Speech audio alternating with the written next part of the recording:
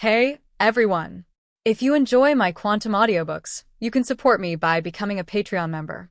Your support helps me keep creating, and you'll get exclusive perks. You can also access my audiobooks directly through Google Drive. Check out the link in the description. Now, let's get started. No matter how many times I see it, the sunrise at Hogwarts is always so magnificent and breathtaking. Lee Shuan and Hermione, who get up early to exercise, always make watching the sunrise their daily routine. They watched as the azure sky was suddenly covered by countless golden rays of light. The sun peeked over the horizon, scattering its golden rays across the world. The Hogwarts castle was bathed in sunlight, sometimes bright, sometimes dim, and then the whole world became bright, the waning moon faded, and the bright sunlight brought endless warmth and light to the world. Today is Saturday, a day off, so after washing up, Lee Shuan and Hermione leisurely strolled to the auditorium to have breakfast. Before they even reached the auditorium, they saw Neville standing anxiously pacing back and forth at the entrance. "Neville, what are you doing here? What happened?" "Brother Lee Shuan, you've finally arrived." Upon seeing Lee Shuan approach and strike up a conversation, Neville's anxious expression vanished instantly, and he ran over as if he had seen the savior of the world. "What's wrong? Why are you so flustered?" Lee Shuan was a little confused, but Neville didn't answer Lee Shuan's question immediately. He gave Penelope 10 apologetic smiles and then pulled him to a secluded place before starting to talk in a low voice. Penelope, who came with Lee Shuan, did not follow, since Neville's appearance clearly indicated that he needed to have a private talk with Lee Shuan. "Brother Lee Shuan, something terrible has happened. Ron has gone missing." "Ron is missing?" Early this morning, if it weren't for Neville's seemingly genuine demeanor, Lee Shuan would have thought it was April Fool's Day and that people were joking around. "That's right. Ron didn't come back last night when it was time to rest. Since Ron has been coming home late a lot lately, we asked him and waited for him at first. But he wouldn't say what he was doing outside, he would stammer, and he always came back every night, so we stopped asking him. But he didn't come back last night when it was time for us to rest. We thought it would be the same as before, but when we woke up this morning, we found that Ron still hadn't come back. There were no signs that his bed or personal toiletries had been touched." Hearing Neville's words, Lee Shuan frowned. Based on Lee Shuan's previous findings, Ron was definitely the one who got his hands on Tom Riddle's notebook. Now the Basilisk has stopped attacking people. It's become that he's disappeared. "Harry, are you out of your mind? Have you forgotten that Ron revealed your parcel tongue back in the Great Hall? So now it's up to you, Harry." Now they don't know who else they can ask for help. Besides Professor McGonagall and his group, Neville thinks they might be able to get some help from Lee Shuan. Don't forget that Lee Shuan still has the Marauders map, a treasure he can use to search the area later. Lee Shuan's words startled Harry and Neville. Seeing the confusion in Harry and Neville's eyes, Lee Shuan explained. "The reason for saying this is to ensure that Harry continues to follow the script written by a certain retired headmaster." Harry's answer was simple, which didn't surprise Lee Shuan. After all, Professor McGonagall wouldn't tell Harry everything about her. This time the answer came from behind Lee Shuan and Neville. Turning around, they saw Harry running over, panting. As for Neville, he thought of Lee Shuan, who was usually omnipotent and had discovered the monster in the secret room. When Harry and Neville woke up this morning and found that Ron hadn't returned, they panicked and immediately split up. Harry went to find Professor X, while Dean and the others asked if anyone had seen Ron. Moreover, Professor McGonagall needs time to consider the matter and gather the other professors together to discuss it before suddenly announcing that her student has gone missing. Harry looked at Lee Shuan with surprise, because Harry did not use Parseltongue to drive away the snake during the duel, so Harry's Parseltongue was not exposed. "I already told you, I just reported this to Professor McGonagall. Since our strongest support is gone, we must seek out and unite with all forces that can help us." "Oh right, I completely forgot about that. The professor said she would ask other professors to help." "Brother Lee Shuan, how did you know I have a snake voice?" Neville quickly chimed in, reminding Harry that this was precisely why Harry and Ron had fallen out. "When Voldemort found your parents and the place where you were, he came to kill you, the prophesied child, but unexpectedly he was backfired by your mother's protective spell, which led to his own death. When he died, some magic, or rather soul power, entered your body, which is why you possess Parseltongue, a talent usually reserved for Salazar Slytherin." Lee Shuan was the first to raise this question. Hogwarts is so big that it's impossible to search it all by oneself. Of course, this is the usual situation. At this point, Harry couldn't care less about the previous minor conflict. Now was not the time to dwell on such things. "Have you spoken to Professor McGonagall and the others yet?" "Why?" As the head of Gryffindor, she certainly wouldn't want her students to take any more risks. That's why I said we'll have to rely on you from now on. Only you can open the secret room. Use the snake language to find the secret room. What did Professor McGonagall say? Harry, who was singled out by Lee Shuan, was suddenly completely bewildered. Why was he suddenly told to rely on himself? My recent investigation into the attack 50 years ago revealed that the Weeping Myrtle was the student who died back then, and the girls' restroom where she often stayed was the site of the Basilisk attack. After all, Dumbledore isn't at school now. They watched him leave Hogwarts. Harry scratched his head sheepishly and smiled, completely absorbed in his work and had forgotten all about it. 440. Actually, Harry, your parcel tongue is more related to Voldemort. Don't forget you can hear the Basilisk's voice. If nothing unexpected happens, the key to Salazar Slytherin's Chamber of Secrets is the Basilisk's voice. If nothing unexpected happens, Ron should have been captured and taken to the chamber of Salazar Slytherin that I mentioned before.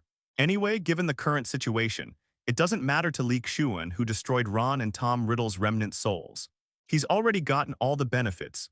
For Lee Shuan, the only thing that interests him right now, in the hands of Ron and Tom Riddle's remnant soul, is the newly hatched little snake monster. Everything else has been almost completely looted. There's nothing left that can be used. Harry, you said before that you heard the Basilisk's voice during each attack, but you couldn't find any trace of it when you followed it. So I'm guessing that the Basilisk must have entered and exited through the Hogwarts tunnels. Lee Shuan told Harry the relevant information, leaving his good brother and friend to be saved by himself. Lee Shuan wouldn't steal the credit. This mission to enter the secret chamber, defeat Voldemort, and rescue Ron is not something that is permitted at school. Just like after each of these incidents, if you really investigated, Harry and the others' violations of school rules could have easily expelled them from Hogwarts dozens of times. However, under Dumbledore's protection, the opposite happened each time. Not only was he not forced to expel from school, but he also became a superhero who saved Hogwarts.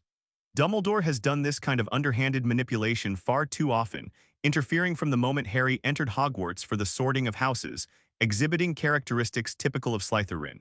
Ultimately, at Dumbledore's request, the Sorting Hat sorted Harry into Gryffindor House. Dumbledore covered for Harry in everything that followed, from the adventure in the underground classroom to the flying magic car at the start of school, the beating of the Whomping Willow, and the nighttime stroll. However, if someone really dies, the entire Hogwarts will be in turmoil. The Aurors will definitely move into Hogwarts to find the murderer, even if Harry vouches for it as Voldemort's doing and not that the person was actually killed. At that time, the school might be closed for inspection for a period of time. During this period, all sorts of people will definitely sneak into Hogwarts. After all, Salazar's Chamber of Secrets is located here. No. Neville, let's go to the second-floor hallway. Just like in the original timeline, after Harry killed the Basilisk with the Gryffindor sword in the Chamber of Secrets, and then used the Basilisk's fangs to destroy Tom Riddle's diary, the Chamber of Secrets was sealed away. Go save Ron. Lee Shuan didn't think he was so great that Dumbledore would make an exception for him, and besides, he didn't want to have too much contact with Dumbledore. Those murky eyes can see through the essence of many things. They would definitely believe, just like Lee Shuan before them, that Salazar's and Slytherin had left treasure or riches in the Chamber of Secrets.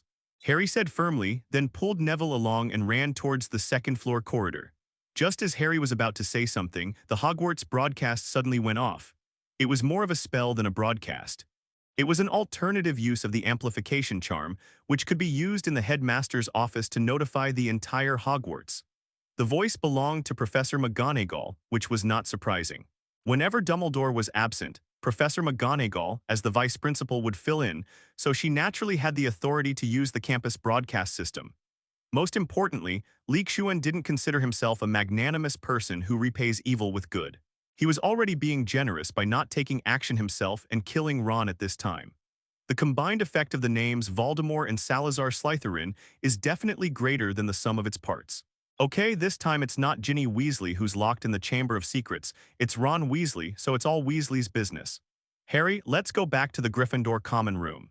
Any wizard familiar with Salazar Slytherin would never believe that this room, which is more for show than practical use, is the same secret room that has been around for thousands of years. All right, according to the announcement, we need to go back to our respective college's common room. That little snake monster is still waiting to be rescued, so it's time for the mysterious person to make their appearance. Lee Shuan said nothing more and walked outside, where the aloof and beautiful Penelope was waiting for him.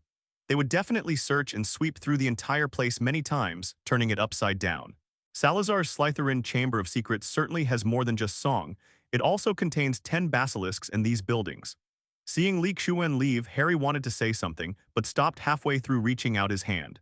After all, the current escape room looks more like a viewpoint than an escape room for anything else, or perhaps a snake's nest. After donning his gear and altering his form, Lee Shuan left through the window of his dormitory room, while a Yin's invisibility technique completely concealed his presence. During the 2 months of summer vacation, Lee Shuan refused to believe that the Ministry of Magic and the Hogwarts Board of Trustees had absolutely no interest in Salazar Slytherin's Chamber of Secrets and were completely indifferent. Even if it's possible that Salazar Slytherin took everything away, leaving behind this desolate chamber and a guardian basilisk. Neville was a little confused, not understanding why Harry wasn't going back to the common room as Professor McGonagall had instructed, but instead heading to the second-floor corridor of the King of Moneys. Why are we going to the second-floor corridor? Along the way, Lee Shuan passed by the second-floor corridor and saw the words written on the wall. His remains will be sealed forever in the secret chamber. Putting aside whether Lee Shuan would agree, even Harry himself would be embarrassed to say such a thing. Even if they return to school after the lockdown is lifted, there's a high chance that Aurors will still be stationed there, and all sorts of things will definitely keep happening. Harry recalled the conflict between Lee Shuan and Ron. The fact that Lee Shuan had said so much was already out of consideration for Neville and him. The idea that Lee Shuan would break school rules to save Ron was simply out of the question. After all, there was a perfect scapegoat right there. All he had to do was follow Harry in and use a dirty trick during the fight. With Harry's backing, no one would doubt him. However, such an outcome might cause an even bigger sensation, since associating it with the name Voldemort would definitely touch a nerve with wizards. After returning to the Ravenclaw common room with Penelope, Lee Shuan went back to his room. However, he didn't plan to stay here quietly and watch how things develop tonight. All students return to the college's common room immediately. All professors assemble at the entrance to the second-floor corridor. Seeing that Lee Shuan and Penelope had walked away, Neville tugged at Harry's sleeve, who was still deep in thought, and said, Lee Shuan didn't encounter anyone along the way and arrived at the girls' restroom where the Weeping Myrtle was. The previously closed hand-washing basin is now open, indicating that our savior, thanks to Lee Shuan's reminder, has managed to connect the dots. If nothing unexpected happens, Harry and Neville should already be inside. I just wonder if our conman Professor Lockhart was coerced into going in with them. The ghost of Weeping Myrtle has also disappeared. No one knows where she went. Perhaps she went to tell Professor McGonagall and the others about it. Lee Shuan was too lazy to dwell on other things. He didn't believe that Dumbledore would just let Harry venture into the Chamber of Secrets alone without any means other than a bird and a sword. When Ron and his friends went to Privet Drive to bring Harry home during the summer holidays, Snape was in the back gates, chasing Harry around in the original timeline. In the end, he was killed by Harry and the 10 swords. Lee Shuan felt that the Basilisk had definitely been weakened, and it was even possible that Snape or Dumbledore were hiding nearby, watching and protecting it. After all, last year when Lee 427 Xuan interfered in the underground classroom and the Forbidden Forest, it made Dumbledore wary. Flying through the dark and long passage in front of him, a passage that Lee Shuan was very familiar with, having been here quite often in the past year. The familiar passageway exit and the piles of white bones, but the scene before him left Lee Shuan somewhat helpless. A guy who was tied up and talking nonsense was covered in dirt and grime. Lee Shuan looked closely and realized that it was none other than Junghit Jidro. It seems that this best-selling author and winner of the Most Charming Smile Award has lost his memory and become a wise person. But this time the passage wasn't blocked and the door over there was open. It seemed Neville and Harry were engaged in a life-or-death struggle with Voldemort and the Basilisk. That's right, it was Ron Weasley. He released the Basilisk and petrified Filch's cat, Colin Creevey and Justin Finley. Well, as soon as Lee Shuan came in, he heard Tom Riddle blaming everything on Ron. Everyone else sees Chang Wei beating up Saya the moment they walk in, but here they see Voldemort framing Churn. He discovered that Ron had suddenly developed a habit of writing in his diary this year. But strangely, Neville observed 10 times when Zero wasn't paying attention that the diary could communicate with Ron. Tom Riddle's move also helped Harry and Neville figure out the sequence and cause and effect of everything. Before Neville could investigate further, Ron disappeared. Tom Riddle wasn't angered by Neville's roar and hostility. Instead, he laughed. There was nothing he could do, it was Voldemort after all. Harry remarked that the scar on his forehead was proof of Voldemort's death. No, you hypnotized and manipulated Ron. Who would have thought that this incredibly handsome young man was actually Voldemort, the wizarding world of England, who struck fear into the hearts of all wizards? This made Lee Shuan, who was watching from the side, feel a little itchy. It wasn't that he had any strange hobbies, but he wanted to find out why Tom Riddle, who was clearly just a remnant soul, had a physical body and could touch and control real objects. Before Harry could say anything to Neville, Tom Riddle started writing in the air with the wand he had just stolen from Harry. Harry and Neville never expected that the mastermind behind this was targeting Harry. Upon discovering that the person in front of him was the legendary Voldemort, Harry showed no emotional fluctuation. Unlike Neville, who, despite appearing calm on the surface, was actually terribly panicked inside. Seeing Tom Riddle like this, Harry couldn't help but say something. "What are you laughing at? Your entire plan has failed. In a few hours, the Mandela serum will be prepared and all the petrified students will be saved." "Congratulations, you answered correctly, but there's no reward." Harry caught the key point in Tom Riddle's words and asked the question he wanted to ask. He wanted to help Hagrid, who had been taken to Azkaban, clear his name. Well, Neville has discovered another blind spot and learned Tom Riddle's true identity. After Lee Shuan talked to Neville before, Neville had been paying attention to Ron's whereabouts. So what if it's me? As for why I care so much, it's because Voldemort is my past, present, and future.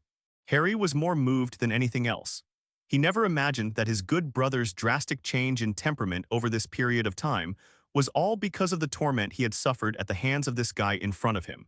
How could an infant with absolutely no magical talent defeat the greatest wizard of all time? How could you escape unscathed, with only a scar on your forehead, while Voldemort's magic was destroyed? Tom Marvolo Riddles. Killing the mudblood is no longer important to me. My target all this time has been you. Otherwise, why would I have been hypnotizing and manipulating this Weasley? Harry, however, asked the question very calmly. He also understood why Ron was behaving so strangely, even falling out with him, and was no longer like his usual self. "I am Voldemort. It seems that slapping his face with my bare hands won't work this year, since he just made contact with me. Over these hundreds of nights, I've urged Weasley to kill you countless times, but unfortunately, his subconscious strongly resists the idea, making it even more difficult than manipulating him to summon the Basilisk to petrify the students. So I can only use this trick to lure you here. I never imagined you were Voldemort. You are the true heir to Slytherin. Why are you so concerned about how I escaped? Voldemort didn't exist in your time. By the way, were you the one who attacked people in the locked room 50 years ago?"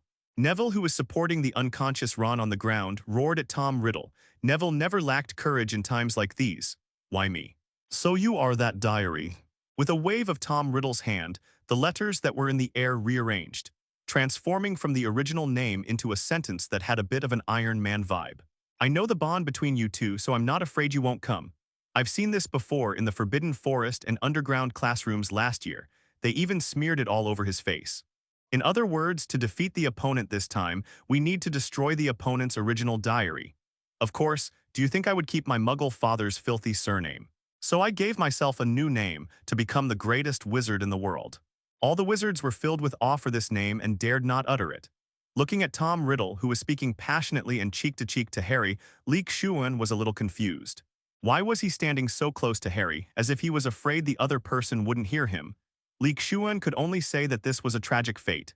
Albus Dumbledore is the greatest wizard in the world. Alright, now please watch the debate between the savior and the world-destroying demon. I used only my memory and a few tricks to drive Dumbledore out of this castle. He will return as long as there are people in this castle who are loyal to him. The two of them argued loudly for about half a minute before being interrupted by a bird's cry. "Vox!" The bird that flew in through the passage wasn't Dumbledore's bird. No, what else could it be but the Phoenix Fox? What else could Fox be holding in its claws if not that dusty gray sorting hat? Harry caught the sorting hat that Fox threw down, and Fox threw it away and flew away. Before Harry could even examine the sorting hat closely, Tom Riddle began to mock him. Dumbledore uses this to help his supporters. A pretty little singing bird and a tattered hat.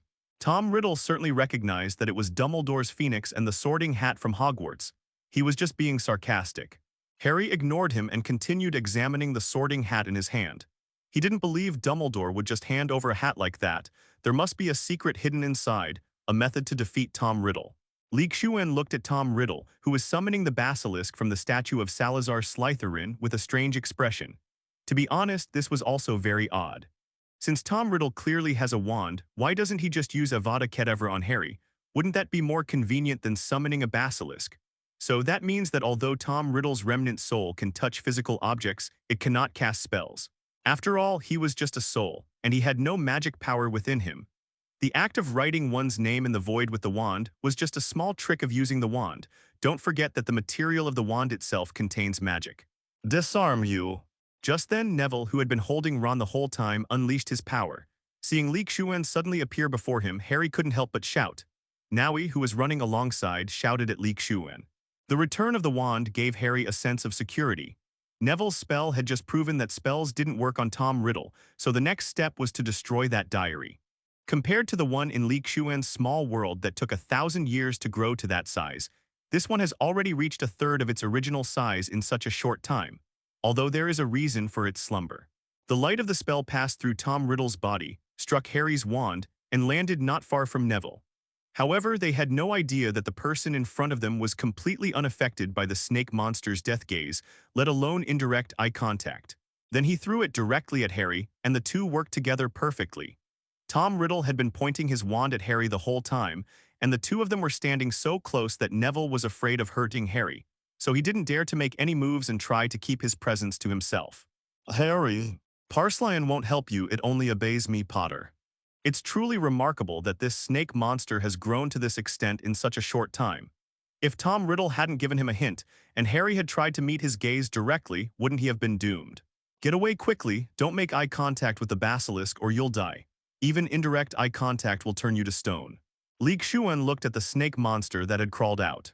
In terms of size, this snake monster, which had just been born, was only 1/3 the size of the previous snake monster. That's right, run.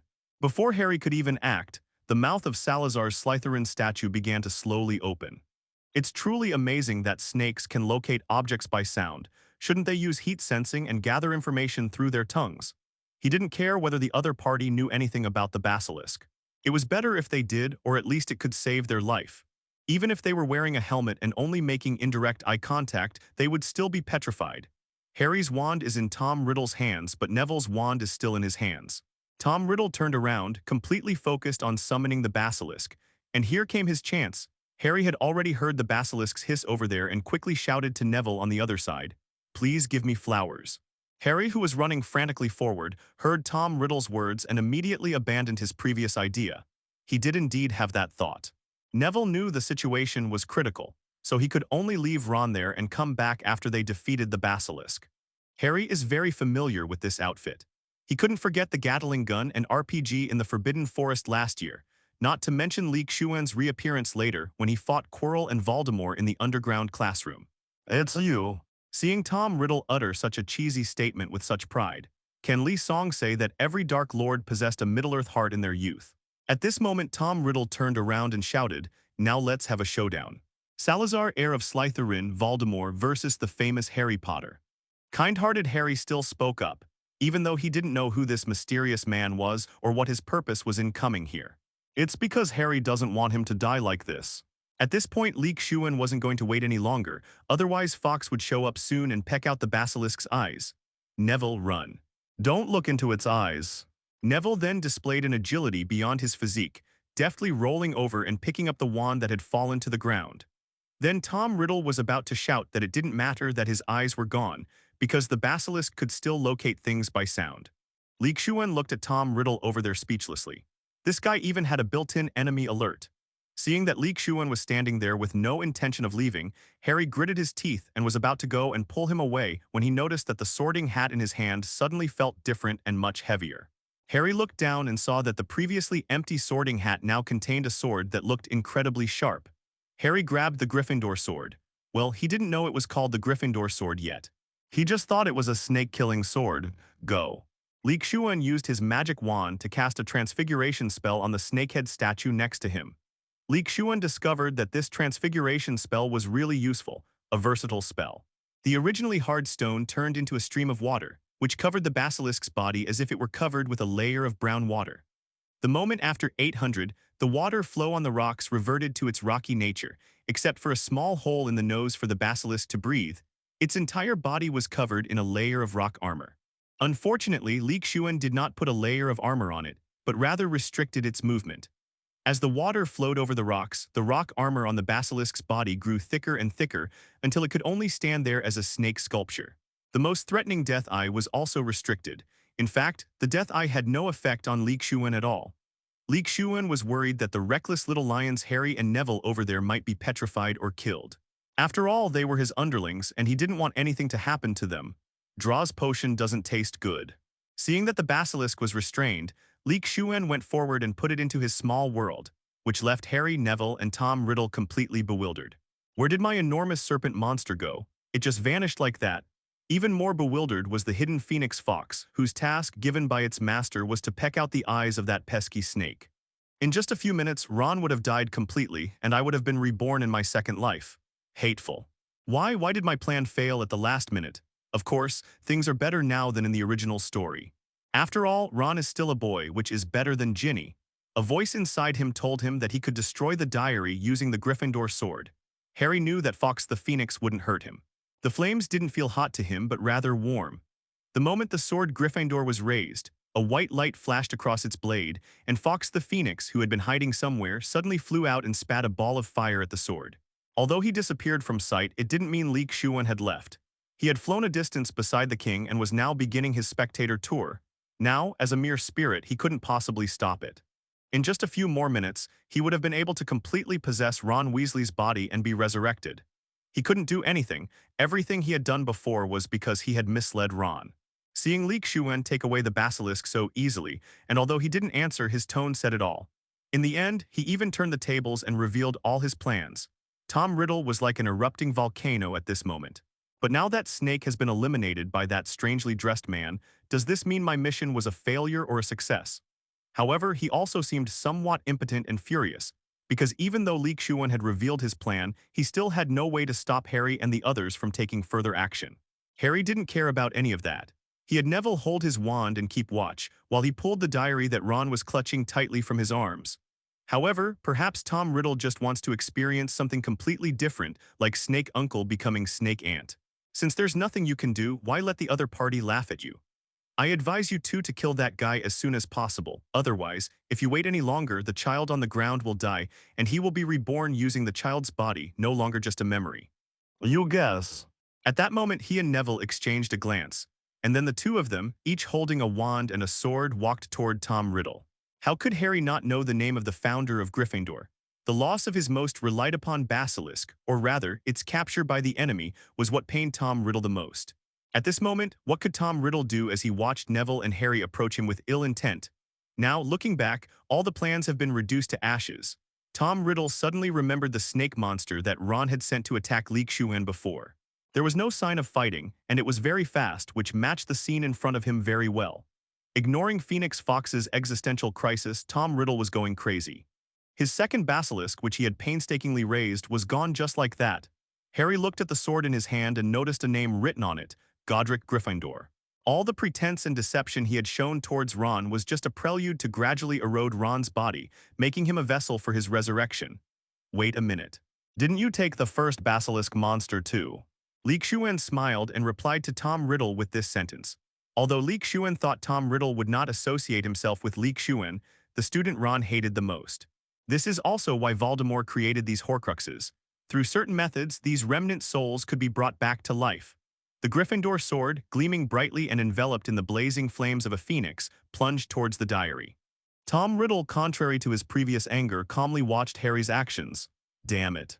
But Lee Shuan wouldn't be foolish enough to give him the answer. Better safe than sorry, Lee Shuan had studied the word cautious in depth. After telling Harry and Neville about Tom Riddle's plan, Lee Shuan once again cast the invisibility charm, concealing his presence. He then raised the Gryffindor sword high and plunged it into the diary.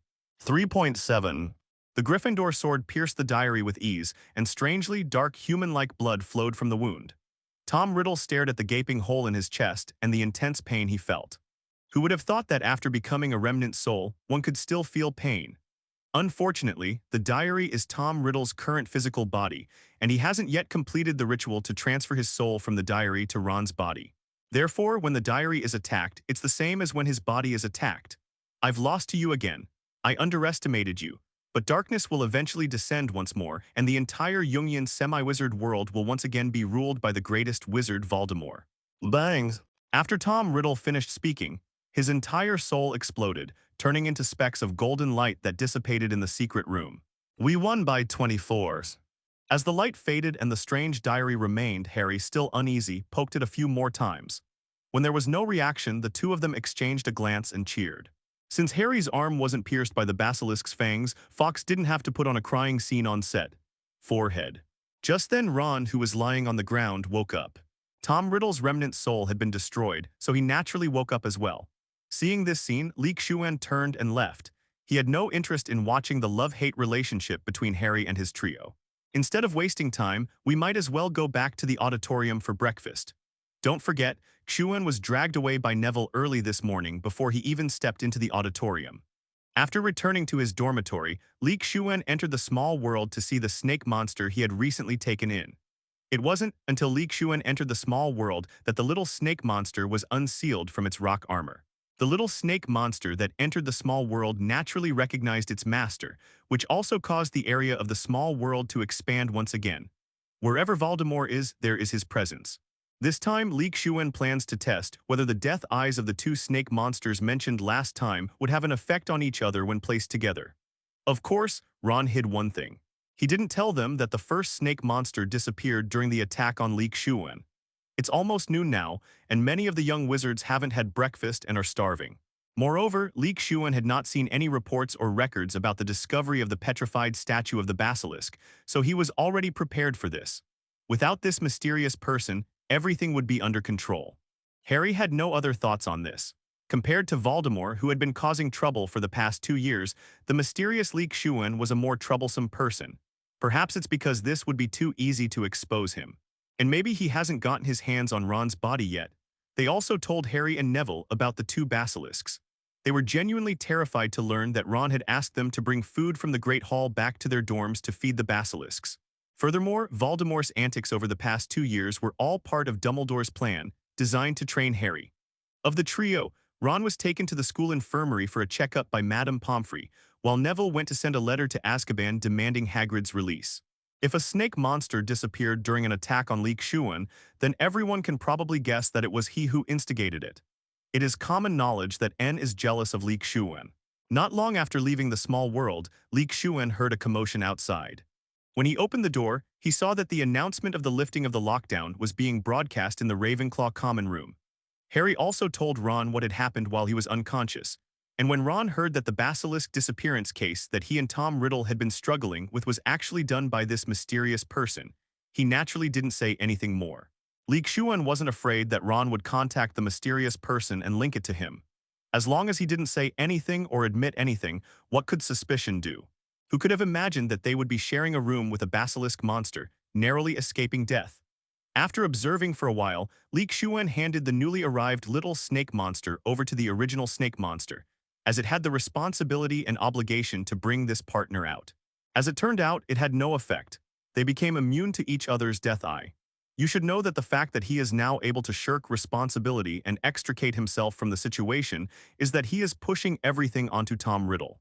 Voldemort was defeated 12 years ago, and his schemes at Hogwarts over the past 2 years have all been thwarted by Harry. Harry understood Dumbledore's concerns. A mysterious figure whose true identity was completely unknown, yet who had been able to come and go freely in Hogwarts for the past 2 years. After all, when Professor McGonagall first asked everyone to return to the common room, it was breakfast time. Harry certainly wouldn't let this person, who could easily threaten the safety of Hogwarts, leave so easily. Of course, Harry wouldn't say he was going along with it either, for fear that the other party might suddenly pull out an RPG and aim it at his small frame. It seems that Harry and Neville have returned to the castle from the Chamber of Secrets and explained everything, which is why Dumbledore said those words. The emotional fluctuation was greater than when Harry said that Voldemort was the culprit behind the basilisk attack. But thinking about it, it makes sense. If basilisks had to petrify each other, how would they reproduce? After confirming with Ron, who had regained consciousness, Harry and the others realized that there really was such a thing as two basilisks. This time, the person broadcasting was not Professor McGonagall but Dumbledore. They didn't really know what had happened. Early in the morning, everyone was suddenly made to stay in the common room, so they assumed that the basilisk might have come out to attack people. If it weren't for the fact that he appeared to be Voldemort's complete enemy, the firefight in the Forbidden Forest, the attack in the underground classroom, and the 10 times he took away the 2 basilisks, it would be clear that he was not on Voldemort's side at all. Aside from the students of Gryffindor who knew the general situation, that is, Ron Weasley was taken into the Chamber of Secrets. As for why Tom Riddle didn't just kill Harry in their dormitory, Lee Shuan didn't quite understand. Strength is the source of his strength. Harry confided in Dumbledore in the headmaster's office.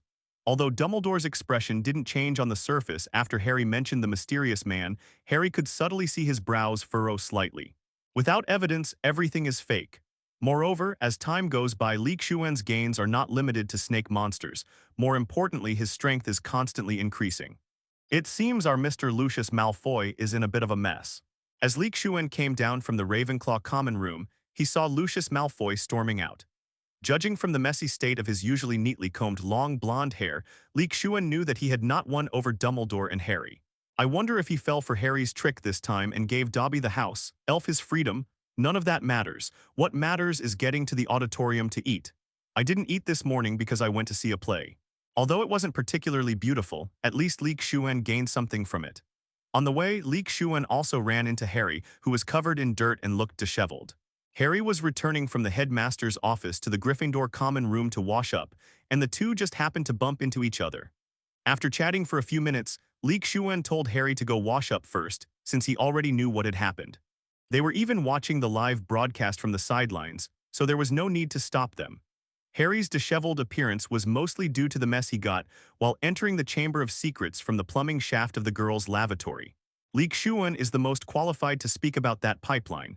Harry and his friends used their bodies to wipe down the pipes that had been used by the Basilisk for thousands of years. No wonder they were filthy. Fortunately, the pipes were dry, only dusty. Otherwise, Harry and his friends would not only look like this, but also have a rather strange smell. Upon arriving at the auditorium, one could hear the bustling noise inside even before stepping inside. After all, she was also very curious about what had happened. Seeing the two women's expressions, Lee Shuan poured each of them a glass of orange juice and let them chat on their own. Over the past 2 years, Lee Shuan and Penelope have come to know each other very well, so they tacitly remain silent, knowing that Hermione will speak up first. Unlike the other little wizards who were busy gossiping, Lee Shuan focused more on the delicious food. At this moment, Hermione and Penelope sat down on either side of Lee Shuan. This was arguably the most peaceful year at Hogwarts, but it was also the year before Voldemort was resurrected in the 4th year, the year of the Goblet of Fire. Young people are never short of imagination, but imagination is one thing, everyone still wants to know the truth. With so many students at Hogwarts, there must be people who know the specifics. There are also 2 giant monsters and a newly added basilisk monster in the small world. The former is similar to the bird snake, while the latter has the death eye that can threaten elite wizards, but its own strength is only at the level of a great wizard, and even the little basilisk monster barely reaches that level. On the contrary, in Lee Shuan's view, the 3rd year was the most peaceful and relaxed year. Neville, in particular, was the undisputed protagonist of this entire event, especially before Harry and Ron arrived. Lee Shuan was thinking about what to do next. The 1st year's underground classroom test and Quirrell, the 2nd year's Salazar Slytherin Chamber of Secrets and Tom Riddle. According to this development, there should be something else going on in the 3rd year. It has now reached the level of Morning Star Wizard ahead of Lee Shuan, and Nobta, who was born last year, has grown to half the size of Iron. For Atai, the 1st year can be described as a period of recuperation and rest, gradually making up for the previous deficiencies in his body. This year is when he will improve. It's just a little less grand than a typical Halloween party, Christmas party, or school party. It seems Dumbledore really understands how good food can soothe the soul. Perhaps all Gryffindor students have a desire to show off. This time, Seamus, Dean, and Neville were the focus of attention. Once they arrived at the Great Hall, the Gryffindor students explained the reason to everyone. Furthermore, it is said that the bird snake Xiao Yi and others are evolving, and their strength is the same as Lee Shuan's, both being elite wizards who are about to break through to a higher level. The Basilisk attacks on students before weren't like this. Could it be that an enemy is attacking Hogwarts? It seems that almost all the students came to the Great Hall after Dumbledore's broadcast. The crisis that year came from Sirius Black of Azkaban, who escaped from prison and came to Hogwarts seeking revenge on Peter Pettigrew, which caused panic. Neville told me about what happened this morning on the way to the Great Hall. It turns out that Voldemort was the one who controlled the Basilisk to attack people all along. Therefore, by the time Lee Shuan's army of magical creatures reaches the year after next, they will all be at least elite wizards. What will Voldemort's Death Eaters have to fight against him? Wow, no, to be precise, it's Voldemort's remnant soul. Just like last year when his remnant soul possessed Quirrell, this time it possessed his own diary from his student days. Don't doubt it, the Basilisk is really that weak. Without the Death Eye, its strength is greatly reduced. Otherwise, Harry wouldn't have been able to kill the Basilisk by trading injury for death with just a Gryffindor sword. Moreover, don't forget, Lee Shuan's greatest reliance is not himself, but also a Tai and the others in the space. Nopta's strength has reached the level of a Grand Wizard, and he should be able to advance to an elite wizard during the summer vacation. After all, the fact that everyone was suddenly forced to return to the Academy's common lounge and not allowed to leave must mean that something big has happened. Sitting down at the long table in Ravenclaw, perhaps to soothe the restless hearts of the young wizards, the meal, which was called breakfast but was actually lunch, was quite lavish. However, after surviving in Lee Shuan's small world for a period of time, one will undergo a transformative change and growth. Ignoring the slight awkwardness on the other side, Lee Shuan earnestly explained to everyone what had happened that morning. Not to mention breakfast, even lunch and dinner are not this lavish. Unlike Lee Shuan, who was eating and knew everything, Penelope listened very attentively to Hermione's words. Pork chops, Hungarian beef stew, chicken and ham pie, French onion soup, mini sausages, buttered peas, raisin pudding. Compared to Penelope, who is a few years older, more composed and less talkative, Hermione, as one of the Gryffindor lion cubs, talks quite a lot, especially since she was originally a rather talkative girl. However, Lee Shuan is confident that he will steadily advance to the Morning Star Wizard level next year, and might even reach the Bright Moon Wizard level when Voldemort is resurrected. Speaking of which, the reason Voldemort won't cause trouble next year is because he doesn't have many horcruxes left outside. First and second graders are like throwing meat buns to a dog. One is thrown in each year, and they never come back. You can't build horcruxes like this no matter how many you have. If it's one per year, by the time Harry graduates, they'll have destroyed all of Voldemort's horcruxes. Voldemort wasn't that stupid. In fact, if someone in the third year had discovered the Room of Requirement and found Ravenclaw's tiara inside, there might have been a return of the Dark Lord. Voldemort has a bit of that Grey Wolf vibe, always shouting, "I'll be back," and he really does keep coming back. This also reveals a drawback of creating horcruxes. While splitting the soul and attaching it to an object can achieve a kind of conceptual immortality, it is not the only drawback. However, there is no connection between them, otherwise Tom Riddle's diary would not be completely unclear. It was like Lee Shuan seeing a joke he'd seen in his past life. Why didn't Voldemort hide his horcruxes? Voldemort. Didn't I hide? Hufflepuff's golden cup was hidden in Lingo, the most suitable place to hide things besides Hogwarts. Even with wand recognition and dragon security deployed, they still couldn't stop it. Ravenclaw's tiara was hidden among a pile of junk in Hogwarts' Room of Requirement. Who would have guessed that Harry would remember it at a glance? He handed the diary to the Death Eaters, then turned around and sold himself out. What a traitor! Gaunt's ring was hidden in his old home, heavily guarded, and he even cast evil magic on the ring itself, but it ended up falling into Dumbledore's hands. The locket was hidden in the cave where I played as a child with many traps set up, but it was switched out. The real one was taken away, and in the end the fake one was also lost.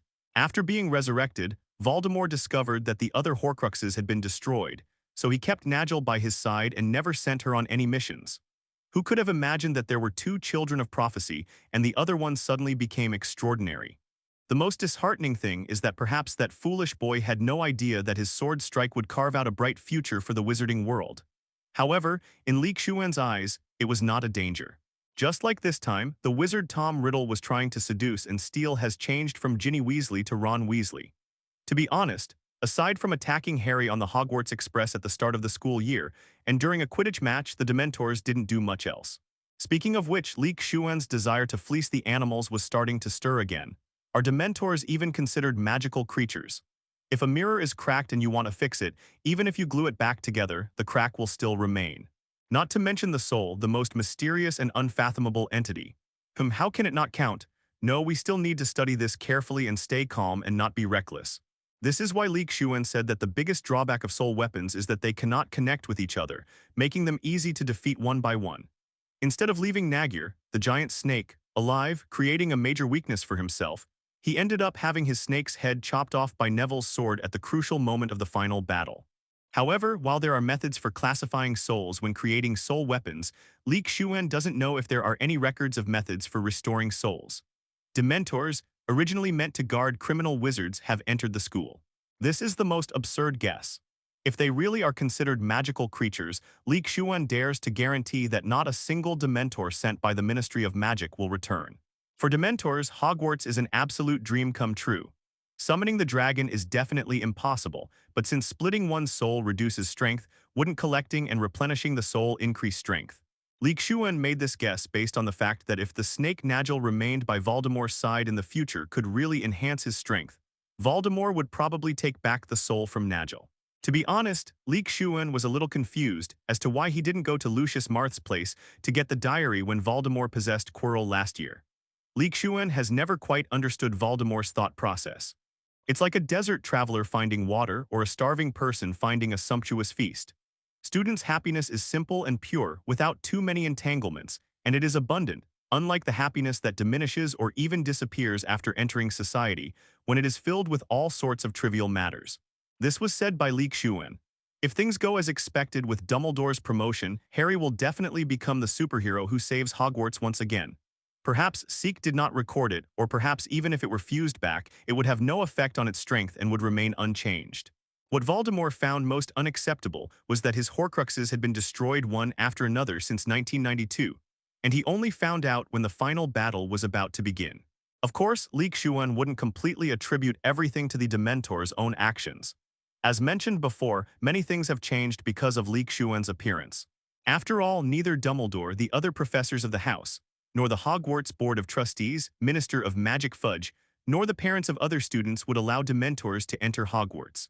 With so many students at Hogwarts, it's definitely a place Dementors would love to enter, where they could certainly have a delicious meal.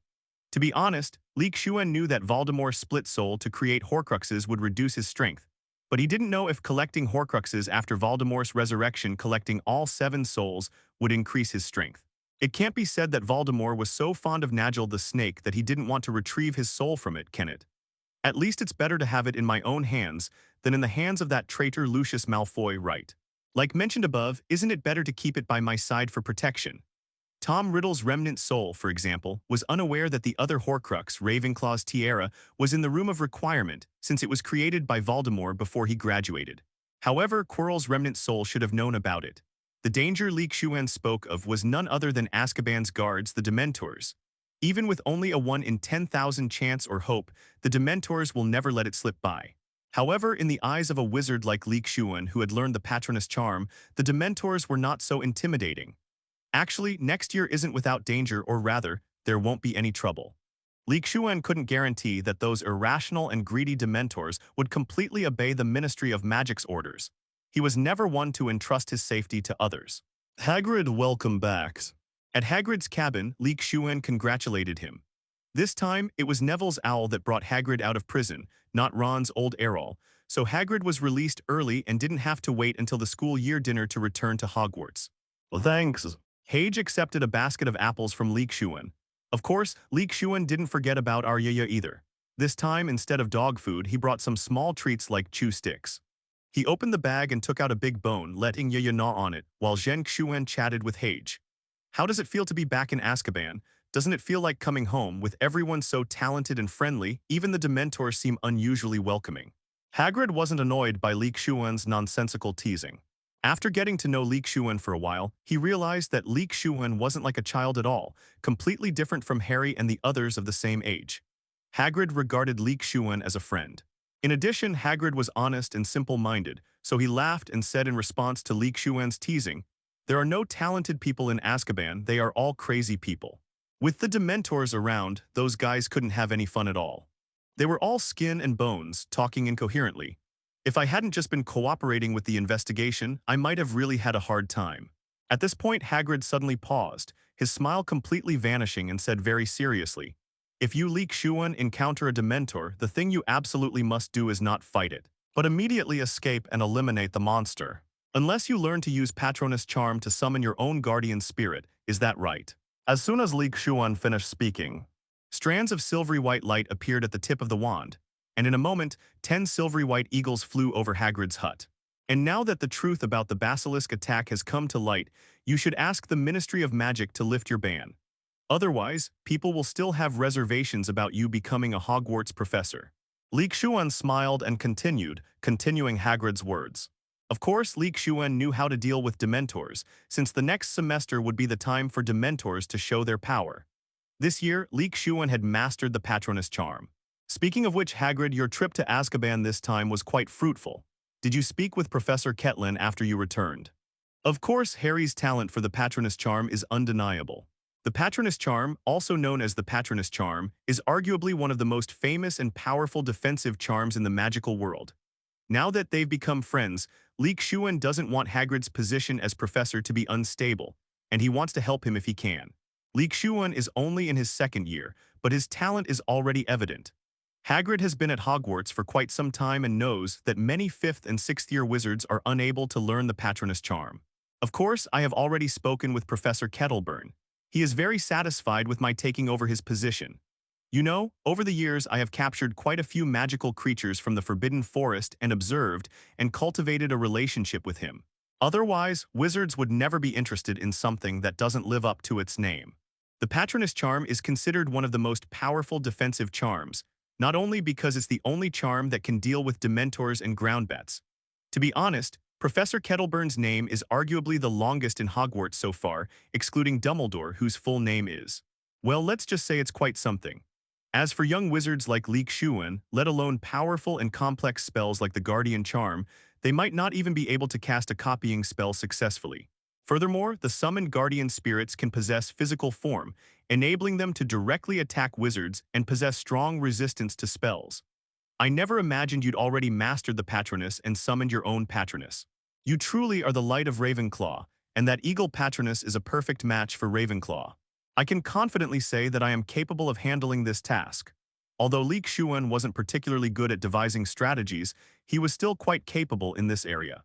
Hagrid said confidently, I may not have much of an opinion on other fields, but when it comes to magical creatures, Hogwarts should be in the top 3. However, the Patronus charm is as difficult and complex to learn as it is famous, and it is the only charm that can work on and damage Dementors and ground bats. Hagrid exclaimed as he watched the tiny eagle circling continuously inside the cabin. Judging from the speed at which Lee Shuan released the spell and the demeanor of the Eagle Guardian, Hagrid could tell that Lee Shuan's mastery of the Guardian Curse Hill was quite profound. At this point, Lee Shuan took out his very ornate magic wand and gently waved it in the air. Even if Harry is able to summon his Patronus next year, he will only have learned it under extremely dangerous and oppressive circumstances. I'm not just talking about Professor Celticburn. You also need to report to Headmaster Dumbledore and get his permission. Lee Shuan stopped teasing Hagrid and started talking about serious business. Namely, Hagrid taking over Professor Sylvanus Kettleburn's position as Professor of Magical Creatures Conservation next year. This Guardian spell is so famous, and its power is certainly commensurate with its complexity and difficulty in learning. Don't think that the miniature eagle summoned by Lee Shuan has no ability at all. Its small size was deliberately shrunk by Li Dong so as not to damage Hagrid's house. Lee Shuan shook his head and said to Hagrid, in Hagrid's case, it's necessary to take care of everyone from top to bottom. When truly summoned, this eagle can reach a height of 2 meters and a wingspan of 4 to 5 meters, making it a truly colossal creature. And requesting flowers is 0. Just like the eagle summoned by Lee Shuan, such a huge creature that is not afraid of magic and can fly, its sharp claws and beak will definitely let you know what pain is when you get close. Don't ask Lee Shuan how he knew. All I can say is that Hogwarts Library has a vast collection of books and records of all kinds. In Hagrid's eyes, the other two were of course Lee Shuan and Professor Kettleburn. Albus Percival Wulfric Bryce Dumbledore, take protection. There's more to it than what I just mentioned. You also need to use this time to think about the textbooks you'll use next semester and what you'll be teaching everyone. While Professor Kettleburn is still at Hogwarts and hasn't gone home to recuperate, you should still learn from him how to conduct classes. The professor's first lesson leaves the deepest impression on the students. You wouldn't want your class to be considered the worst by the young wizards, would you? Just like Defense Against the Dark Arts. Upon hearing Lee Shuan's words, Hagrid became serious and began to think. Lee Shuan did not interrupt him, but took out one of the fudges that Hagrid had given him and glanced at it. Don't doubt it, Lee Shuan had no intention of eating this. Compared to Hagrid's talent in magical creature affinity, Hagrid's talent in cooking was definitely misplaced, hitting the 16th dark cuisine Nishii. The rock-skin cakes we brought out before were definitely good for smashing bricks, and this time the creamy gummies aren't much better. Lee Shuan casually handed the food to Yaya, who was lying at his feet, oblivious to the dangers of the world. When Yaya saw that it was food from Lee Shuan, he immediately opened his mouth to take it. After taking it and chewing a few times, it discovered that its mouth was completely stuck shut. Forget about continuing to gnaw on his beloved big bone, he can't even open his mouth to make a sound. Hell matters. Looking at Yaya's innocent and pitiful expression, Lee Shuan laughed heartlessly. Toothy, this isn't my fault, it's Hagrid's doing. Hearing this, the intelligent Yaya looked at its master with a hint of resentment. As for the rock-skin cake and bass fruit bread, well, if you can't eat them, you can just spit them out. Hagrid watched Tooth's embarrassment with a smile, not finding anything strange about his cooking. I've just been thinking about it, and I'm planning to use the Monster Book of Monsters as the textbook for next year's Fantastic Creatures Conservation curriculum. What do you think? Isn't this strange but interesting book perfect for a textbook? Looking at Hagrid's expectant eyes, Lee Shuan felt a little reluctant but still tried to dissuade him, saying, Hagrid, how can you think this book is the best choice? Therefore, Dumbledore decided not to hold final exams this school year. The wizarding world has many wizards. Even the Ministry of Magic could fill vacancies, but can they reach the level of Professor McGonagall and her contemporaries? Lee Shuan knew that Dumbledore would never refuse Hagrid becoming a Hogwarts professor, because it would be entirely beneficial for him. Haha, these creamy gummies are perfect for you, to exercise your teeth. For example, when Lucius Malfoy contacted other board members to put pressure on Dumbledore, Dumbledore had actually received the information about it from the beginning. Transfiguration Master, Potion Master, Dueling Champion, Herbalist, Magical Creature Affinity Expert. Don't say there are so many people in the wizarding world. Once Dumbledore leaves with Professor McGonagall and the others, someone else will take their place. Sure enough, when it comes to using your brain, you still have to ask Lee Shuan for help when you have any doubts. Otherwise, if Dumbledore had known this in advance, he would definitely have had his own counterattack methods. Having spent so many years at Hogwarts, Dumbledore has permeated every aspect of Hogwarts with his influence. For example, students in grades 5, 6, and 7 are strong enough to handle this monster book, while students in grades 1, 2, 3, and 4 should continue using Newt Scamander's Fantastic Beasts and Where to Find Them. On the way back, Lee Shuan saw that another announcement had been posted. He didn't even need to squeeze in to see it. He could tell what the young wizards were talking about just by listening to their conversation. Seeing Hagrid's dejected look, Lee Shuan didn't want to dampen his enthusiasm all at once, since this was the time when he most wanted recognition, so he still offered a solution. And this only covers the faculty and staff, it hasn't even involved the students yet. What if the students collectively petition us?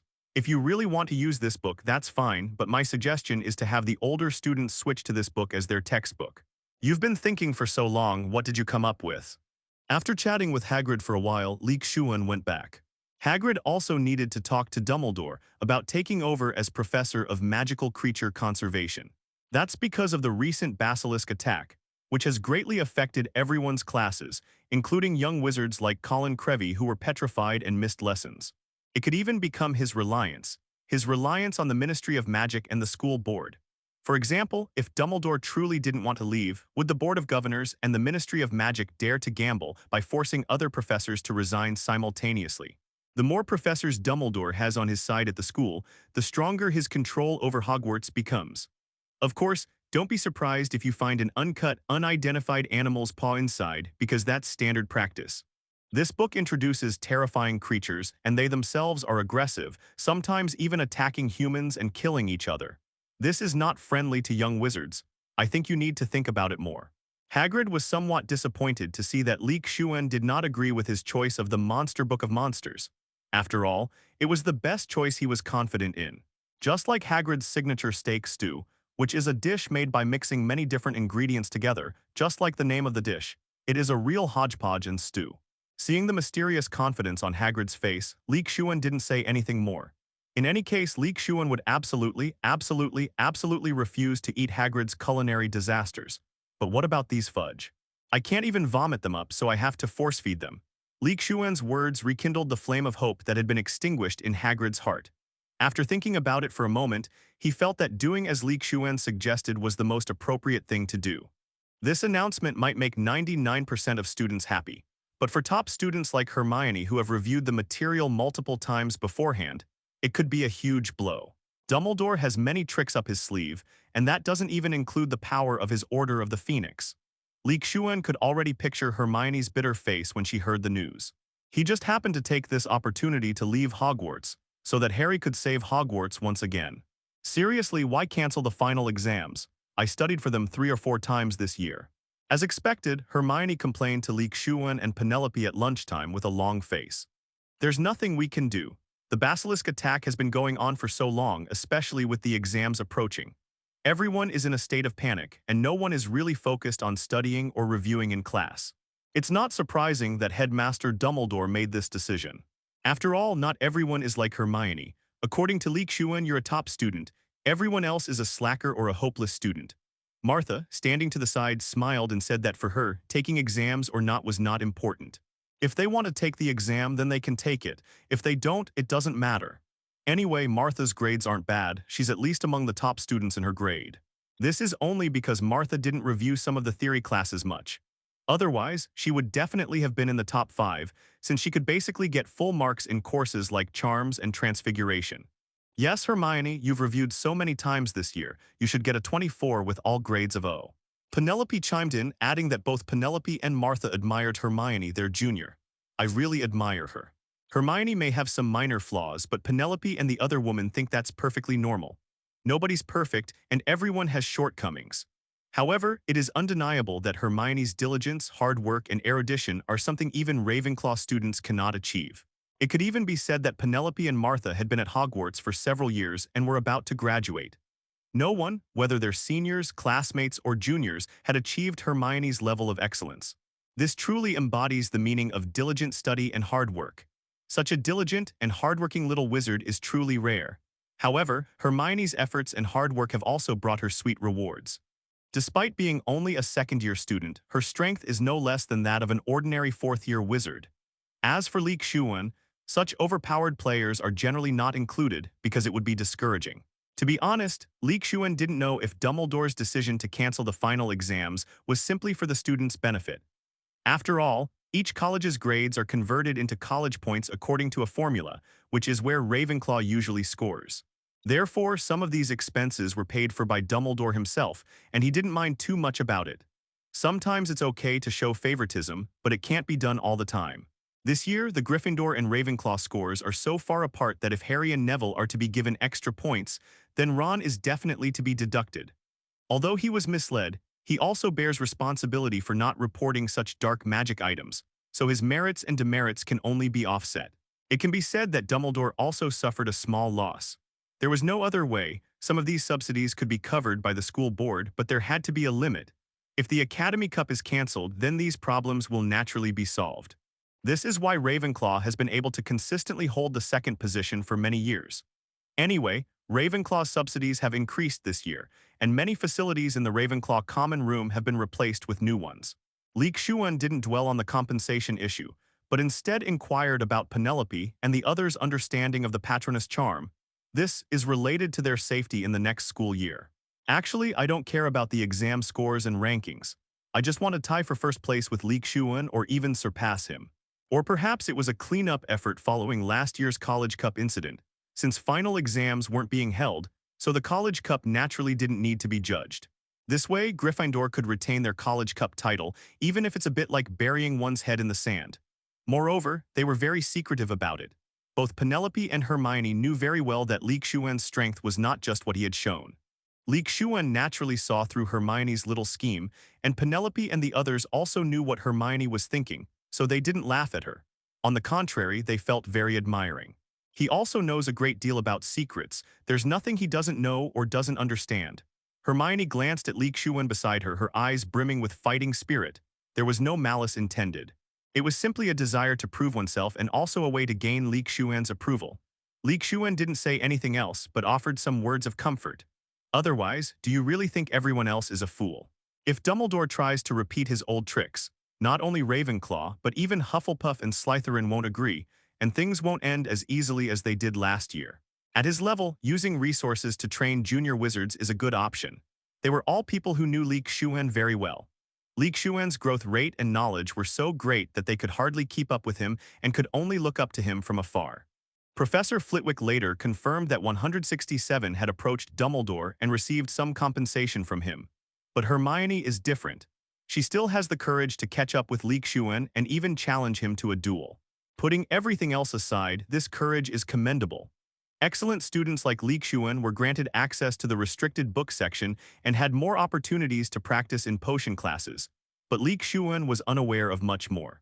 It can't be too much, otherwise the school board members are all shrewd people, and how could they not raise their questions about a sudden increase in expenditures? This exam isn't a one-time thing. Even if it's cancelled this year, it'll be held next year, don't worry.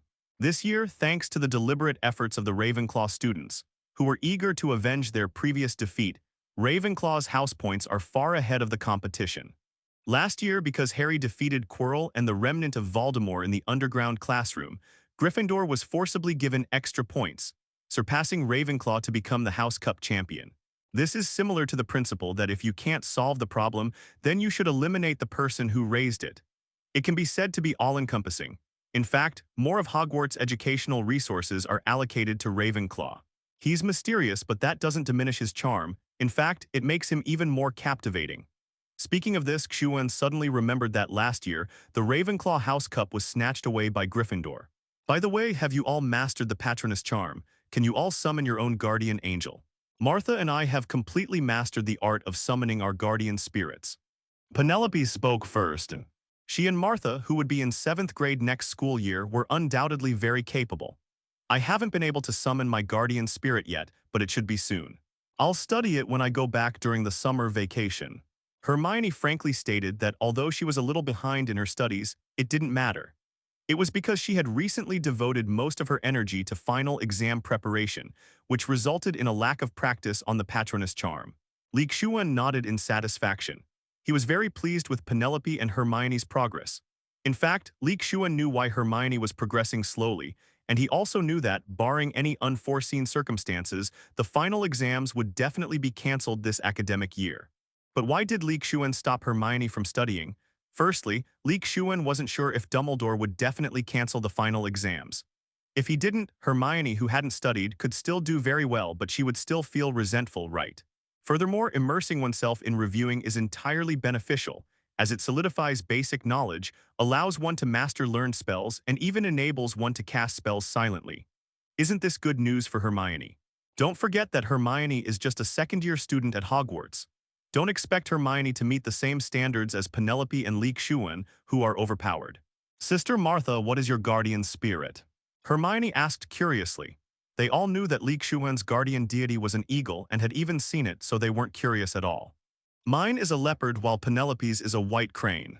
Martha replied with a smile that both the leopard and the white crane perfectly matched their personalities and temperaments. Hermione looked at them with some envy, as she was very curious to know what animal her Patronus was. Lee Shuan remained silent. Come to think of it, Lee Shuan wasn't surprised that Penelope's guardian deity was the aloof white crane. Lee Shuan originally thought that Masha's guardian spirit would be the brave digger, no, the warrior honey badger. After all, Masha's personality is usually seen as brave and reckless, but no one expected her to be an agile, cunning, and thoughtful hunter leopard. This also shows that Martha's seemingly reckless behavior might just be a way to mislead others. Some people genuinely believe she's a reckless and inflexible person, and that she'll definitely trick them. I wonder what my guardian deity is. The moment Dumbledore uttered those words, the entire Great Hall erupted in a sea of joy. Various pork, lamb, and beef cuts are essential, along with fries, apple pie, fried fruit jam donuts, liqueur-soaked fruit pudding, bread slices, fresh French onion soup, and raspberry jam. However, Hogwarts' confidence stems from funding from the school board and the Ministry of Magic. Thanks to their Mandela elixir, the petrified people were saved. Of course, there's one more thing, but since the announcement has already been made, I'll just mention it here. Due to recent events, all exams have been cancelled. If Hermione's Patronus is an otter, it would be quite a good match. After all, otters are very intelligent animals in the animal kingdom, and they can use stones to crack open shellfish for food. And with so many students at Hogwarts, every meal they eat costs galleons.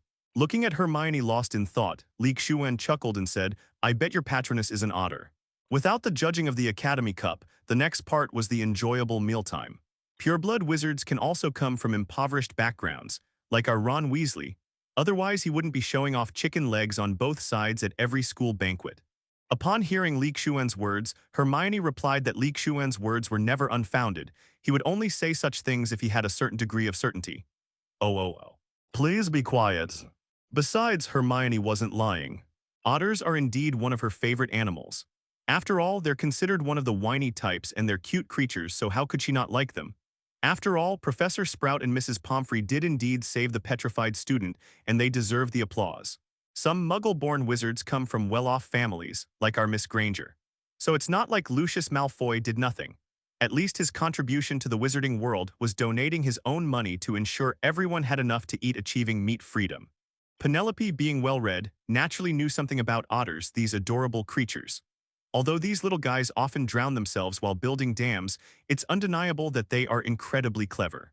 As soon as Dumbledore finished speaking, everyone clapped enthusiastically, and the entire Great Hall was filled with applause. That's normal, though. Even in the 1990s, class distinctions still existed, and the unequal distribution of wealth widened further. Lee Shuan smiled as he looked at the little wizards around him, whose appetites seemed to have increased because they were happy. The dinner was once again hosted by our vice principal, Professor McGonagall. Time flies, and the annual year-end banquet is here again. The familiar sound of clinking glasses is heard once more, and the countless candles floating in the hall are as beautiful and breathtaking as ever. Don't assume this only happens to Muggle-born wizards. It can happen even to half-blood and pure-blood wizards. It's not about birth. An otter? That's nice, otters are cute. Don't be fooled by the fact that Hogwarts food is decent every day. Meat and fruit at every meal means it's standard. Wang Li Zhao.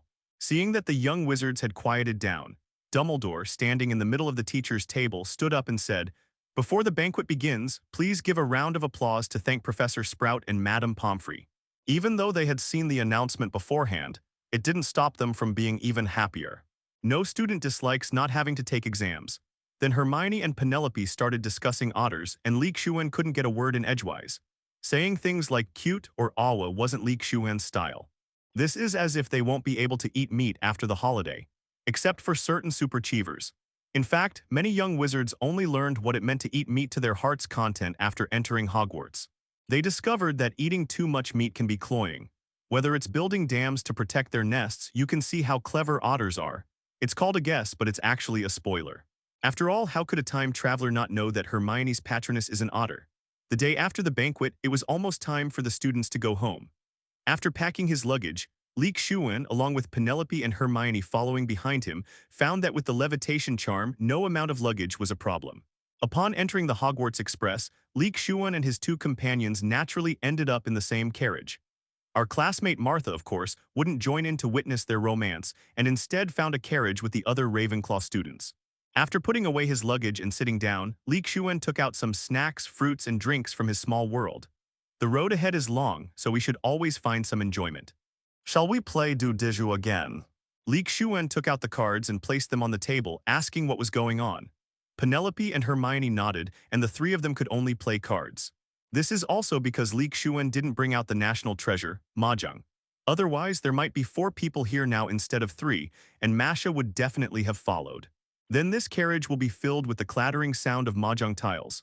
Of course, I've been so busy studying I haven't had a chance to play in ages. Come on, come on.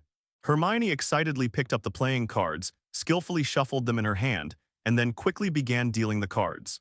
Seeing Hermione like this, Lee Shuan and Penelope exchanged a smile. Who would have thought that the know-it-all girl in everyone's eyes was actually a huge poker enthusiast? I never expected to be the first landlord in the game. Hermione, who was dealing the cards, smiled happily as she saw the landlord card face up fall in front of her. Then you'd better be prepared to lose this round. If you're afraid of losing, you can let me be the landlord. No way, I can lose at cards, but I can't afford to be unlucky. Despite Lee Shuan's intimidation, Hermione remained completely calm and refused without even looking at the cards. Well, I've learned all the essentials of playing cards. Luckily, Lee Shuan didn't say anything like, "You think you can beat me with 17 cards?" From now on, this place will be like Lee Shuan Square or some other shady phone call, otherwise the carriage would definitely be even more hilarious. Pair of 10. That's a cue. Lee Shuan pulled 2 queens from his hand and threw them on the table. Suddenly remembering something, he asked, "Penelo, you're graduating next year. Have you decided where you want to open a business?" Penelope, who was arranging cards, heard Lee Shuan's words and without stopping her work or looking up said, "I haven't decided yet. Perhaps going to the Ministry of Magic would be a good choice. The Department of Magical Law Enforcement, SEED. The Department of Magical Accidents and Disasters, the Department of Nationality Magical Cooperation, the Department of Magical Transportation, the Office of Mystic Affairs, and the Department of Magical Creatures Management and Control are also good choices." Penelope said casually that with her grades and abilities, getting into the Ministry of Magic would be a piece of cake. Except for some special departments, she was confident that she could pass the test for any other department as long as there were openings. As a soon-to-be graduate, Penelope was completely unlike her classmates who experienced job anxiety. Finally, Penelope's mention of the Department of Magical Creatures Management and Control wasn't just something Penelope made up. They also had this idea. Both she and Hermione knew about Lee Shuan's love for magical creatures.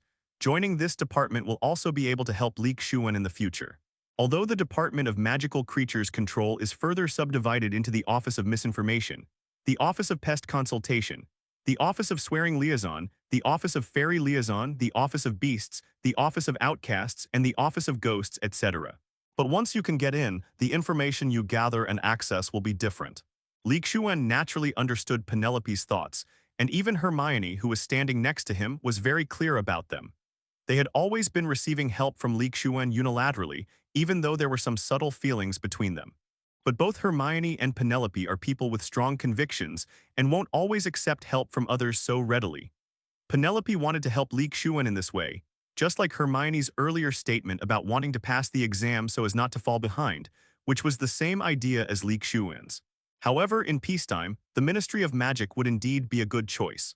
However, Lee Shuan was very clear that once Penelope graduated, the entire English wizarding world would descend into chaos, and he naturally did not want Penelope to step into the quagmire of the Ministry of Magic. Lee Shuan thought for a moment, then organized his thoughts before speaking. To be honest, I don't really recommend that Penelope join the Ministry of Magic after graduation. Upon hearing Lee Shuan's words, Penelope and Hermione exchanged a glance, closed the cards they had unfolded, and looked at Lee Shuan waiting for his next words. They all knew that Lee Shuan was not a person who spoke without reason, and under normal circumstances he would not stop their choices and would respect their decisions, unless the decision was dangerous to them. Seeing Hermione and Penelope's expressions, Lee Shuan lowered his hands and looked at them, saying, "You've both seen what's happened at Hogwarts in the last 2 years, especially Penelope. You know very well that Hogwarts was very peaceful during your 1st to 4th years, and most of the time life was routine. Until 2 years ago, the legendary savior Harry Potter enrolled at Hogwarts, and then all sorts of things happened. I also told you about Quirrell last year. It was Voldemort's remnant soul possessing him and causing trouble. Troll invasion, underground classrooms, basilisk attacks, the Chamber of Secrets in Slytherin.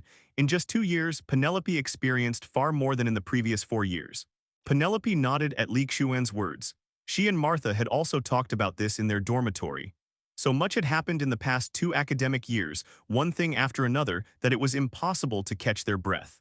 They also discovered that, indeed, with the arrival of the savior Harry Potter, Hogwarts, no, it could even be said that the entire English wizarding world began to stir with undercurrents. Compared to the 11 years before Voldemort's death, that was a rare period of peace. Now, these 2 incidents are caused by Voldemort's remnant soul, which are the horcruxes I've mentioned to you. Voldemort has more than one horcrux, so I suspect that, barring any unforeseen circumstances, Voldemort is about to return. If other wizards heard Lee Shuan's words, they would be terrified. They didn't even dare to utter the name Voldemort, let alone hear news of the Dark Lord's return. However, Hermione and Penelope had heard Lee Shuan talk about Voldemort quite a bit. Fear stems from the unknown, but with Lee Shuan around, they didn't find Voldemort particularly terrifying. Lee Shuan always exuded confidence and a sense of certainty. They hadn't experienced the Dark Ages under Voldemort's rule, and being proud individuals, they naturally didn't have much fear of Voldemort. Voldemort's death was so sudden that neither the Death Eaters, the Ministry of Magic, nor Dumbledore's Order of the Phoenix had time to react. Therefore, although many Death Eaters were captured, quite a few went into hiding or even switched their allegiance to the righteous side. Voldemort's henchmen have been carrying out resurrection rituals, and as you've seen in the last 2 years, Voldemort's return is drawing ever closer. That's why I don't want you to get involved with the Ministry of Magic. Penelope's eyes flashed with emotion after hearing Lee Shuan's words. Everything Lee Shuan said was for her own good. But if I don't join the Ministry of Magic, I don't really know what else to do. After all, I'm just a half-blood wizard. Unless I find a job in Diagon Alley or Hogsmeade, but generally speaking, shops in Diagon Alley don't hire much. After thinking for a moment, Penelope spoke. Hermione, standing nearby, was also pondering the situation. Not only Penelope, but Hermione in the future would also face such a choice. Having already faced the extraordinary and even become members of the extraordinary, they naturally cannot return to the technological world. Identity, class, and origin are unavoidable factors, whether in a technological world or a wizarding world. Even Hermione, when faced with such social survival issues, despite her young age and the fact that her knowledge of wizards could fill a small house, couldn't come up with a corresponding solution. As for why he doesn't start his own business and always works for others. Of the four elements, connections, ability, capital, and products, Penelope might only barely qualify for ability, but she is completely lacking in the other three. Don't assume that Fred and George's future Weasley magic tricks business will be easy. That's because they are both exceptionally good at selling products. As for connections, even though the Weasley family is often said to be a disgrace to pureblood families, never underestimate the connections a pureblood family has, even if it has declined. Strength, Fred and George are quite capable, plus they have many brothers, especially Charlie and Percy who graduated first, and Arthur and his wife. If they could join Dumbledore's Order of the Phoenix, would you think they're weak? It could even be said that other members of the Order of the Phoenix were also Fred and George's supporters, including Dumbledore. When Penelope, who controls the wizarding world's industries, and Hermione, who masters the technological world, join forces, who wouldn't call Lee Shuan boss or dad. The main area is Diagon Alley, which represents the public face of the English wizarding world, so some underhanded tactics are not allowed.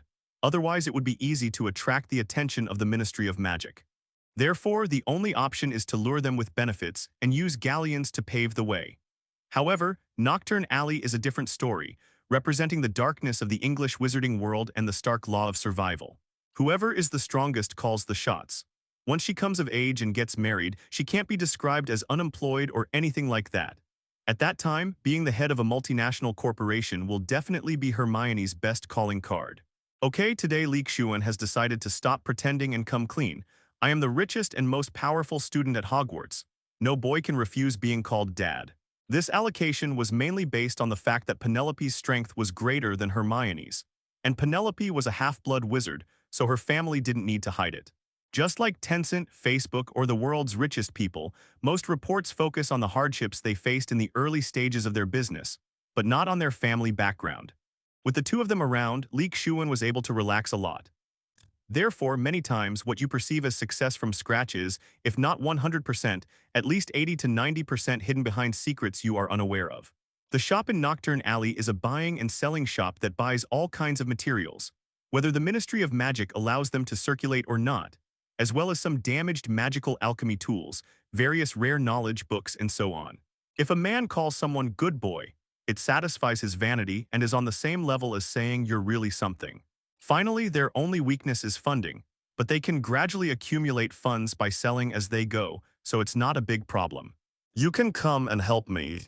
With Yin helping to manage the magical creatures in the small world, Lee Shuan had much less to do. Hermione and Penelope knew that Lee Shuan would handle some things, and the people who picked him up during the last holiday seemed to be quite extraordinary, but Lee Shuan hadn't explained this to them in detail, so it was normal for them to have such doubts. Then Lee Shuan began to tell Hermione and Penelope about his business, and the more the two women listened, the more surprised they became.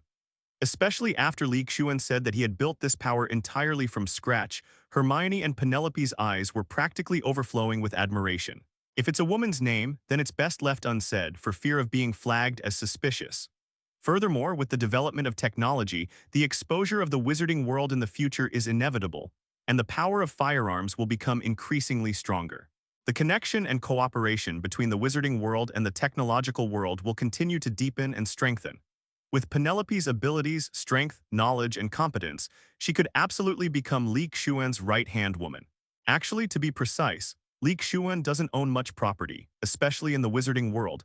Particularly in the English wizarding world, he has now acquired a shop each in Diagon Alley and Nocturn Alley using galleons. Point 0. Lee Shuan laughed and said, "The Ministry of Magic isn't a good choice. Go to Diagon Alley or Hogsmeade Village to work, then why not come and help Lee Shuan?" After Penelope graduates, she can help Lee Shuan gradually learn about and accept the industries of the magical world. Such shops can only generate the greatest value in Fandau Lane, they won't work in the opposite corner. Penelope and Hermione looked at Lee Shuan, wondering what he meant by coming to help him. Help you? As long as it has value, regardless of its origin, and as long as the price isn't outrageous, Lee Shuan will let Jeffrey and his team acquire it. Hermione can still keep it a secret now, not from her parents but from other relatives and friends. However, his real-world businesses are now left unmanaged, lacking someone he truly trusts. Even those he has subdued, such as Oliver and others, Lili, are not truly trusted. Putting everything else aside, what Lee Shuan lacks right now is a true head steward. When Hermione graduates, she can take over the technological world's industries. As for the Minister of Magic, is it more comfortable to stay in one's own family business? The shop in Diagon Alley is a potion shop, selling basic magic potions and also buying various potion ingredients. Even though Jeffrey and Oliver grow some of the potion ingredients themselves, or sign contracts with forces that specialize in producing potion ingredients. However, no faction would complain about having too many potion ingredients. The ingredients for potions are incredibly diverse, including both animal and plant materials, and they are found all over the world. As things stand, it's unlikely that Lee Shuan's subordinates can be self-sufficient, even if they include the materials in Lee Shuan's small world. Basically, most potion ingredients are not prohibited from circulation and trade. Only a small portion are prohibited. Therefore, there shouldn't be any major problems with this potion shop being located in Diagon Alley. Similarly, in the Far East Oliver, 2 stores were opened openly and secretly in 1985. There's also the Magic Research Institute that Lee Shuan opened last summer using the savings from the Room of Requirement. These are currently the only ones in the wizarding world, far fewer compared to the technological world. Aside from the buying and selling shop in Nocturn Alley, the apothecary in Diagon Alley or the Magic Research Institute were all suitable for Penelope. Speaking of this, we have to mention Snape's diary, the Half-Blood Prince. Furthermore, doing so would definitely arouse Snape's suspicion, and then Dumbledore would also take notice of him, which would be a loss for Lee Shuan, so he simply gave up the idea. Snape was absolutely unmoved. Nothing except Lily could stir any ripples in his rock-solid heart. The former is fine. Lee Shuan is confident he can protect Hermione in the future, and perhaps Hermione will gradually change. However, being taken advantage of is not a good thing. Lee calmly gave a general overview of the numerous businesses under his control. Explaining all of them in detail would take quite a while. Penelope saw Lee Shuan's gaze and nodded to him to indicate that she understood. We've only talked about the industries in the wizarding world, and that was developed later. What about the industries in the technological world? Moreover, with Penelope and Hermione, 2 future potions masters, and with Lee Shuan's support plus their talent, it's definitely not a problem. This is both an advantage and a disadvantage, which both Lee Shuan and Penelope are aware of. Moreover, the 2 of them have talked privately about how to help Hermione correct this shortcoming little by little, especially Lee Shuan's Grand Hotel. Given Lee Shuan's previous experience here, he must have already laid out the plans for England before expanding to other areas. Actually, Lee Shuan initially wanted Snape to sell some of the potions he made in his shop, but later he gave up on the idea. Moreover, Lee Shuan was not a Slytherin student, had a bad relationship with Snape, and had no leverage to persuade Snape. The department stores, hotels, and restaurants owned by Lee Shuan's family were basically developed simultaneously. Hermione and Penelope naturally tried out the restaurants that had become incredibly popular in recent years. Alright, don't rush, I'll tell you right away. The technology world has more industries than the wizarding world, including farms, ranches, wineries, department stores, food companies, large hotels and restaurants, as well as a technology company and an arms company. I won't mention the smaller industries besides these. Thank you, Professor Snape, for your support. As for what our future savior will use to save his potions, I can only say I'm sorry. As a potions master, Snape must have had his own sales channels over the years, whether it was Hogwarts channels or the Death Eaters channels in the past. In addition, the various key points and essentials about potion making further accelerated the 2 women's progress in potion refining. However, this shortcoming can easily offend people and be taken advantage of. Never underestimate the allure of a potion concocted by a master potion maker. They're practically the perfect match. How could Lee Shuan not like them?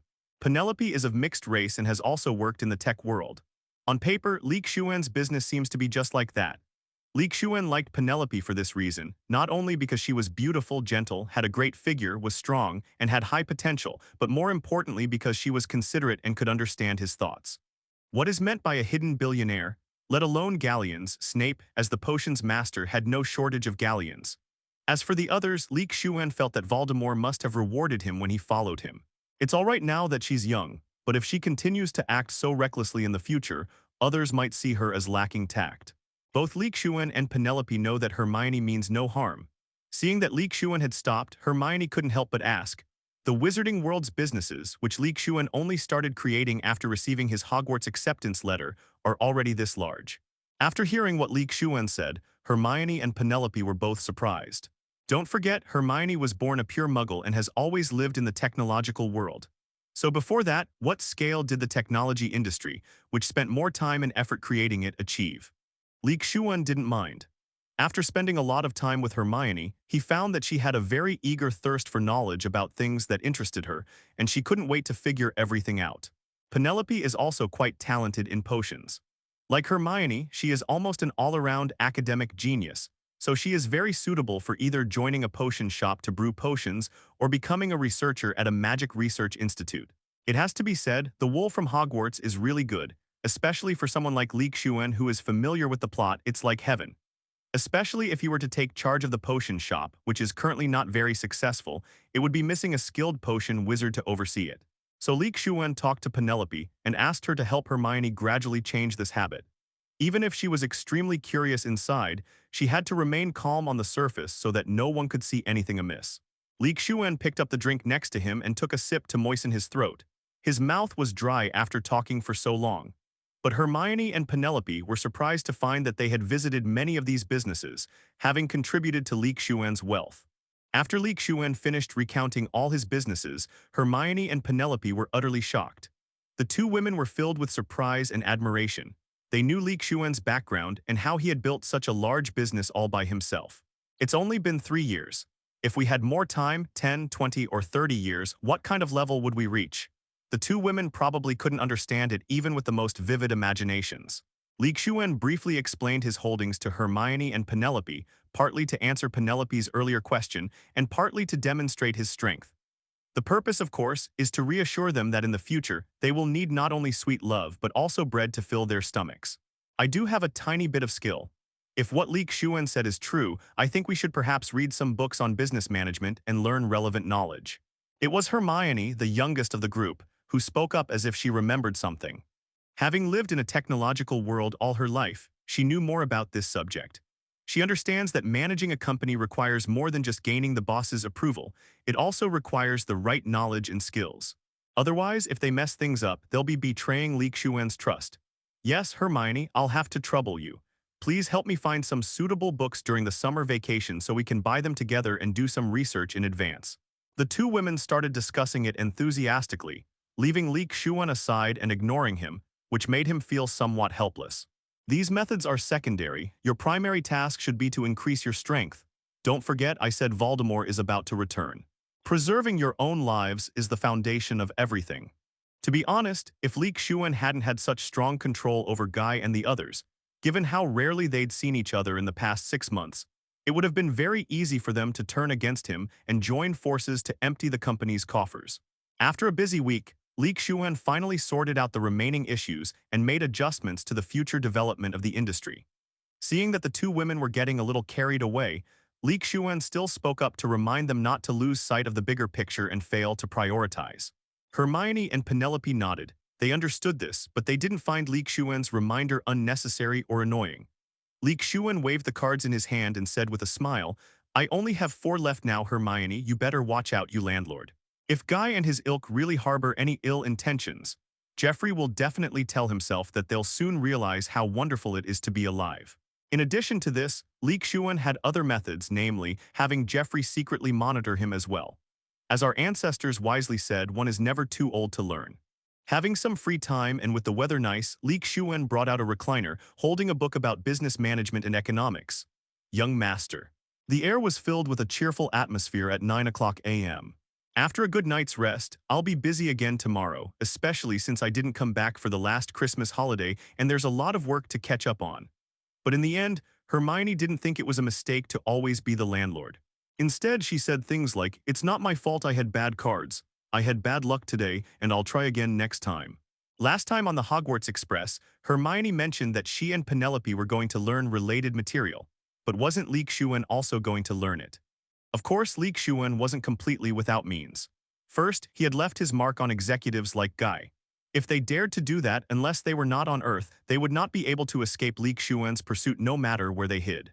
If it weren't for the significant improvement in memory and comprehension after the transmigration, and the fact that he hadn't consistently studied these areas, given his previous experience as a class monitor, Lee Shuan's situation would have been much better.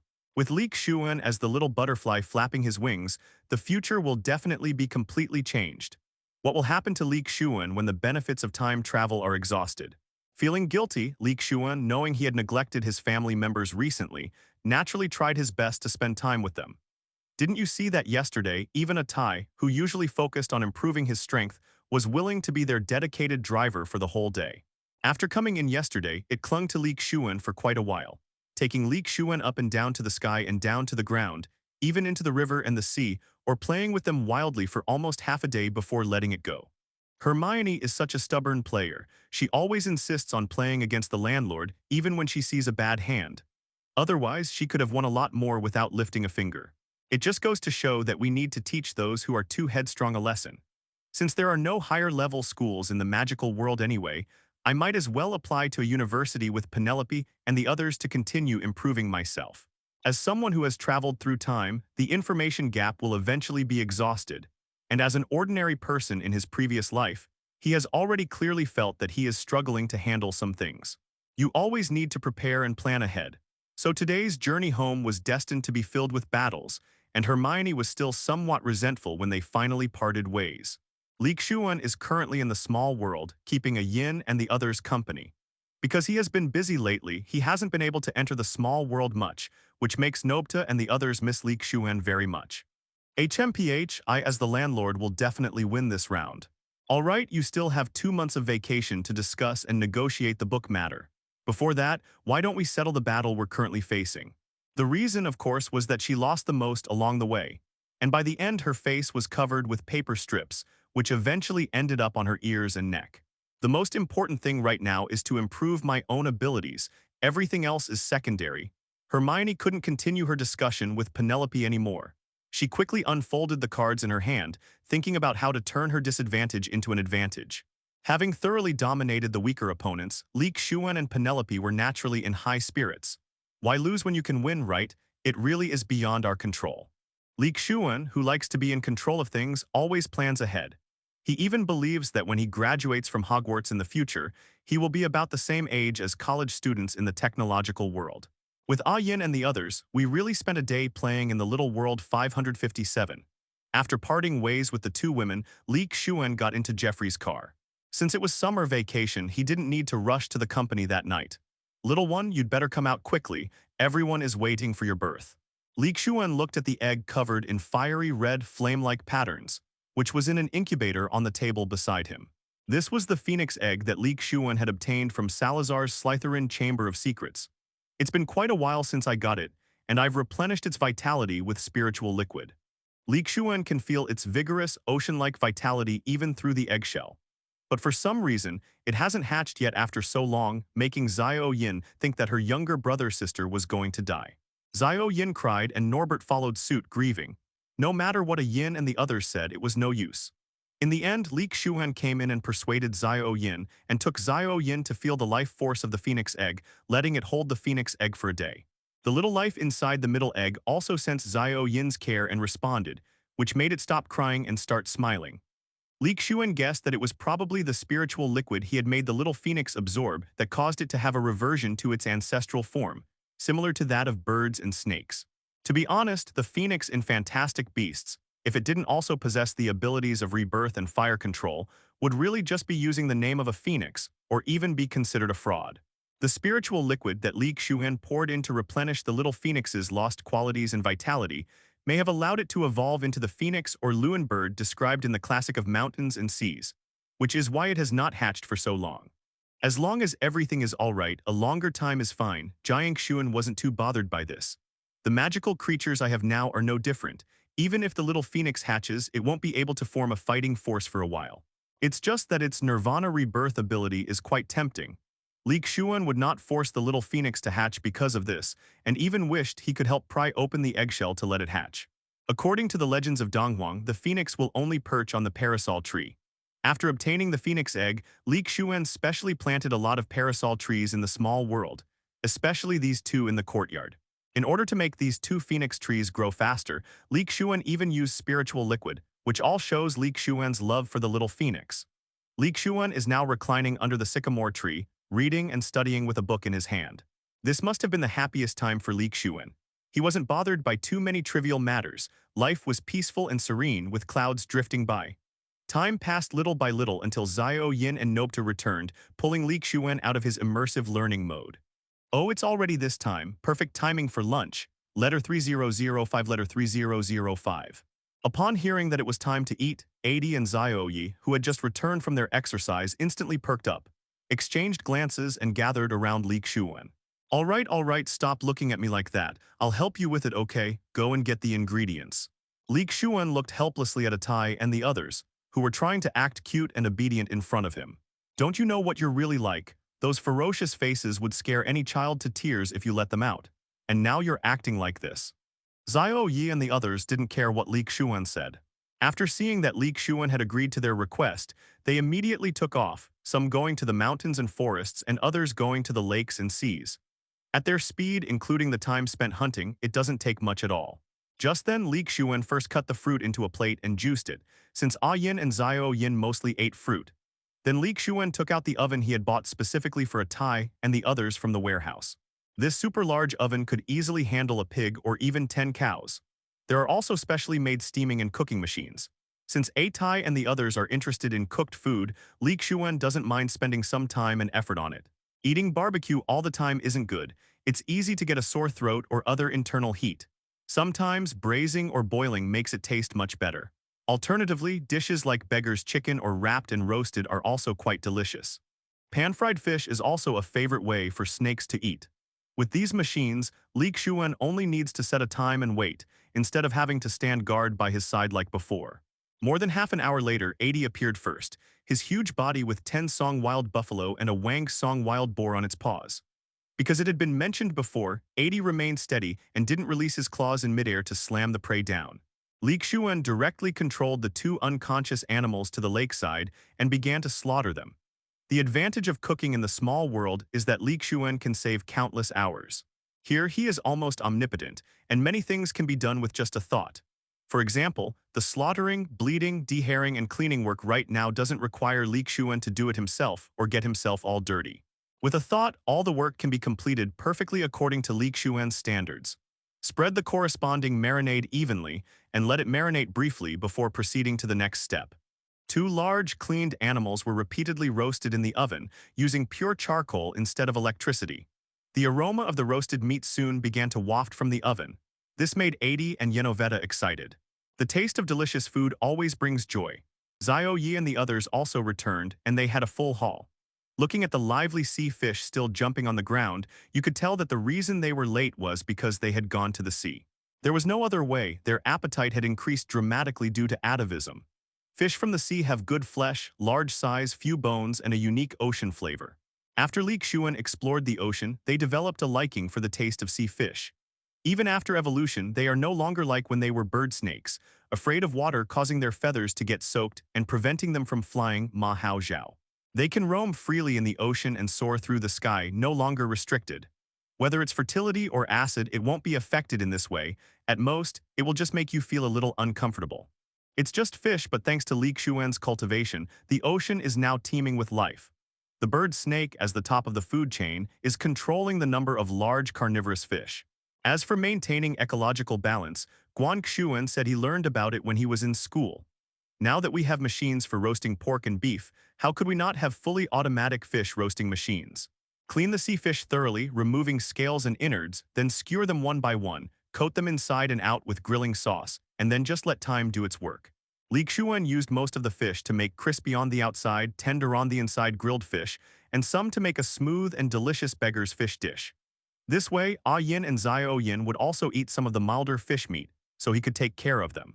After a noisy and lively meal, Lee Shuan followed Tai and the others to hide under the shade of a tree, enjoying the cool air and drinking fruit juice to aid digestion. Lee Shuan didn't need to make himself any extra lunch. He could just take a little from the food of the birds and snakes, which would be enough for him. He wouldn't cut corners or use the same ingredients just because it's for magical creatures. They eat the same things he eats without any compromise. Aside from creatures like Adi and the ever-growing Noberta who didn't have reclining chairs, the other magical creatures followed suit and got themselves one, either alone or sharing one with other animals. They specifically asked Lee Shuan to bring these in, as there weren't enough lounge chairs to go around. Everyone wanted to experience the feeling of rocking back and forth on a lounge chair like Lee Shuan did. You could say it's a kind of imitation. Just like when we were kids, we imitated adults' behavior, always feeling a kind of curiosity, wanting to experience what adults feel like. Lee Shuan could certainly fulfill these small requests. It wasn't a big deal. Recently, Lee Shuan even felt that there were too few entertainment facilities for these little guys. Ignoring the three children for the time being, Lee Shuan focused his attention on the changes in the small world. The moment the little phoenix was born, the small world also changed, expanding to 700 square kilometers in area. This increase in area was a standard reward. What made Lee Shuan feel different was the vitality or life force in the small world. At the moment the little phoenix was born, as the master of the small world, he could feel that the entire small world seemed to have been sublimated, as if it had come to life. It was a very strange feeling. It wasn't that the little world before was lifeless and stagnant, but rather a feeling similar to growing up. It truly lives up to its reputation as a mythical auspicious bird from Eastern legends. Originally just magical creatures in the wizarding world, they didn't have a particularly big impact on the smaller world. However, the fact that a creature like the little phoenix, which reverted to its ancestral form as recorded in the classic of mountains and seas, could have such a significant impact on the small world made Lee Shuan increasingly look forward to the other birds and snakes that were about to undergo transformation. The birth of the little phoenix greatly enhanced the foundation and strength of the small world, and also improved Lee Shuan's ability to protect himself. With the phoenix's nirvana divine power and his own small world as a backing, Lee Shuan dares to say that he can now roam freely in the English wizarding world. However, nobody wants to experience the feeling of death, so Lee Shuan spent a very busy and fulfilling summer vacation. Besides working, spending time with the magical animals, and managing his little world, he devoted himself to improving his strength. Time slipped away quietly thanks to Lee Shuan's efforts. It's worth mentioning that after playing the Add Money to the Hermit card, Lee Shuan's order for the Magical Animals Amusement Park was finally completed before the start of the school year. A carousel, slides, and a specially designed inflatable castle. Lee Shuan also figured out a pattern. For every level Lee Shuan's strength increased, the number of magical animals he could fuse with increased by 1. Then there are the Grand Wizards, which is the most numerous level. They include basilisks, giant spiders, Norbetta the Norwegian Ridgeback, Ain, river trolls, the Strals, and unicorns. However, characters like Noberta, the river giant, the unicorn, and Ian are all at the peak of the Great Wizard level. Give them some more time and an opportunity, and they will reach the level of elite wizards. It seems that a Tai is only one step away from becoming a wizard of the bright moon, but Lee Shuan was overjoyed when he broke through before Christmas this year. At least a Tai's breakthrough gave Lee Shuan confidence when facing Dumbledore and Voldemort. And then there's Lee Shuan's greatest reliance right now, a Tai, a peak Morning Star wizard. For example, if Lee Shuan is currently a level 5 Morning Star wizard, then the number of magical creatures he can simultaneously accommodate and receive is 5. 10 minutes later, Lee Shuan opened his eyes and took a deep breath. Now, not only has a Tai reached the peak of the Morning Star wizard level, but the scales on his body have also changed several times. The spell of the 10 elite masters has been cast on the above, leaving only the city of Yin. Surprisingly, the unicorns in Lee Shuan's small world were so weak. Otherwise, they wouldn't have been so easily dealt with by Voldemort. Next up are the elite wizards. The contestants here include the giant basilisk, the mountain troll, and the three-headed dog Luwei. Among them, the mountain troll is at the peak of the elite wizard level. With more food and battles in the small world, it can break through. Now that he could fully absorb the power of Yi and the others, thus increasing his own strength, Lee Shuan also reviewed and planned his own power level. Lee Shuan also purchased 1 or 2 extra sets of spare parts as backup. Given the physical capabilities of Noberta and the others, even with the protection of magical spells, Lee Shuan didn't think these amusement facilities could last long. This is still not enough. It really shows a case of a well-fed man not knowing the hunger of a starving man. Judging from Lee Shuan's tone, there was still some dissatisfaction. With the start of the new school year fast approaching, Xuan has been meditating in the small world, drawing upon its spiritual energy. Finally, there's Lee Shuan's true reliance, the Morning Star Wizard. Besides Lee Shuan, who has just broken through, there are also the bird snakes who have been receiving gifts from the small world and undergoing ancestral evolution. They broke through earlier than Lee Shuan. He reached level 5 in his estimate of the 9 levels of wizarding, which is the level of the heads of the various houses at Hogwarts. It can only be said that he was still not satisfied. Finally, before the start of the school year, I've raised my strength to the level of a Morning Star Wizard. If you really want to damage the scales and hurt 80, don't even think about it without a Morning Star Wizard level. Lee Shuan is currently at a critical moment. The magical power within his body is like a tidal wave, surging and rushing towards some unseen and intangible barrier. After a long stalemate, the invisible door was finally blasted open by Lee Shuan, and the magic power within his body began to increase dramatically at that moment. When Lee Shuan assembled these items into the small world, he cast a spell on them to ensure they were durable enough. Lee Shuan is only 13 years old, yet he has already achieved what most wizards cannot at the age of 30. Let's start with the wizard level from lowest to highest strength. Don't think there's no such level. The newly born Little Hidden and Little Phoenix are already at this level. But carrying a bag is no substitute for having legs. Normally, Lee Shuan would be very satisfied with this speed, but now time is of the essence for him. Don't forget Lee Shuan's true method, possession by magical creatures. Not to mention 80's ever-increasing flame temperature and venom potency. There are also some magical creatures with special functions, such as Pomlock, Bowtruckle, Kappa, Grindylow, and Niffler, which are not included. Speaking of which, this holiday was indeed a cultivation frenzy. Not only did Lee himself work hard to meditate and improve his strength, but Atai and the others did the same. During this holiday, Lee Shuan's strength in fighting magical beasts also steadily improved. Animals like the rainbow fish, hawkrap, flobber slime, swallowtail dog, and metamorphosis lizard, which are simply added to the species of the small world, are not included. Although the wizarding rank is low, it's usually only this level for Hogwarts graduates, which is quite good for 2 little ones who are not long old. The magical creatures that Lee Shuan refers to here are similar to the Ulank Ironbelly Fire Dragon, the Bird Snake, and the Snake Monster. In addition, Lee Shuan did not only rely on his meditation to increase his internal magic power, but he also had a cheat code. He had the support of spiritual energy, spiritual fruits, spiritual food, and even spiritual liquid from the small world. It took him almost 3 years to reach this level. As mentioned earlier, the people of Donghuang have a pattern of equipping one generation, reserving another, producing a third, researching a third, and initiating a third project. At first, Lee Shuan simply assigned himself to a 3.0. While using only his own abilities, namely his wand and the spells he had learned, he assigned himself a 1.0. Using the power of magical creatures is version 2.0, while wielding the myriad beast spirit pearl and the innate 5 elements tower is version 3.0. But things are different now. Lee Shuan can definitely create a 5.0 or even a 6.0. It's still the original 1.0 version. Lee Shuan's own strength, in the early stages of the Morning Star Wizard, only uses his own magic power and wand. Version 2.0 introduced the use of magical beast possession. For Lee Shuan, the levels of Wizard and Archmage didn't provide much of a boost. They only increased magic power and various attack skills. So they were grouped together, including the levels of possession by the 5 magical beasts. 3.0 is the state of possession by the giant serpent monster, mountain monster, and 3-headed dog Luwei at the elite wizard level. When Nopta and the unicorn make 2 more breakthroughs in the future, the 5-in-1 state will be the complete version of 3.0. The full version 3.0 will allow Lee Shuan's strength to advance to a smaller stage, just like there are different levels like early, middle, late, and peak. Lee Shuan's current strength is at the early stage of Morning Star Wizard. With the support of version 3.0, it can reach the mid-game of Morning Star Wizard. Version 4.0 goes without saying.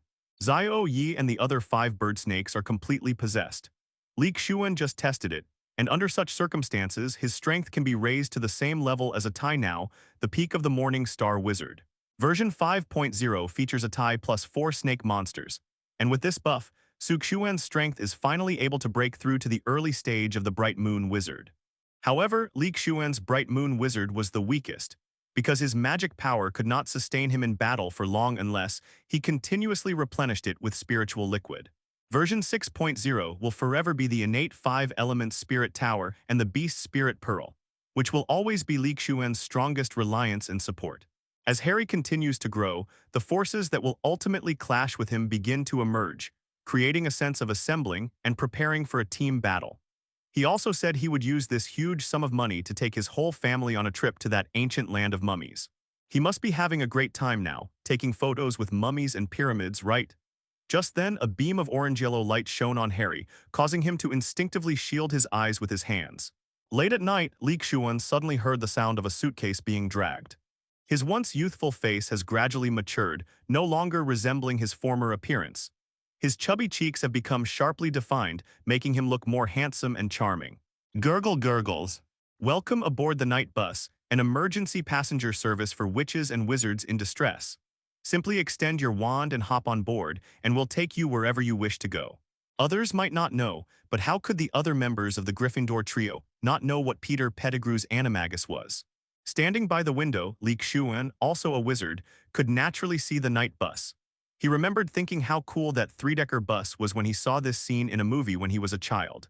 Looking out the window, I saw Harry storming out, a suitcase in one hand and an owl cage in the other. Poor savior, running away from home in this cold weather while his good brother is out having fun. Sirius Black will now focus all his efforts on finding Peter Pettigrew. Perhaps by this time, Sirius Black has already seen the photo of Peter Pettigrew with the Weasleys in the Daily Prophet. With his breakthrough complete and his strength greatly increased, Lee Shuan was even more confident in facing the upcoming turmoil. Lee Shuan knew Sirius's purpose in coming. He wanted to see how his godson was doing, and if he found that the other was doing well, that would be enough. That suitcase, which looked almost as big as Stan Sandperk's, caused him quite a bit of trouble. After saying this with a smile, Lee Shuan went to wash up and rest. It's only the end of August, but England is already experiencing continuous rain, dampness, and cold, which is why Xuan is hiding in his little world. He cooked again and stayed in the small world until evening before Lee Shuan came out. Harry looked at the three-story bus in front of him. He remembered that the bus had suddenly appeared out of thin air without warning, and that the words "Night Bus" were spelled out in gold letters on the windshield. Not only Harry is growing, but Lee Shuan's height has also increased rapidly in the past 2 months along with his strength. It's truly puberty. He changes every week if not every day. Is this the crazy rider bus? It looks hilarious. A second later, the owner of the lights, a huge bus, stopped in front of him. Those enormous wheels and headlights must have come from the same troll factory. This year is going to be interesting. Woof woof woofs. It seems she was wronged at the Dursleys' house, or more accurately, by the actions of that woman named Maggie who was actually a balloon. Harry could sense a different emotion in the big black dog's eyes as it looked at him, which terrified him. She quickly stood up, pulled her wand from inside her clothes, and tripped on the sidewalk as she moved backward. After reading the entire contents of the slip of paper in his hand, the ticket seller, named Stanson Park, folded it up and put it in his breast pocket.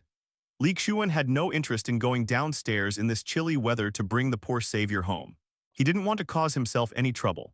1.1 Standing upstairs, Lee Shuan naturally saw that the moment the night bus appeared out of thin air, Sirius Black had already disappeared back into the bushes. My name is Stanson Parker, and I'm your ticket seller tonight. As Harry sat on the side of the street, wondering where to go, a large black dog suddenly emerged from the wet grass not far in front of him. With his keen senses, he spotted the large black dog hiding in the bushes following Harry, or rather, the dog that had escaped from Azkaban, Harry's godfather, Sirius Black. Stanson Parker and Harry glanced at the spot where the big black dog had been, and after spotting Cairn, they were ushered into the car. Lee Shuan also saw the news in the Daily Prophet that Arthur Weasley had won the annual Galleon Prize and received 700 galleons. When Lee Shuan woke up the next day, he found that everything seemed unchanged. Just like the fat woman balloon that had been spinning around a chimney the night before was just an illusion or a dream. But Lee Shuan knew that this was because the Ministry of Magic had come to clean up the mess last night. Even Harry was taken aback by Fudge, since Sirius's escape was not a good thing for him. And if nothing unexpected happens, their goal is definitely to kill Harry Potter, the Savior, which makes things even more complicated. Therefore, Fudge couldn't care less about Harry using magic in front of Muggles. That was a minor matter. The most important thing now was to ensure Harry's safety, otherwise his position as Minister of Magic would be over. I promised Hermione and Penelope today that we'd go to Diagon Alley together. Buying new books every school year is a tradition. Moreover, this was the last year Penelope and Lee Shuan went to Diagon Alley to buy textbooks together, so of course it felt different. Upon arriving at Diagon Alley, the most striking impression is the ubiquitous wanted posters for Sirius Black. Have you seen this wizard before? The wanted poster showed Sirius Black roaring in fury. 24. In his past life, he had seen many people who kept pets like Lord Yi who loved dragons but was terrified of them, spending money to bring pets home on a whim. Over time, their reputations spread and they gained fame, at least preventing the situation where they wouldn't have a single customer all day. When I finally brought the cat home, I found that it wasn't as fast-paced as when I first started raising it online. It needed cleaning, it needed to be taken to the vet when it got sick, and the food wasn't cheap either. However, it wasn't free. The other party would owe the organization a considerable amount for it. But even so, he still made a profit, as the salaries and contribution points at different levels were completely different. There was no other way, even the Ministry of Magic was afraid. Sending ordinary orders to Nocturn Alley would be a one-way trip, like throwing good money after bad. Don't doubt the madness of the dark wizards in Nocturn Alley. After buying all the items on the list for the new school year, Lee Shuan had them delivered to the potion shop. He had no interest in carrying large bags while shopping. In the Alley of the Fallen King, without an elite wizard-level combatant to guard the area, one is easily targeted for extortion. There's no way we can have Jeffrey sitting in the acquisition shop all the time, right? Lee Shuan strongly agrees with the saying, if you don't love someone, don't hurt them. In your world, they are just one thing, but in their worlds, you are everything. Passing by my own shop in Diagon Alley, business is pretty good. With the huge influx of customers these past few days, it can be said to be a once-in-a-decade carnival for Diagon Alley businesses. Instead of hiding everything and only revealing it when someone comes knocking on your door, which is pointless and you'll still have to bear the losses yourself, why bother? According to the shopkeeper, the long-haired cat from Crookshanks possessed the bloodline of a typical cat raccoon, which Lee Shuan naturally believed. As for why shops like Bogenbach seem to have only one person running the shop and nothing going on, it's because shops like that aren't the newly opened ones like Lee Shuan's. Now is not the time to go and look at the shops in Nocturn Alley, they are full of orders. Lee Shuan and the others are obviously Hogwarts students. They were probably stopped by the orders before they even entered. Crookshank's fur is entirely ginger yellow, and it has bow legs. The most interesting thing about 757 is its face, which looks like it has bumped into a wall. Its tail, which is flat and fluffy, looks like a fat brush. Even if there are no customers that day because the store is full of dozens of people wearing hooded wizard robes, making it too intimidating, it doesn't matter. It's just a matter of one less day or one more day. This can be considered as Lee Shuan's gift to Hermione as a pet. Lee Shuan originally wanted Penelope to choose one as well, but Penelope said that she was about to graduate and did not have the time or energy to accompany and feed a pet, so she declined. Fortunately, the start of the school season is approaching again. Even though the orders patrolling Diagon Alley and the wanted posters make some merchants feel depressed, most of it is dispelled by the enthusiasm of the young wizards who are about to go on a big shopping spree before school starts. Anyway, the acquisition of the shops went very smoothly, especially after some dark wizards brought their harvests to the shops to sell. They found that the price reductions were not so severe. Not only was there one elite wizard and 2 to 4 arch-wizards stationed at the shop, but on the first day of business, Lee Key had Jeffrey bring a lot of people to stay in the shop all day, which was called standing on the platform. If he really thought it was just a minor force to mess with, Lee Shuan would absolutely not mind annihilating it, not just hurting it. Otherwise, where would all those stray cats and dogs in the city come from? Since Lee Shuan's shop is a newcomer, it is surrounded by menacing hyenas. In order to avoid any unpleasant incidents, he has to show his strength. Just like how Lee Shuan has 3 to 5 wizards stationed at his purchasing shop in the upside-down alley, they must all be at the level of great wizards. In addition to Jeffrey, Lee Shuan also used the spiritual liquid in the small world to catalyze the creation of an elite wizard. In the end, Hermione still had that orange pig named Crookshanks in her arms. No, it should be called a fat orange cat. Lee Shuan thought it was worth spending a day to reduce the chances of something going wrong later. For decades, even centuries, they've used countless coveted wizard corpses to intimidate everyone, and with all sorts of strange mechanisms and alchemical artifacts inside, how do you know there's only one person there? From the future, Crook Mountain is very perceptive of certain things. For example, even though they are both animagus, its attitude towards Scabbers the rat and Black the big black dog is completely different. Moreover, there were noticeably more orders patrolling Diagon Alley and Nocturn Alley, especially in Nocturn Alley. According to Jeffrey and his team, all those entering Nocturn Alley were elite Aurors from the Lee force. Lee Shuan led Hermione and Penelope into the store for a look around. Because there were many customers, Lee Shuan didn't do anything. After satisfying Hermione and Penelope's curiosity, he left.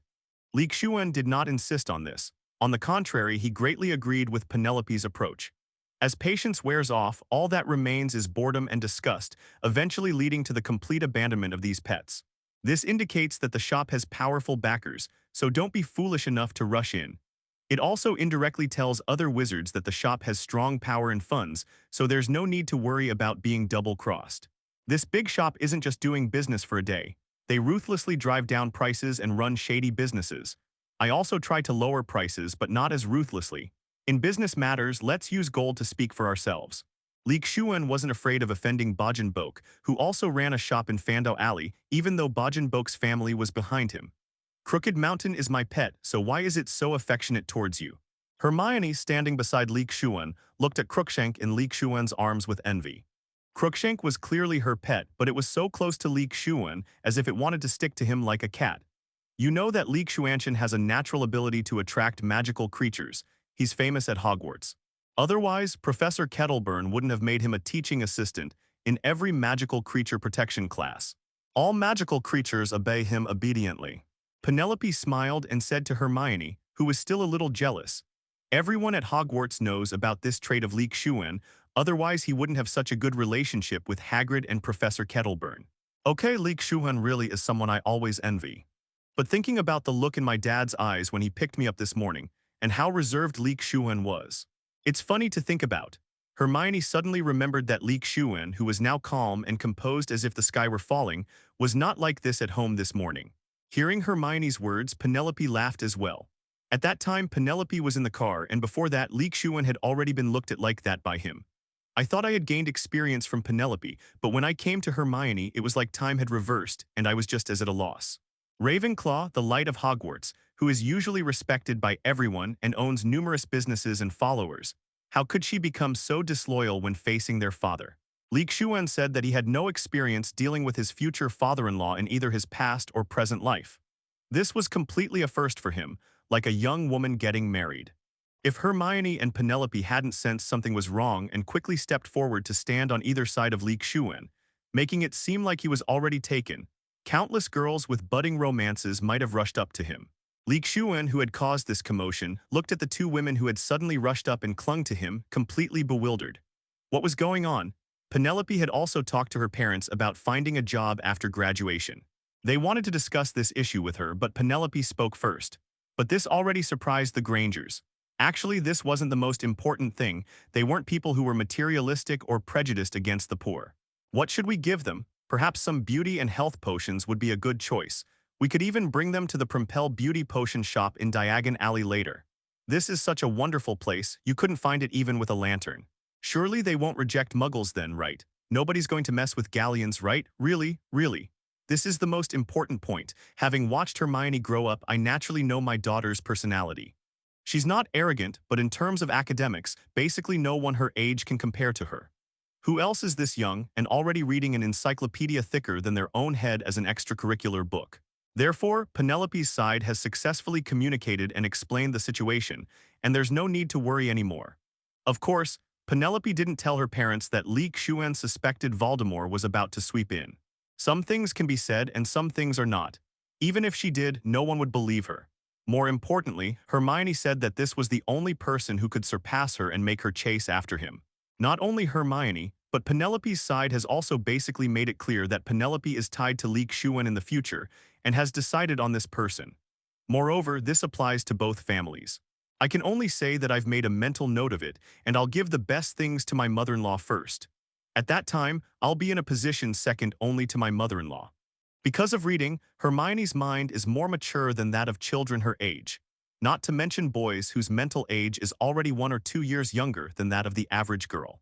However, when Lee Shuan talks to Hermione and her parents, he still refers to them as classmates and friends. Lee Shuan, who was walking in front, had sharp ears and rolled his eyes when he heard the conversation between the two women behind him. They all knew Hermione was an extremely opinionated child, so they generally wouldn't interfere with her except for matters of principle, but would discuss them with her.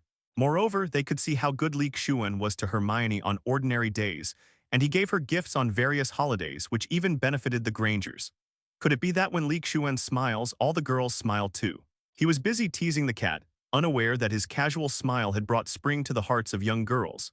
He wasn't some crooked-mouthed dragon king. A dragon king's smile could mean life or death. Of course, Hermione was also careful with her words when it came to the industry, and didn't blurt it all out since it was a bit too frightening. The main problem is that Hermione and Penelope weren't helping him at all.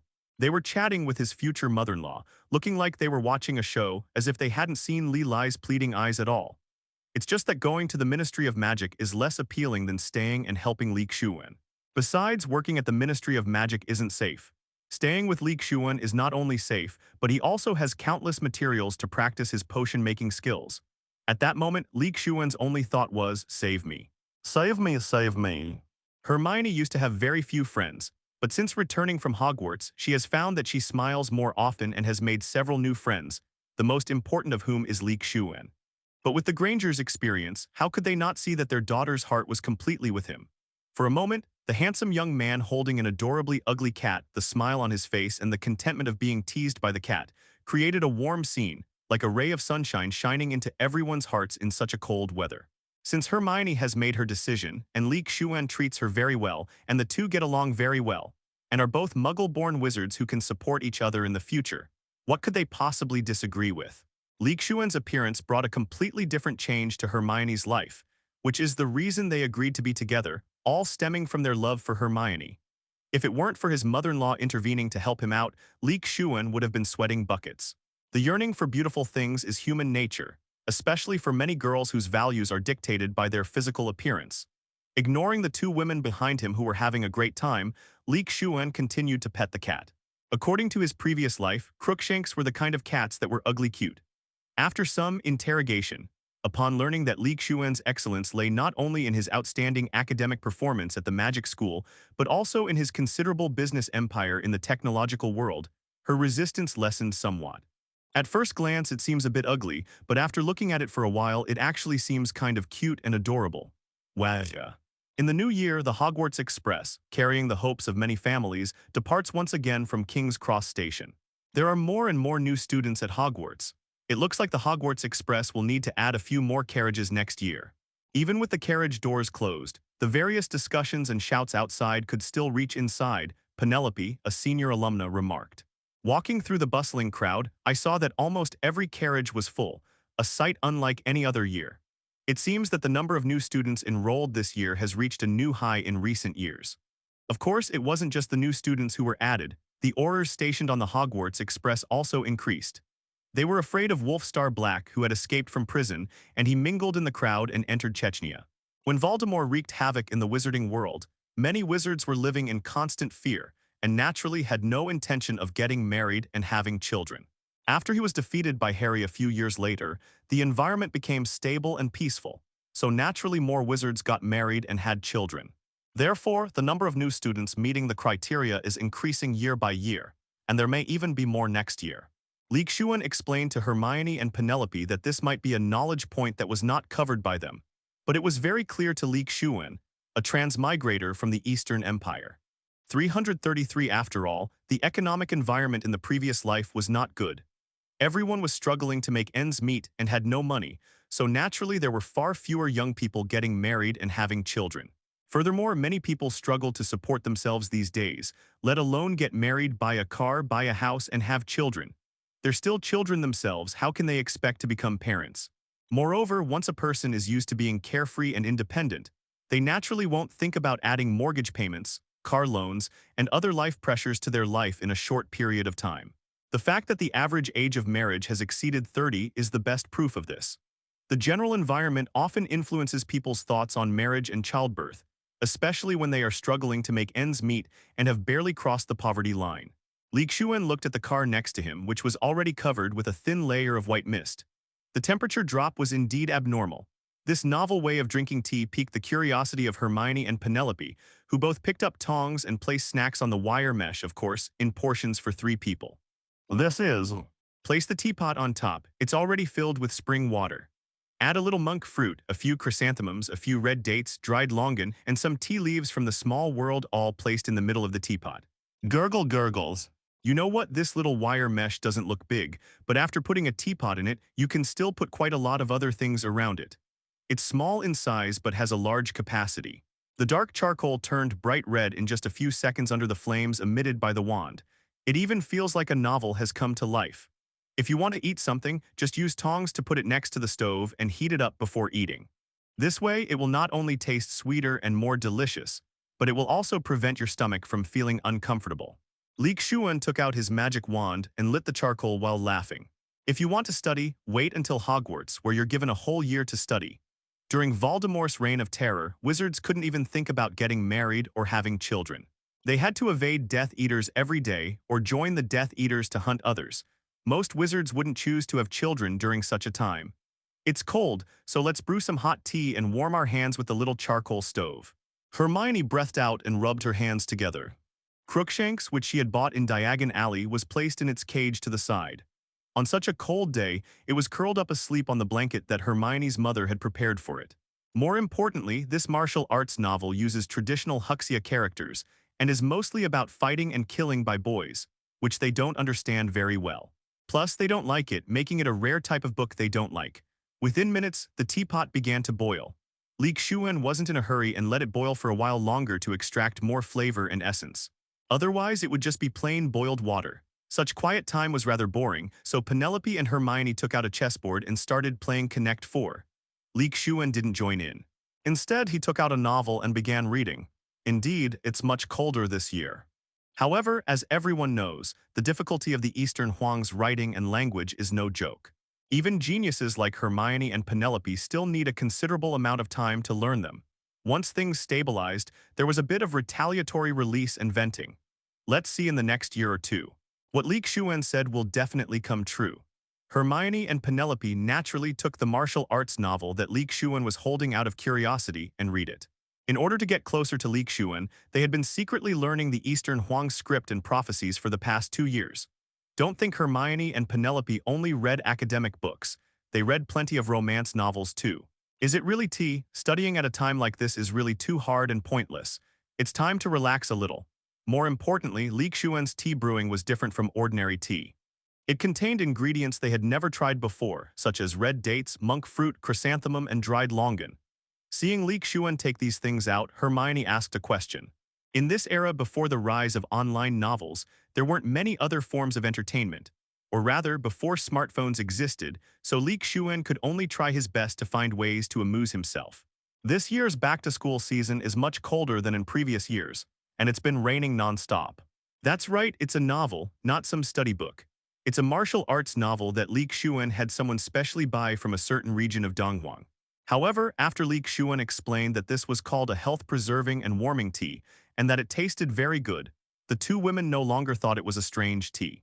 Lee Shuan's taste was still trustworthy, which was based on their experience over the past 2 years. Penelope and her friends weren't in a hurry. In such cold weather, sitting in the swaying carriage with the tea boiling on the glowing charcoal stove, surrounded by their favorite people and good friends, it felt wonderful.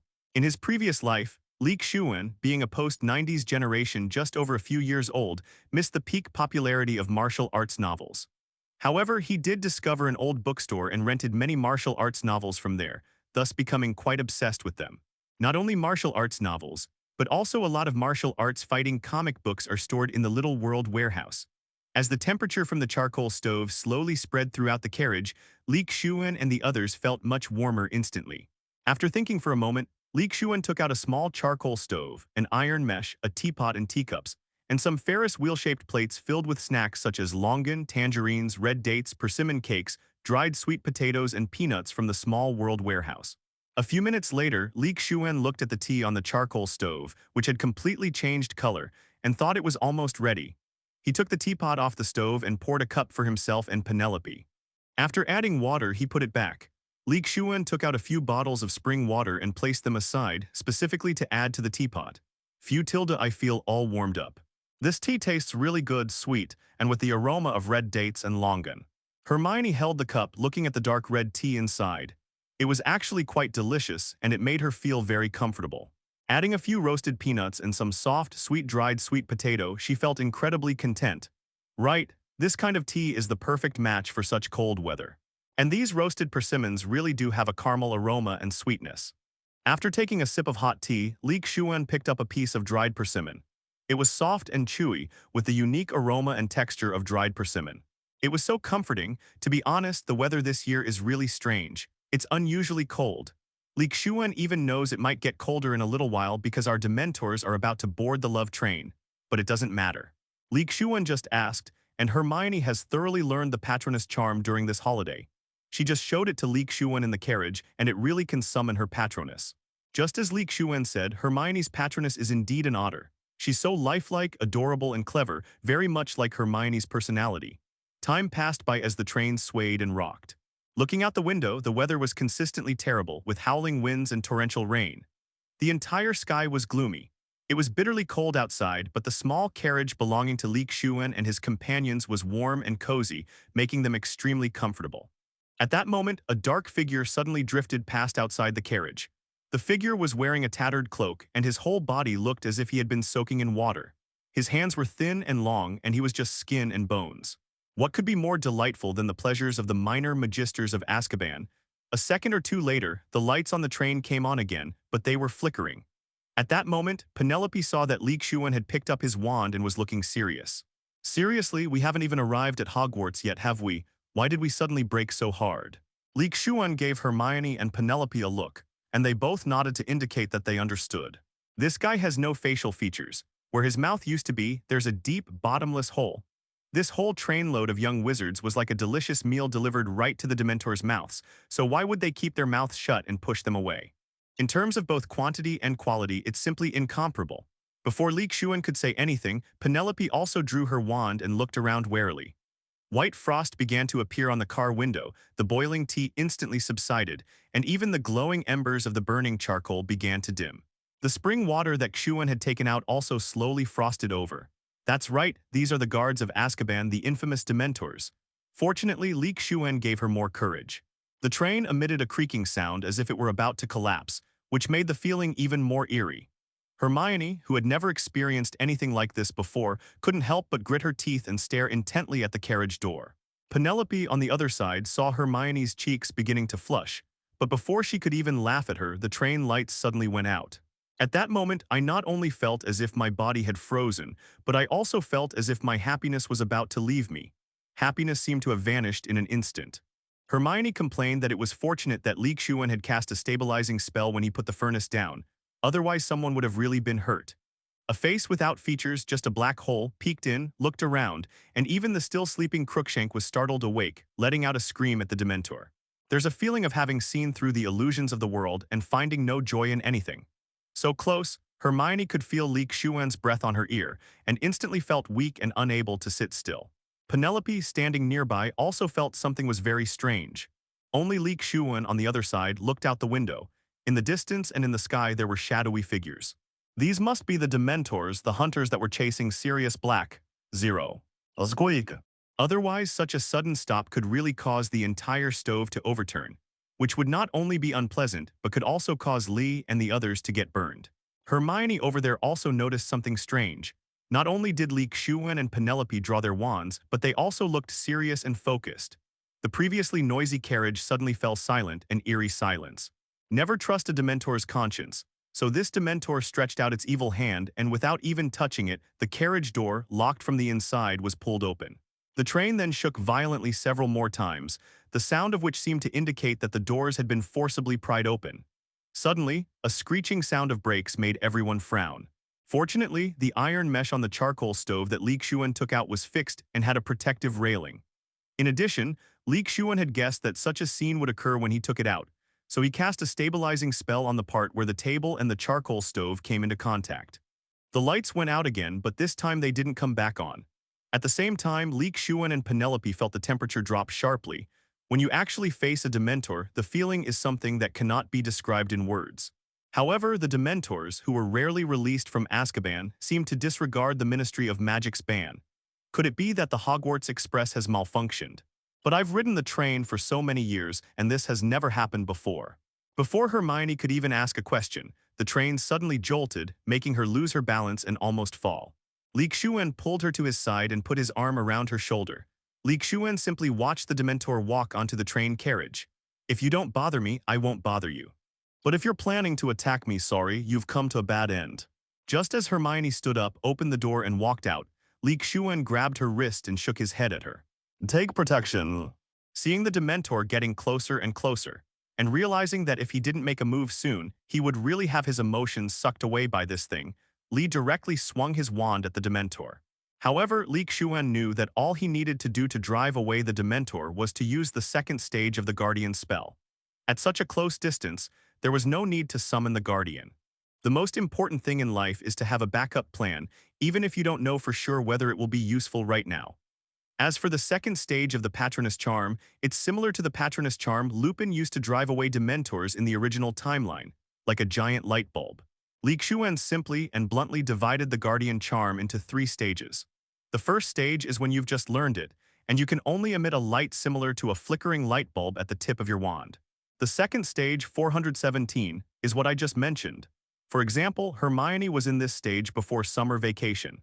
If Lee Shuan hadn't given her a wand without any threads to practice with during summer vacation, she might still be in this stage. The third stage is being able to summon your own guardian spirit, and that's it. There's nothing more after that, and it's not further subdivided.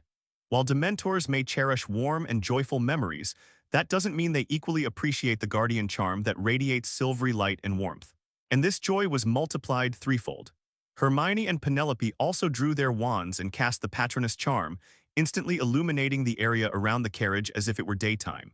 Of course, the 2 clever women saw that Lee Shuan had only used the second stage of the Guardian God spell, so they did the same instead of summoning a Guardian God. This tacit understanding and unconditional trust in Lee Shuan are one of the reasons why Lee Shuan treats them so well. Furthermore, it's not that they couldn't guess Lee Shuan's thoughts. Having spent so much time with him, how could they not know his habit of preferring to conceal his abilities and proceed cautiously? Moreover, to drive away Dementors at close range, the second stage Patronus charm is sufficient. There's no need to expend more mana to summon a Patronus just to look cool. Don't be fooled by how cool it looks when everyone summons their guardian spirits in movies. In real battles, summoning them consumes a lot of magic power. Penelope and Hermione had practical combat experience, so they naturally understood the 10 rules to follow in battle. Achieve the greatest effect with the least amount of magic. Therefore, since the second stage Guardian spell can achieve the effect of repelling enemies, then this is fine.